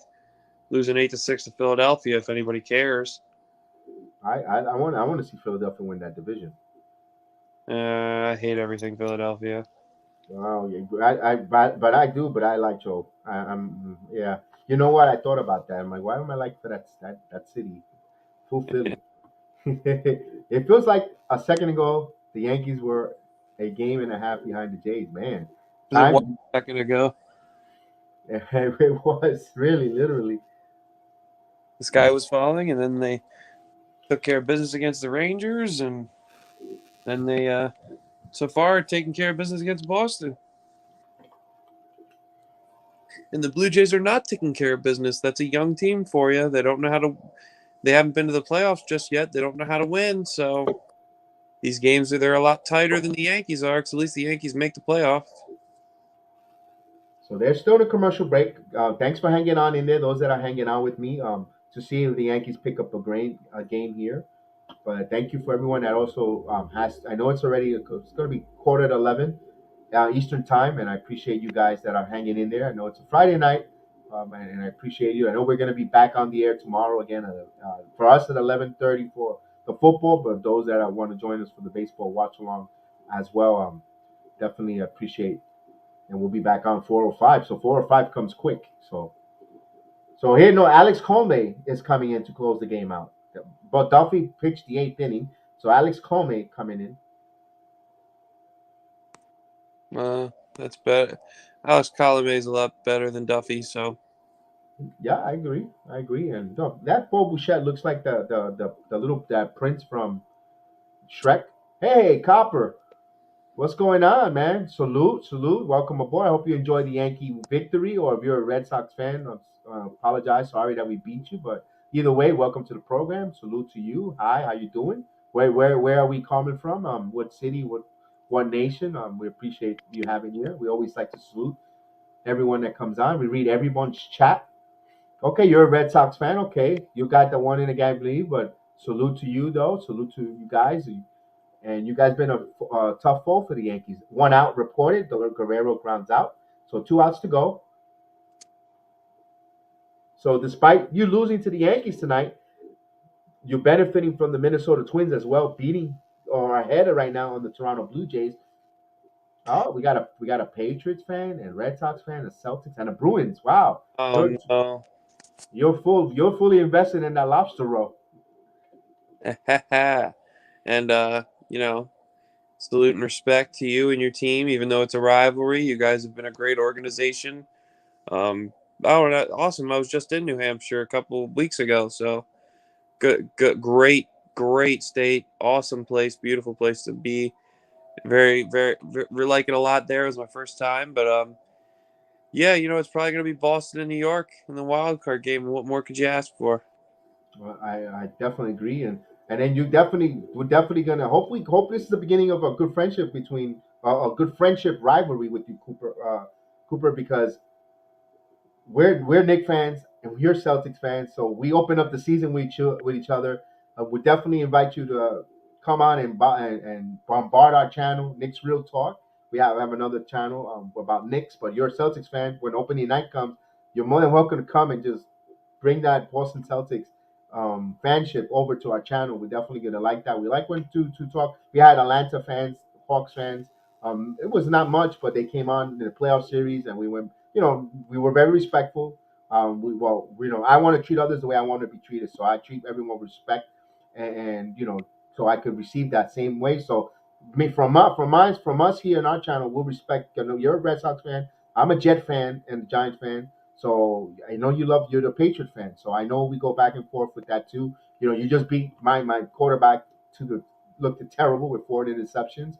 And you guys, Belichick is the master there, and the Rangers and Bruins. That's another series, and the Islanders and Bruins, another rivalry. I'm not a Islander fan, more of a Ranger fan, but I'm on New York centric. So it's official. Twins just lost. Twins just won. they did one, huh?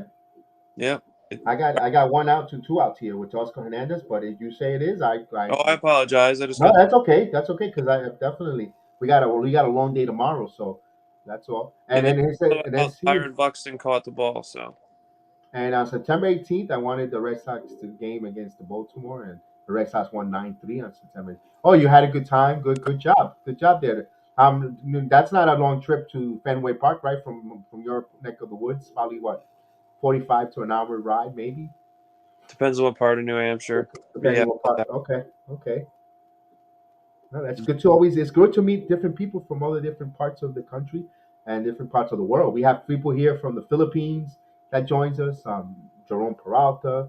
You have Taiwan in the building. We had Costa Rica. We had Guatemala, Nicaragua last time here. We have a lot. Oh, it looks like he wants to come on. He's asking if you have Discord. You might want to post the StreamYard link so he can maybe share his thoughts if he wants to. Sure. There it is. We'll definitely have it. It's always good. Heel, if you're here, heel, or I am heel, come on board too. I'm surprised you didn't come on with us tonight either. Usually around, and you always bring good points from Houston. We have heel also from Houston, from Texas. He always joins us here. So we're starting to branch out all over the country, all over the world, pretty much. And we appreciate it because everyone that listens and support us and watches us, you guys make it possible. You're helping us grow this platform, and thank you. I want to say thank you so much. I'm close to 1,000 subscribers, and I know with this, I'm like 40 to go or under 40, and I know we could do this push by the end of the weekend. I think I know I could be able to impact 40 listeners in a positive way to want to continue to join us and be part of the family and have fun. Pretty much, this is what we do. It's for fun. Yes, sir. And at least by the end of the month, I want to see this channel at 1,000 subscribers. So, Mr. New Hampshire over there, Mr. Cooper. I don't want to butcher your last name, so I'm not going to say it. But if you want to tell your friends, share this. Everybody else, Brandon, everybody, Michael, everybody, please share this. And it's not hard. It's free. Click that subscribe button. Click a like while you're at it. Tap the notification bell. Bronx is fair to all teams, even though we're Yankees fans and all that. He's fair to every single team. Every fan. As you saw, he was just respectful to a Red Sox fan. As a Red Sox fan, was also very respectful back. So, please, if you like the content, subscribe and like. Yeah, I think why is because I love baseball, and Yep. and I love baseball, and and Best sport in America, my best in the world. right, and I grew up, treat others the way you want to be treated. So that's why I'm like that. Any fan that other team could come out, despite the fact that you're my rivals, Red Sox, and I don't like the Red Sox, but I gotta, respect one of my great friends, my former trainer, Bruce. Bruce is my former trainer, was a Red Sox fan, and we got along well. Hopefully, he's listening through Facebook, and shout out to Bruce. And he's a good Boston Red Sox fan, and back and forth, and he's out there in Kansas City now. So salute to Bruce. I missed him here in Florida when we used to train together, and now he's gone over there doing for bigger and better things. But Bruce, I know you're a Red Sox fan. I know we beat you tonight, but I'm thinking about you, my friend, and I know that you probably listen to the Facebook stream. So salute to you, Bruce. Absolutely on that. So I'm giving a few minutes for Cooper. If you're gonna come on, it's there. But if not, you could come tomorrow. You're more than welcome to come on tomorrow at 4:05. Around I usually open around the seventh inning. You're more than welcome to come in and join us. Come on tomorrow to the whole game. You could put the game on mute, listen to us, go back and forth, giving you the play-by-play, and just commenting and having a good time amongst friends. And we hopefully you, despite being a Red Sox fan, come on back here. Join us. We're not when there is not gonna. I won't tolerate anyone either bashing any other team, opposing team either. We might have the back and forth banter of you stink or whatever, but not to the part of crossing. I'll make sure no one cross the line because I will put you guys on timeout if you cross the line. So yeah, and me and my friend rode on the same bus. We were in sixth grade, and friend doesn't like the sport. Oh, so you might be a young fella that might you know but with that said, Maria, you'll be here, my friend. Good night. Maria, have a good night. Have a good rest. We're gonna say good night tonight too. We're gonna run the intro and run out of here. Zach, last final words, final shots before we say good night. I just, great game, great win. Was against a great opponent. Great team. Looks like we're starting to get hot at the right time. So, salute to Cooper. Salute to all the new faces and all the loyal faces to the channel and the day ones. From day one to day now, thanks for all the support. I know my good friend here appreciates it. Please go like and subscribe again. Let's get this guy to 1,000. Let's get the Jedi Force over 1,000. Check out the football program tomorrow. Cooper, if you like football, I know you're a Patriots fan. Check it out. But you got to subscribe, hit the notification bell so you don't miss a thing.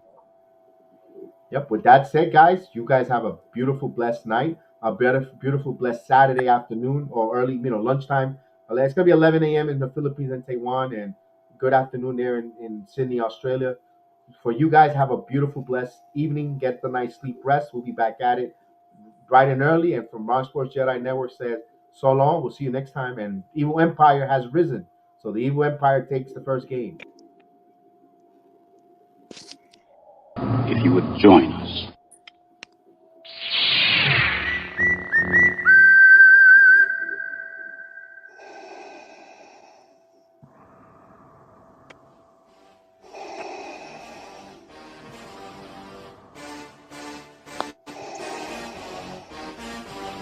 It is pointless to resist, my son.